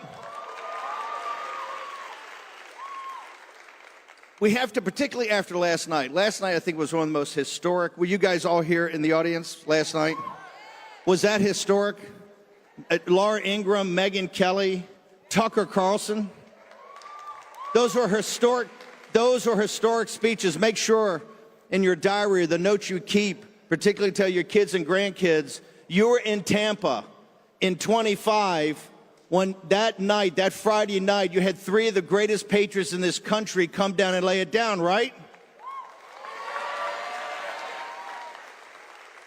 What did Megyn Kelly say? Megyn Kelly at the end said, it's a time for choosing.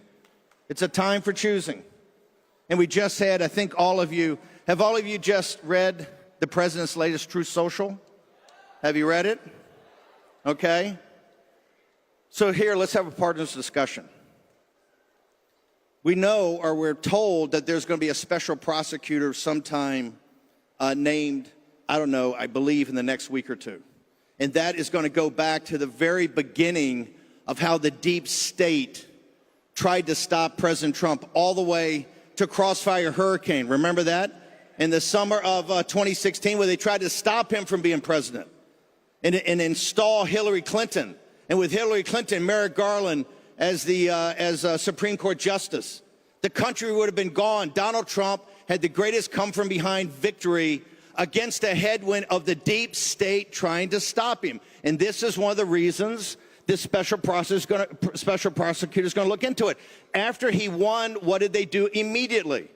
The nullification project, the phony Russiagate with Bannon and this entire crowd, just a rollover from what they did in Crossfire Hurricane. It just continued on. Why? They wanted President Trump, they wanted to stop him from taking on the deep state. Now, think about it. He had the economy on a roll, he had everything on a roll, and then the Chinese Communist Party in 2020 dropped a bioweapon from the Wuhan lab, correct? No doubt about that? Then they stole the 2020 election. The special prosecutor, President Trump, take your Truth Social out. Let's deconstruct what President Trump is saying. He says we've got to look into the 2020 election. That is going to be purview of the prosecutor. So you have Crossfire Hurricane before he won. You're going to have the nullification project and the Russian hoax after he won to try to kill his first term. You're then going to have the stealing of the 2020 election. And guess what? Let's throw in January 6th, right? January 6th. Now, I would strongly recommend in that, because I've argued for this from the beginning, that in that arc of looking at how the deep state has tried to stop Trump and the MAGA movement, you can easily fit in the Epstein situation, right? If you want the full release of documents, the special prosecutor gets it, and here's why.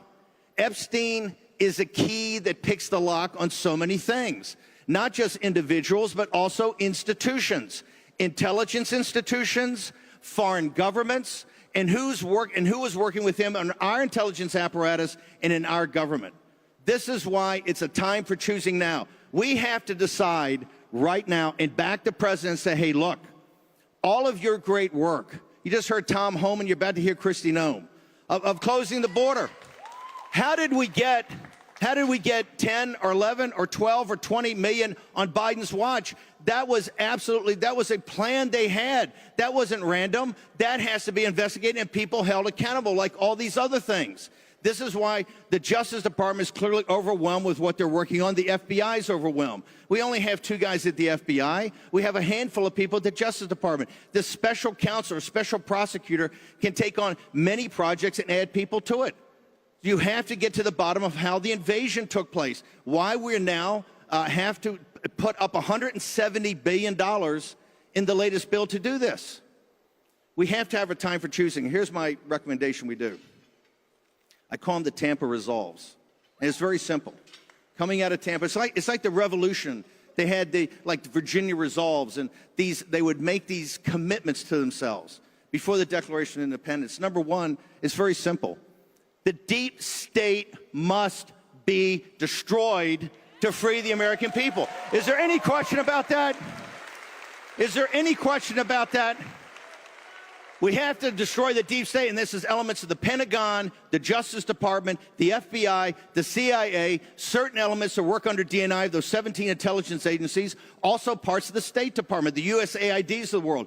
That inner apparatus controls the government, and when President Trump tries to do something, they're always trying to thwart his actions, right?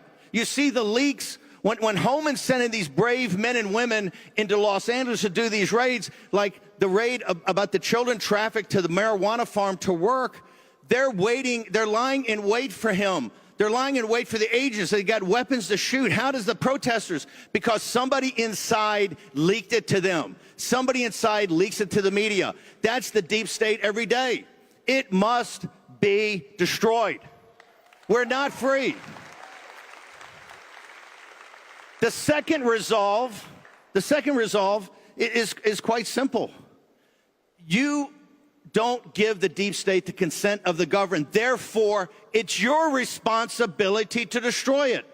It's a sacred duty and a responsibility of the American people, American citizens. No cavalry is going to come and save you. No foreign country is going to come and save you. No Deus ex machina is going to come down. No fairy dust is going to appear. You have to do it yourself, correct? It's our responsibility. And number three, whoever is not with us is against us, right? If you're not with us, you can't be neutral in this. If you're with us, you're with us. If you're neutral, oh, I don't know, then you're against us. This has to happen. And President Trump, I think you're going to see, and when he's identifying these prosecutors, he's going after it. He's going after who set up Crossfire Hurricane. He's going after the Russia hoax. He's going to go after the 2020 election and how it was stolen and who's responsible for it being stolen, right? And I hope he gets to January 6th. You got to get to January 6th. When I was in prison, you had these January 6th people that had just walked by the Capitol. And what were they? They were sitting there in prison for nothing more than supporting the President of the United States. Now, here's why we have to do this. You are the tip of the spear.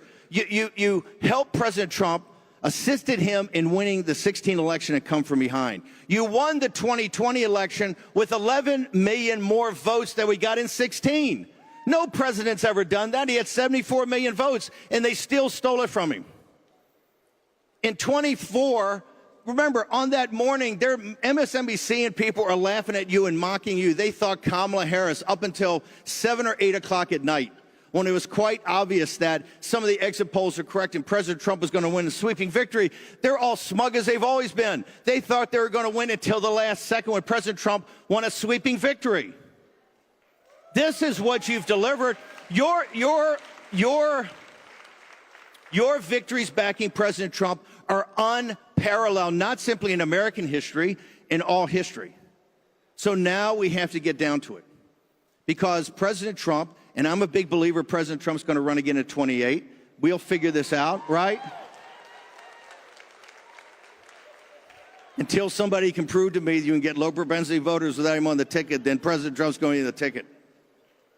President Trump is unique in American history. You've had General Washington, you've had Abraham Lincoln, now you got Donald Trump. The three greatest presidents we ever had. And the reason he may actually be greater, when he went back to Mar-a-Lago, when the Republican Party abandoned him and Fox News abandoned him and the left was coming after him and the deep state was then going to put him in prison, bankrupt him, smear his family. No American in history saw what was in front of him of all the challenges, right? All the challenges of going to prison for 300 years, of being bankrupt, of all. He made a conscious decision to come back. And you know why he did that? Because of you. He knew there were people out there that had his back.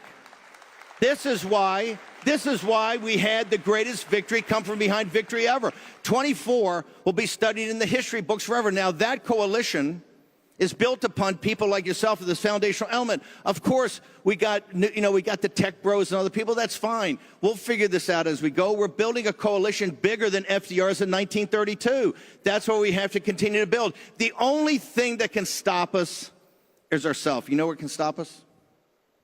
Cynicism. If we don't look into these things and expose these things to the American people, and that you can see the evidence so that you can be comfortable, hey, I fully understand it. If 2% or 3% or 4% become so cynical and say, hey, look, I just don't believe in anything anymore, we're not going to win any more elections. This is so obvious. It's so tight right now, where you're going to win by 10, 20,000 votes. We need to have not just every one of your votes. We need to have you motivated, as you've been motivated, to knock on doors, to canvass, to get people out to vote. That's what we want in 24. We have to see this through to the end. You know, I'm a fighter, and this fight is the fight before us, because we could do all the tax cuts in the world. We could close the border for a while. We could do all these amazing things, which President Trump is doing. He's absolutely correct. He's on a roll. He's the hottest any president's ever been. We're doing it. However, if we don't get into what really tries to control the country, the deep state, and take it apart. And by the way, if we got rid of, I don't know, 100,000 or 200,000 billets and people, we'd have control of this. And I mean, cut the FBI by half, cut the CIA by half, cut 3/4 of the State Department, right? Cut the Defense Department by a third. Cut every department and start cutting them in half. Let's go back to the Roman Empire. You ever heard of Cato the Elder? Heard of Cato the Elder? You guys are always the best. You're always a step ahead of me. So Cato the Elder was a very conservative senator in the Roman Republic. And his wisdom, he was looked upon as a wise individual. But he had one obsession, and that was Carthage. He realized the Roman Republic would never be truly free while they had this competitor, Carthage. So whatever was up, whether it was education policy or tax policy or a budget or anything, cleaning up Rome, putting in new sewers, aqueducts, he always finished every speech, and he was the greatest speaker in the Senate. Carthago delenda est. Carthage must be destroyed. Why? He knew if he imprinted that time and time and time again in the Roman Senate, eventually people would come his way and say, you know what? We don't care how many wars it's taken to take on Carthage. It must be destroyed. That's the deep state. Deep state delenda est. It must be destroyed, and it's your responsibility to do it. If we don't have the president's back, you're going to be mocked and ridiculed. Oh, these are conspiracy theories. These are conspiracy theories. Well, you know what? The conspiracy theories that you guys focused on turned out they weren't conspiracy theories. They were conspiracy facts. The coming days and weeks, as these crises converge, after 10 years after President Trump came down the golden escalator, as they converge, trust me, you think it's been tough before, it's going to get very bumpy. On Monday, the situation in Ukraine right now, the NDAA, the Senate, is passing in secret an increase to Ukrainian arms of $500 million a year. I know this audience does not support that, but this is what the pressure is going to be in the Senate, in the House, among the deep state, to get us into war after war after war after war. And forget that the main war is the enemy within and what we've allowed inside our gates. The enemy within must be addressed. And inside these gates, the cities of Los Angeles and Chicago and New York City, with this group of radicals about to win and take over New York City, that's the enemy within. We have 10. Tucker said 61 million. I don't care if it's 10 or 20. They all must be deported. Mass deportations now, amnesty never. If you falter, if you quit, if you say it's too hard, I don't believe anything anymore, we will lose. But if you hunker down and say, I'm with this, as long as it takes, as hard as it is, right? As many sacrifices I have to make, I guarantee you we will be victorious just like we were in 24. Tampa SAS, you're the best. Thank you very much.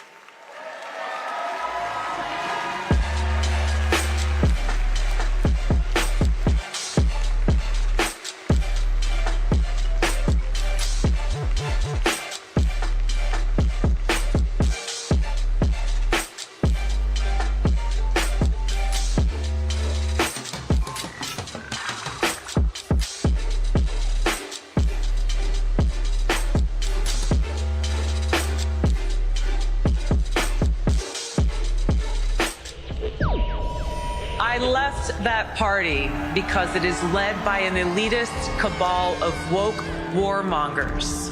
Not a single one stood up against Joe Biden's complete destruction of Title IX. The identity of being a woman is essentially being erased. They don't want the weakness or the insecurity of their own argument to be exposed, and also they immediately judge you as someone who may bring an opposing view, regardless of your political party, as the enemy.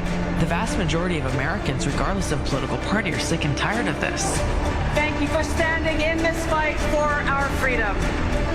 Ladies and gentlemen, please welcome Director Tulsi Gabbard.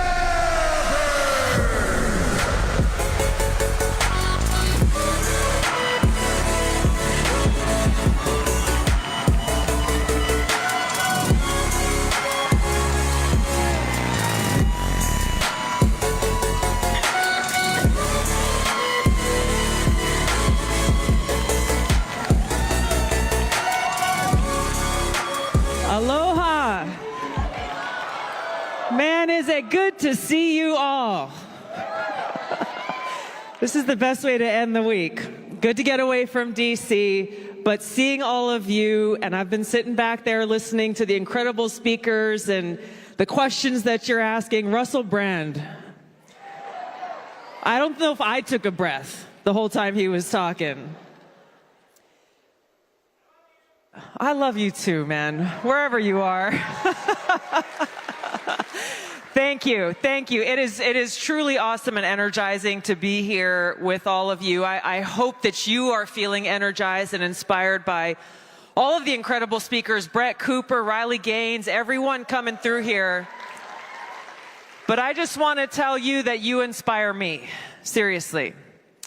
You know, DC, there are some good days and there are some dark days, but what keeps me going are people like you. People like you who made it possible for President Trump to get elected and create this truly transformational and historic moment that we are living in here today. We are here because thousands of young leaders like you, great Americans all across the country, they put partisan politics aside and recognized the opportunity to bring in a president who would fight for every single American. And that's exactly what we're doing in Washington every day.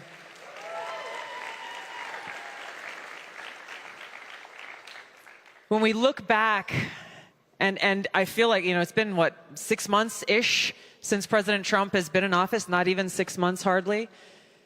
What happened in that year leading up to the election? It feels like such a long time ago, but I want to spend just a moment on this because it's important for us to recognize what Steve Bannon was just talking about, the deep state. When we go back and look at all of those days that President Trump had to spend in a courtroom because of the constant lawfare that was being waged against him by his political opponents and the deep state, who were terrified that the American people might choose to elect him once again. You look at all of the propaganda that was thrown his way, the lies, the smears, the attacks that were thrown his way, how many times they actually tried to throw him in jail. And even at that, man, that mugshot will go down in history as one of the best pictures ever. All of their attempts to take him off the ballot, as we were going through that, I often reflected at really what was behind it. They were there thinking, okay, we have all of this power, we need to silence him, undermining our democratic republic as they claim to be doing so to save democracy. But when we really take a step back, we recognize that they were acting out of fear. They were terrified of losing their perceived power. They're terrified of their own personal position or fame or profit or whatever the thing was. They were terrified, ultimately afraid of us. Terrified that in the United States of America, that was built on the foundation of these ideals of freedom and liberty for every single American, terrified that we may actually use our freedom, that we may lift up our voices and stand up for and work hard to bring about the vision that our founding fathers had for us. A government that is truly of, by, and for the people. To me, that is what President Trump's America First agenda is all about. That's why the deep state fought so hard to try to stop us from even having the freedom to choose who we wanted as our president and commander-in-chief. And despite their best efforts, we, the people, prevailed.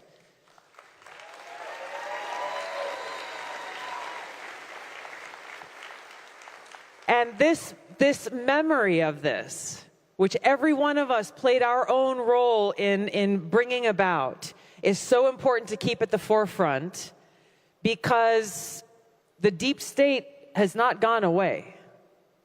They exist within every single agency of the federal government, in the national security state, and the propaganda media. They are continuing to fight hard every single day, in spite of the fact that the voices of the people delivered this resounding victory for President Trump and to our country, saying unequivocally, we are coming together, Americans from all different backgrounds and different walks of life, saying we choose freedom. We choose peace. We choose to come together for truth. Not my truth or your truth or their truth, but fundamental, objective truth. We come together for common sense.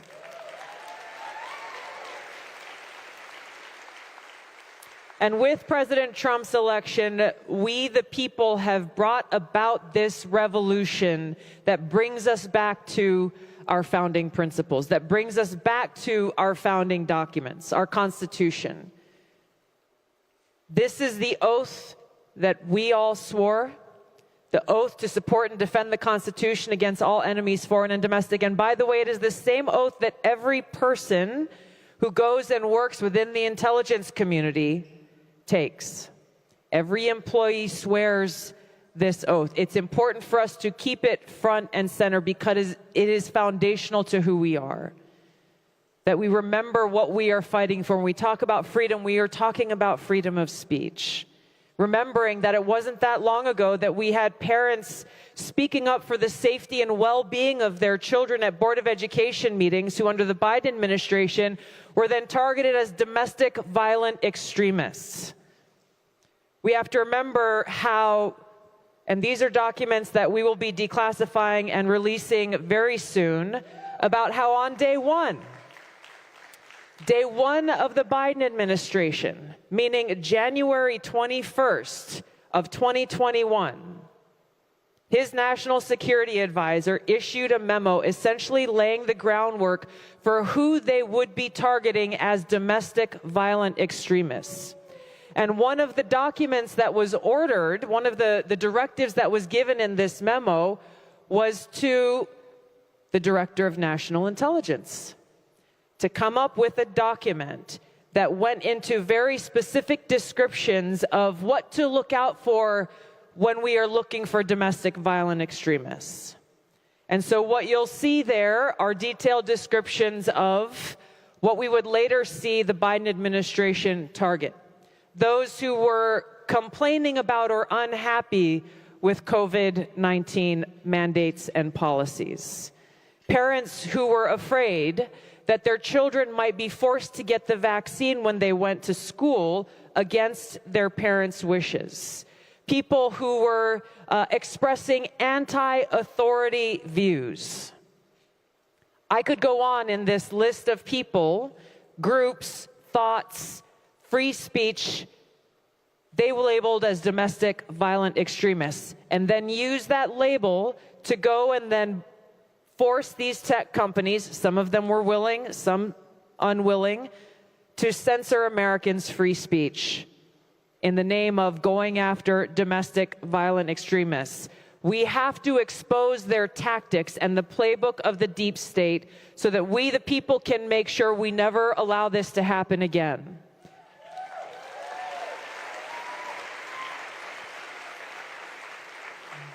By electing President Trump, we chose our Constitution. We chose freedom of speech. We chose freedom to worship so that we can know that as we go to our place of worship, or if we worship in the privacy of our own homes, that we won't have to worry about the FBI thinking that we were suspicious or had to be surveilled, as they did to those they labeled as radical traditionalist Catholics simply for attending Latin Mass.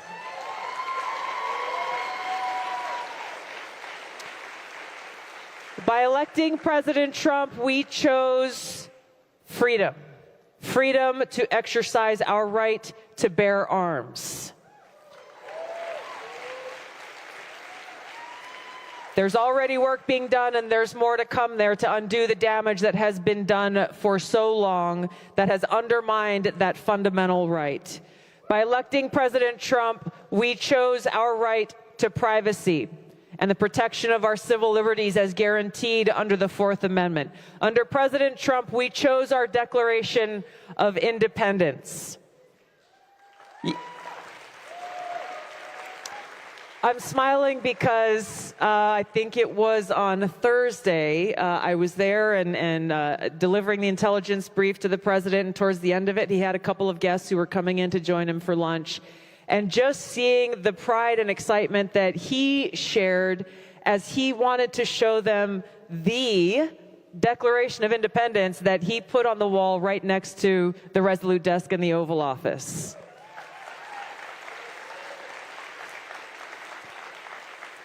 That declaration that reminds us all that all men are created equal, endowed by our Creator. Not by anyone in government, but our Creator with certain inalienable rights, among those our right to life, liberty, and the pursuit of happiness.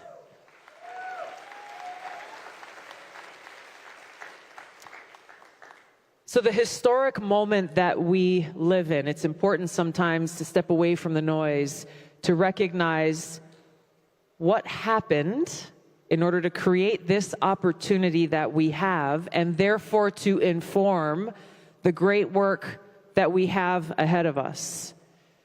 You think the campaign was hard, you think what President Trump went through was hard, and it was.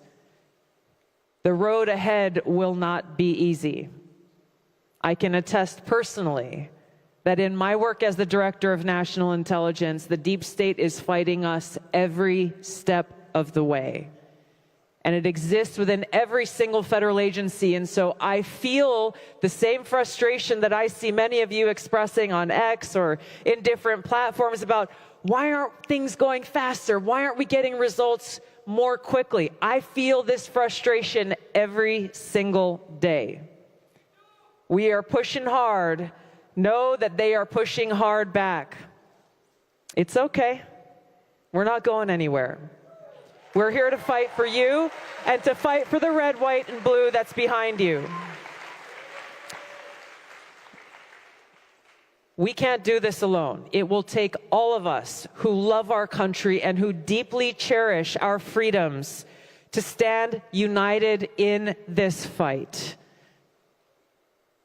It's going to come with hardship and sacrifice. As you know, it comes with name-calling and smears and lies and attacks. But here's the beautiful thing, is the harder they push back, the more smears and lies that are published in the Washington Post and the New York Times and the Atlantic and many others, the more we know that we are exactly on the target. And on those days where you might feel a little tired and you might feel a little discouraged, and we all get there at some point in time, I go back and think about what President Trump has been through. He has sacrificed more than anyone else. He has been attacked and targeted more than anyone else. And most significantly, 1 year ago tomorrow, was the day in Butler, Pennsylvania, when a gunman tried to take his life missing by just a hair. And so on those days when you feel like you're not quite sure if you have any more fight left in you, think back to that day when he popped right up. He was not cowed. He was not afraid. He was not running away. What did he do? He raised his fist and looked at all of the people who were there, just as you are here today. And he said, fight, fight, fight. And that's exactly what we have to continue to do. Not motivated by hate for those who are trying to take our freedoms away, but by love. I know President Trump is motivated deeply by his love for our country. This is where his strength and his resilience comes from. He is motivated deeply by his care for every one of you, every one of us, the American people, and his commitment to make the most of every single day that he has in the White House to bring about this reality of a country where we can live in peace with prosperity and security and freedom for all Americans. This is why I'm so grateful to be able to have earned President Trump's trust and confidence to be able to serve as a member of his cabinet in the role that I am in, because we have a lot of work to do.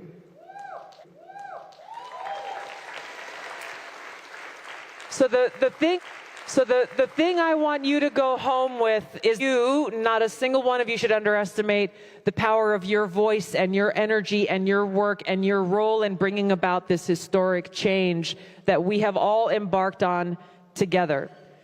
Don't let anyone ever tell you that this is not your time, or that you're too young, or maybe you'll go and do something in a few years, or 5 or 10 years or 20 years. The time is now. Electing President Trump was just the first step to be able to get to work, to do this important work.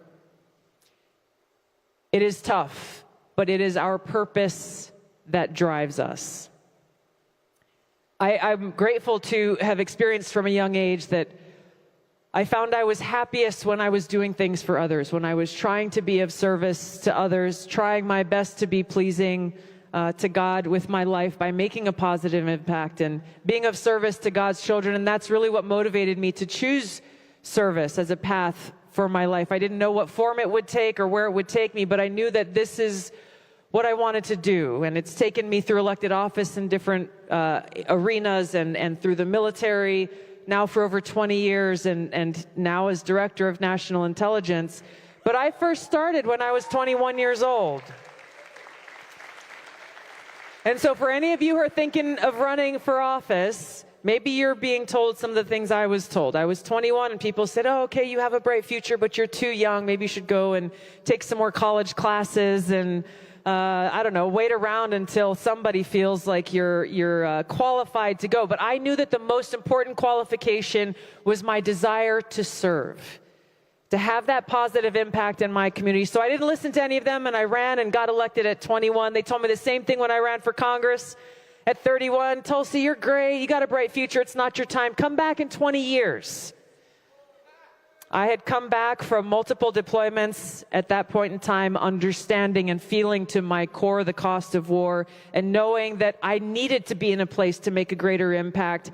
Where better than at that time in Congress, where I could help to influence some of these decisions about peace and war and share the experiences of my brothers and sisters who I served alongside, my experience, and honor the memories every single day as I continue to do, as Secretary Hegseth does. I know President Trump has the lives and well-being of our service members on his heart every day, knowing the sacrifice that's made.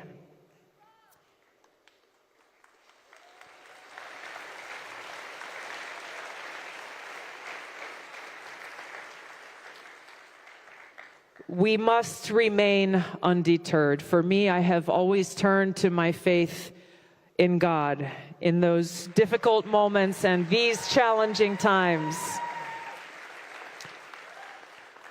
And finding that strength and that confidence and that peace and that shelter and that courage that can only come from having faith in God's unconditional love for me, and knowing that all I have to do is do my very best every day to be pleasing to him and have faith that whatever the outcome, it will be his will that is done.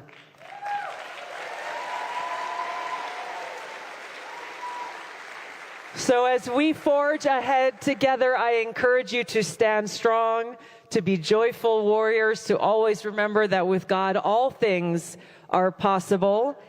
And knowing that we can change our mindset. Somebody brings me a problem, happens on a daily basis. I say, thank you. Good. Now I can solve it. Hard challenge comes my way, or maybe I am having a difficult day. Awesome. It's my opportunity to say, yes, Lord, here I am. Send me.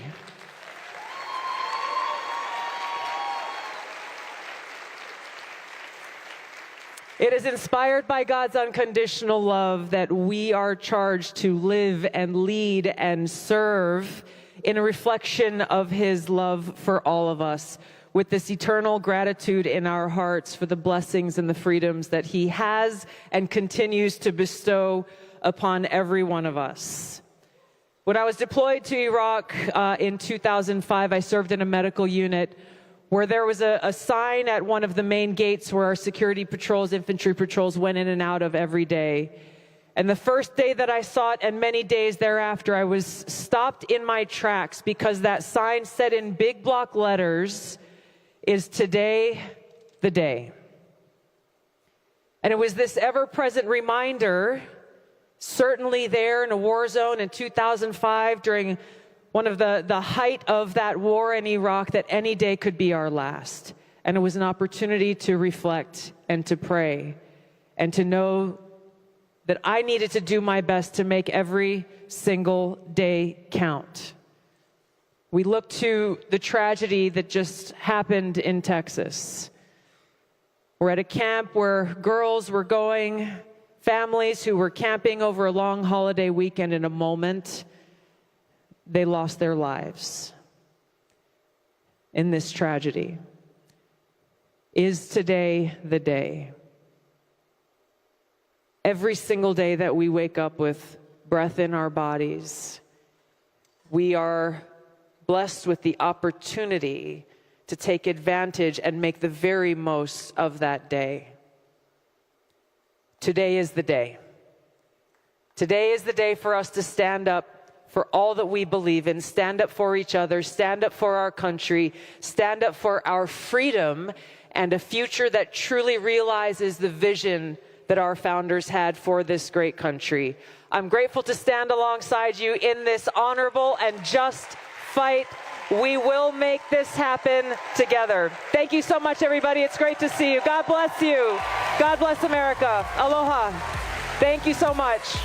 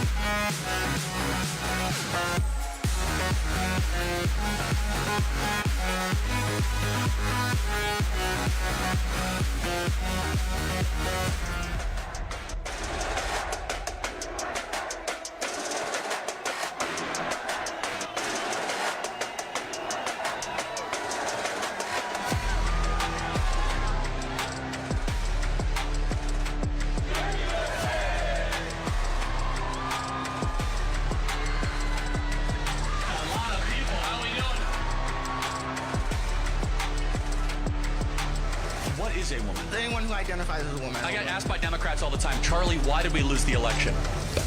We want a country based on content and merit. You are a perfect reminder why we won in November. So thank you for that. It's the American left in one picture. They are intolerant, they are mean, they are ugly on the inside, and they are losing, and we are winning in this country, everybody.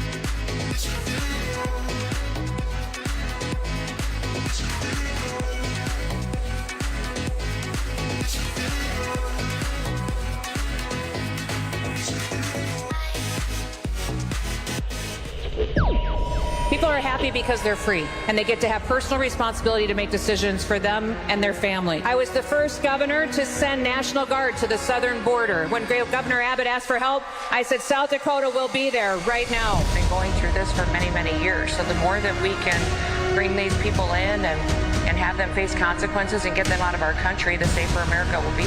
That if you do continue to break the law and you're a criminal and you're perpetuating violence in the United States, then there's going to be harsh consequences and you're going to go home. The real power granted to us by our Constitution is to the people, and it's given from God. Please welcome Secretary Kristi Noem.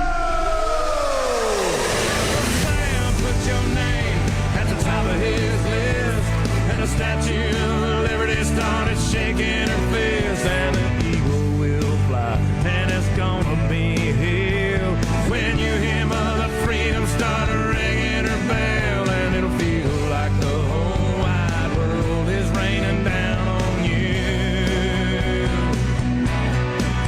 Oh, brought to you courtesy of the red, white, and blue.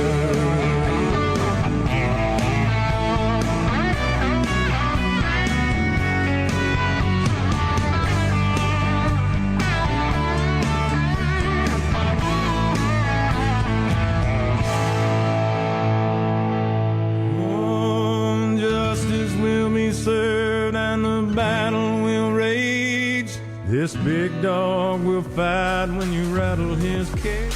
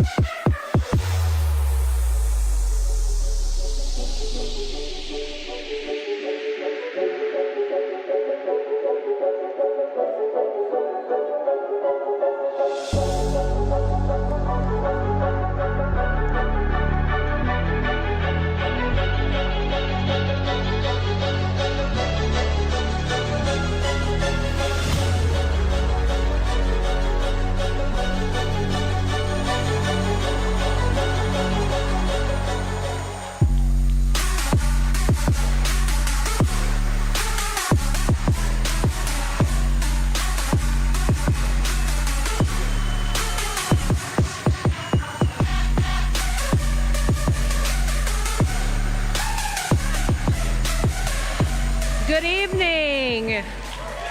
Oh.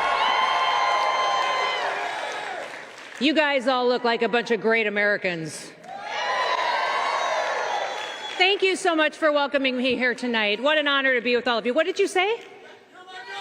Yes, I am your governor. And now I work for your president as your Secretary of Homeland Security.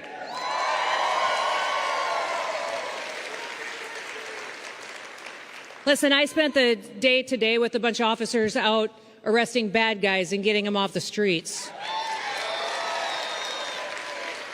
Aren't you grateful for our law enforcement officers? In fact, I want to do this. I'm sure my team put together a fantastic speech for me to give to you, and I will use some of it, but I'm going to go a little off the rails here a little bit because that's the mood that I'm in. But I want you all to stand up with me, and we're going to cover our law enforcement officers in prayer right now. Let's bow our heads. Dear Heavenly Father, we just come before you tonight grateful. We come before you extremely thankful for the blessings that you have given us, Lord, recognizing that we are a privileged people living in the greatest experiment on earth. Lord, you have given us a country that defends our freedoms and our liberties, and you have surrounded us with good men and women who care about the rule of law, who every single day stand up and they defend the oath that they have taken to protect people. Lord, we were created to serve you. The purpose you've placed inside of us as human beings is to serve other people, and when we serve other people, we will be happier because we are fulfilling the purpose for which you have created us. Lord, I just ask right now that you would put your hand and a covering over every single law enforcement officer in this country. Lord, that you would build a hedge of protection around them. And Lord, as they go out and they defend our streets from rioters, from violent criminals, from people who would wish to do others harm, Lord, that you would give them a peace that passes all understanding. That you would keep your hand on them and their families, protect them, keep them safe, and help them to know, Lord, that they are standing for right, that they are standing for good, that they are fighting evil, and that they are fulfilling the purpose to which you have called them. Dear Lord, we thank you and we praise you for each and every single one of them, Lord, and I ask that everyone in this room and all of America would find ways to bless our law enforcement officers, Lord. Bless them, have their backs, defend them, stand for what's right, and to continue to walk in the purpose for which you've called each and every one of us. In your name, amen. Amen. Amen.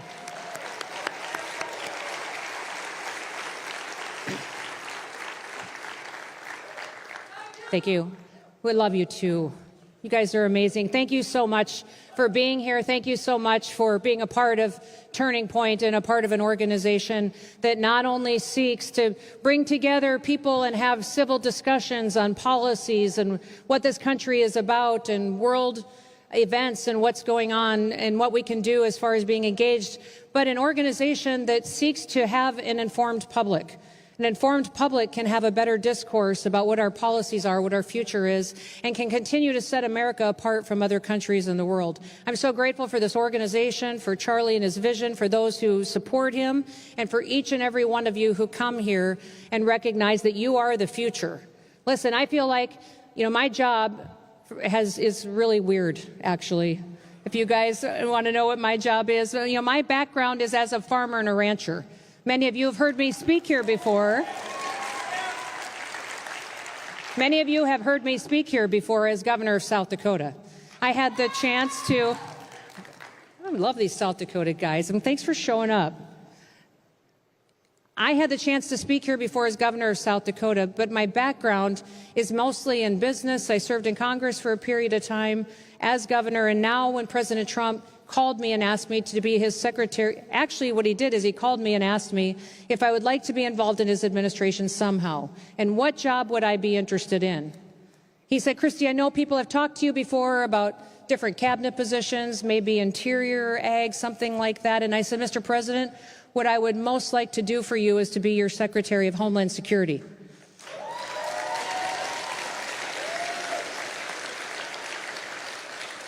And he said, really? Why? And I said, sir, because it is your number one priority.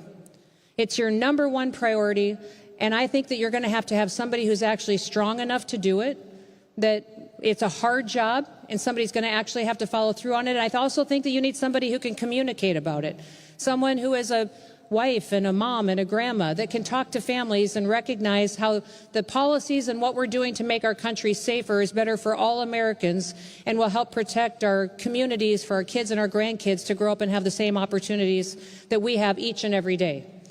I'm just so blessed and honored that he gave me that privilege to serve in this role. Now, the Department of Homeland Security was created after 9/11.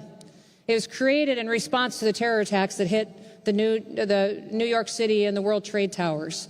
And it was a bunch of different agencies in the federal government all put under one umbrella whose mission is to defend the security of the homeland and to do so with honor and integrity. Therefore, I have 23 different components in my agency. You know that it is my job and Customs and Border Protection's job and Border Patrol's job in order to go out and secure the border. President Trump has secured our border for the United States of America.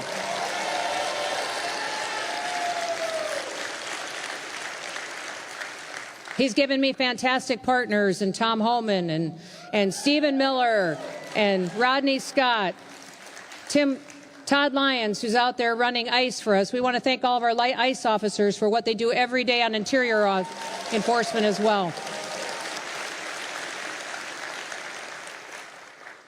We have over 99% of the people that were coming through the Darien Gap over a year and a half ago. Do you remember the hundreds of thousands of people that were coming through there, coming into the United States of America?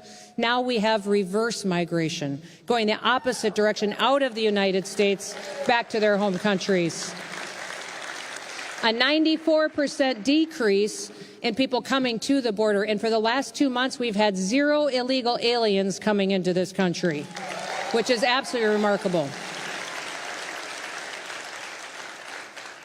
But beyond that, under the Department of Homeland Security, I also have a responsibility for USCIS, which is our citizenship visa waiver programs, and how we let people come into our country and be our guests. And I will be very firm in telling all of you there will never be amnesty under my watch or President Trump's watch.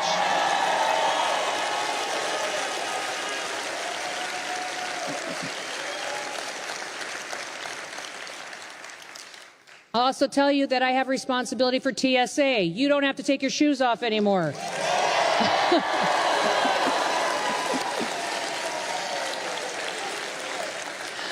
I think it was the first day I got this job, I walked into TSA and said, do we really have to take our shoes off? I mean, does it really make us safe and more secure? And that's what I think is number one. My job is to question every single thing that this government does. And if it doesn't make sense, if it doesn't serve the people, if it doesn't make us safe, and it doesn't defend freedom, we should not be doing it. We should not be doing it.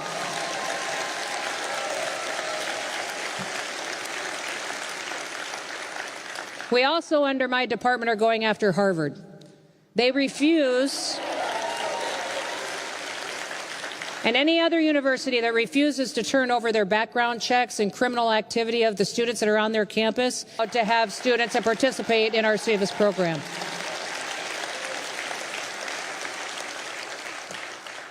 I'm also very proud of the fact that I have the supervisory authority over the U.S. Coast Guard. Aren't you proud about what the U.S. Coast Guard just did in Texas to help those individuals? Texas just went through an incredible tragedy with the flooding event that happened and is still looking for their loved ones and for children and have been absolutely devastated. And the individuals who showed up there from the Coast Guard, from Border Patrol, those individuals from the BORTAC teams, from FEMA that showed up immediately and supported that state in its response to its individuals. I'm so proud of them because for the very first time, we acted in a way that disaster response should. You know, the way statute lays out is that every emergency that happens in this country should be locally executed. That means the people that are closest to that emergency need to be the ones making the decisions to respond to people. It should be state managed, which means the state makes the decisions on how they're going to universally handle this disaster. And the federal government, our role should be to support. We should be there to support. We shouldn't be making the decisions.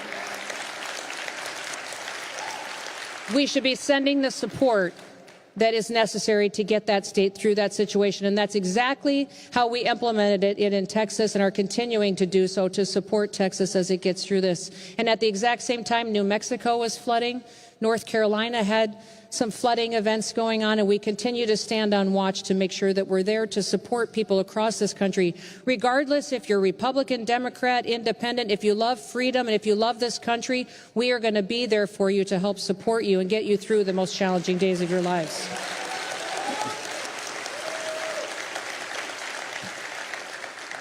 Now, I'm here tonight, and I'm not going to talk much longer. I guess it says I have 19 minutes. I'm not going to talk that long. But what I do want to talk to you about is that you guys are the future. People will tell you throughout life that there are things that will determine what you're going to be. They will tell you that the family that you're raised in, or the city that you're in, or the community is going to impact your future. I would disagree with that. People will tell you many times that your education will determine who you're going to be and what you will be. It'll open up doors for you and create new opportunities. I would say that I disagree with that. Our Department of Homeland Security interacts with all of those areas. It interacts with even the jobs that you're going to have.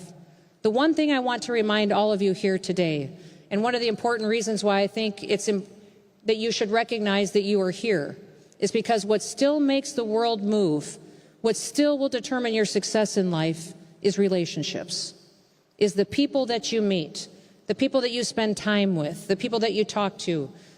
I would encourage you to continue to stay involved, to go out there and to come to conferences like this, meet people, go shake hands. You never know when the next person that you meet may be your next mentor that will give you the greatest advice that turned your life around, that changed everything for you. The next person you meet may be the person that gives you a reference for your next internship or your first job position that you get, or maybe the scholarship that you need to get the degree that you want. Maybe you will meet somebody when you show up for an opportunity when that door is open that will be your next business partner. Don't leave this conference without recognizing that the most valuable thing that you gained here was the relationships that you built, the people that you talked to, and the people that you were with.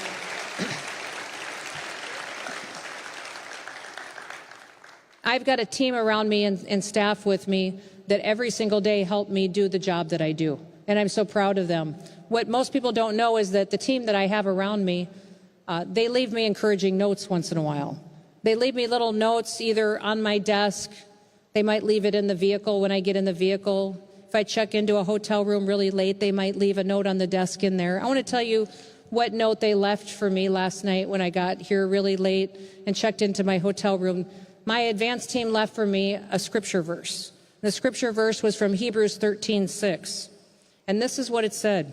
It said, "So we say with confidence that the Lord is my helper. I will not be afraid.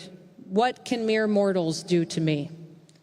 And I just was so overwhelmed by them, the fact that they are so kind enough to be encouragers to me and to leave me notes like that and to remind me of perspective.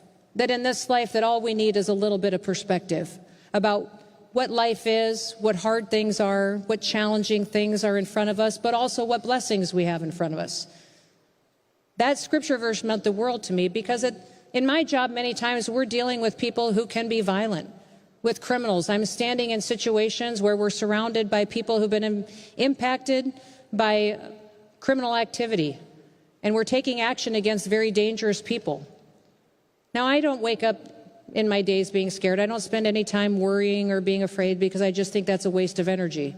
But I will tell you that scripture verses like it that say, we can say with confidence that we will not be afraid, that we will stand, and that what can mere mortals do for this?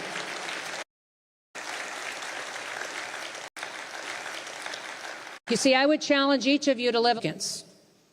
You could make a decision right here today, a life of significance, a life that matters, a life that will impact people and make a difference for the future. And I'm here just to tell you that we need you, that we absolutely need you for the future of this country. Security is an agency the Department of Homeland Security is an agency that's I think the second or third largest. Now, thanks to the president's big, beautiful bill that just passed, we'll have some new resources to put into securing this country and keeping it safe.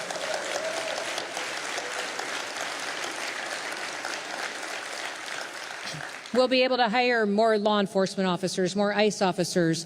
Homeland Security trains our federal law enforcement officers. We'll be able to do that. We'll be able to equip the Coast Guard with what they need to do search and rescue, but also to go out there and help us with drug interdiction and to make sure that we're taking these illegal criminals and getting them out of our maritime borders and getting them out there. Help the Secret Service get the resources that they need.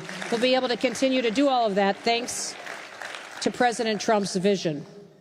But the one thing that I wanted to talk to you a little bit about the fact is that when you live that life of significance, you will no longer be deprioritized like you were under the Biden administration. That with President Trump, every day you are his priority. You are the reason he closed the border. You're the reason he's getting the criminals off the streets. You're the reason he's fixing the colleges. You are the reason that he's out there fighting so hard to make sure our economy is strong, that you can get the job that you want, that you can get a wage where your family can go after and pursue their biggest dreams and hopes beyond measure, beyond most of the people in the rest of this world, because you're in this great country. That's why President Trump gets out of bed every single day and why I appreciate him so much.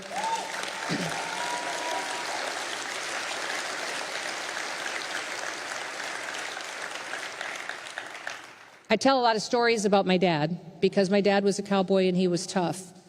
But I also tell people that he gave us impossible things to do. All the time, he gave us things that were just hard to do. And I think I told this story a few years ago at this conference, but I recognize some of you may be new here, so I'm going to tell it again. I'll give you one example of one of the greatest gifts that my dad ever did for us. I remember one day I was about 12 years old and it was harvest time on the farm. We were combining corn. We had filled a semi up with corn and he was driving it. I was in the passenger seat and he pulled it out of the field out onto the road and started to drive it down the road. When he realized, he said, "Oh, Kristi, I forgot. I've got to take a different truck home. Here, jump over here, take the wheel, make your corners wide, and I'll meet you in the yard." And he jumped out the door. So I dove across the cab, grabbed the wheel of the semi, started to drive, had no idea what I was doing. I didn't even know how to shift, stop, or anything. I took the widest corners I possibly could when I had to turn, drove the 7 miles home, and I remember when I got back into the farmyard, I didn't even know how to stop the semi. So I just turned it off and let it drift to a stop. I remember the very first thought that I had at that time was, I cannot believe that I lived. And the second thought that I had was that I bet I can drive anything now.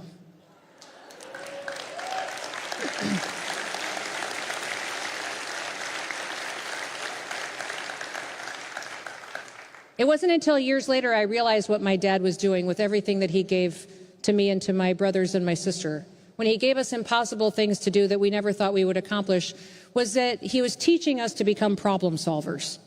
He was teaching us to figure things out and make our way through them. And then when we did something we never dreamed we could accomplish, it was giving us the confidence to take on the next biggest thing in front of us. It was going to give us that next challenging thing, the confidence to overcome it and to go out and to do it. See, life is all about perspective. I think we're crippling our children in this country. We're crippling our children by doing everything for them. Somehow we've taught the people in this country that hard things are bad and that we should avoid them. I would tell you hard things are good. They teach us who we are. They give us confidence.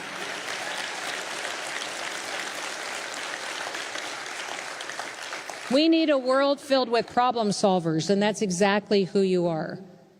You see, there's people every single day that go out and risk their lives so that we can stay free. There's men in our military, women that serve in our armed forces, law enforcement officers that keep us safe, keep us free. We don't know what hard is. We have no idea what sacrifice is compared to what some people are making for us. So I would ask you to keep the days ahead, the politics, the debates, the divisiveness that's out there. Keep it in perspective. Understand that sometimes hard things can burn off the trash and that what can come out is a shining gold, clean American freedom that the entire country can embrace again, and that you are the future that's going to continue to defend it. And you're going to defend it because you have the confidence to do it, because you've been through something hard and you've done it before.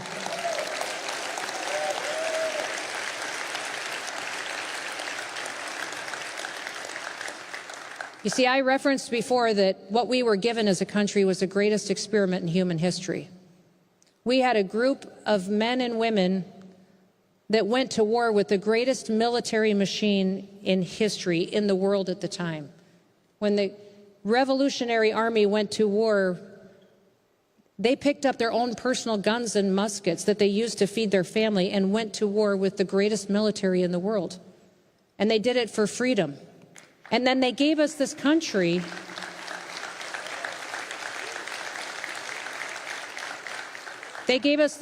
that's never been matched before. It might surprise some of you in the room to know that George Washington never signed the Declaration of Independence. You see, when the Declaration of Independence was voted on by the Continental Congress and it was sent out, John Hancock sent it out to George Washington, who was out with his troops. And 5 days later, he called all of his troops together so that they could all listen to it together when they were out there and what they have just been given in this new declaration. In fact, I want to read to you what General Washington said to his troops as he sat there on his horse with his military men and women, what he said to them before the Declaration of Independence was read to them out loud. He said, "The blessings and the protection of heaven are at all times necessary, but they're especially so in times of public distress and danger. The general hopes and trusts that every officer and every man will endeavor to live and to act as become a Christian soldier, defending the dearest rights and the liberties of his country." You see, even at that time, George Washington put his faith first, and then he called people to fight. He called them to go out there and to act as Christians, to go out there and to defend our rights and our freedoms. But when you go forward and do that with morals and with values and understand that every person out there is worth something in God's eyes, but yet we can disagree with them and still protect our freedoms and liberties, that's invaluable. And the general that gave us this country and became our first president understood it better than anybody else.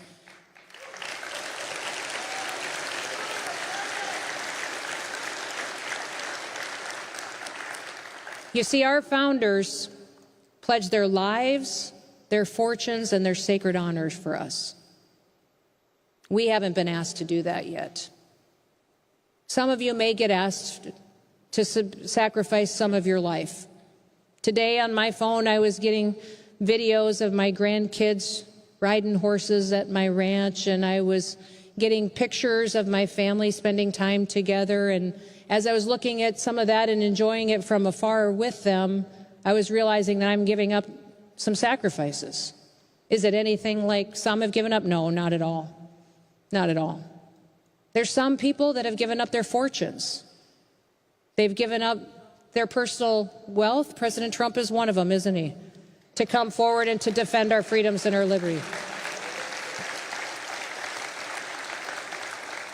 And then you've got some that gave up their sacred honor for our country.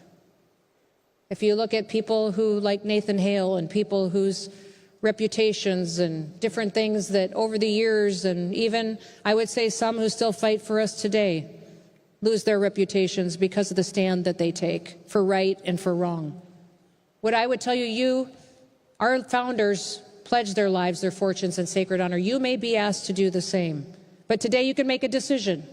You can make a decision to live a life of significance, one that matters. In this room are not people who are going to sit on the sidelines. When you're here because you're engaged.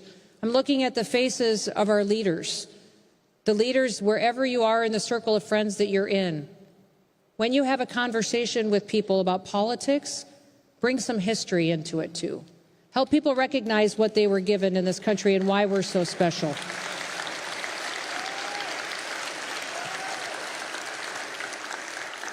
The last thing I want to leave you with is to be happy. I say that quite a bit at the end of my speeches, but it's amazing to me how people forget. how people forget that just because you woke up here in this country, in the United States of America, you are more blessed than 99% of the people in this world just because you woke up here and you woke up free.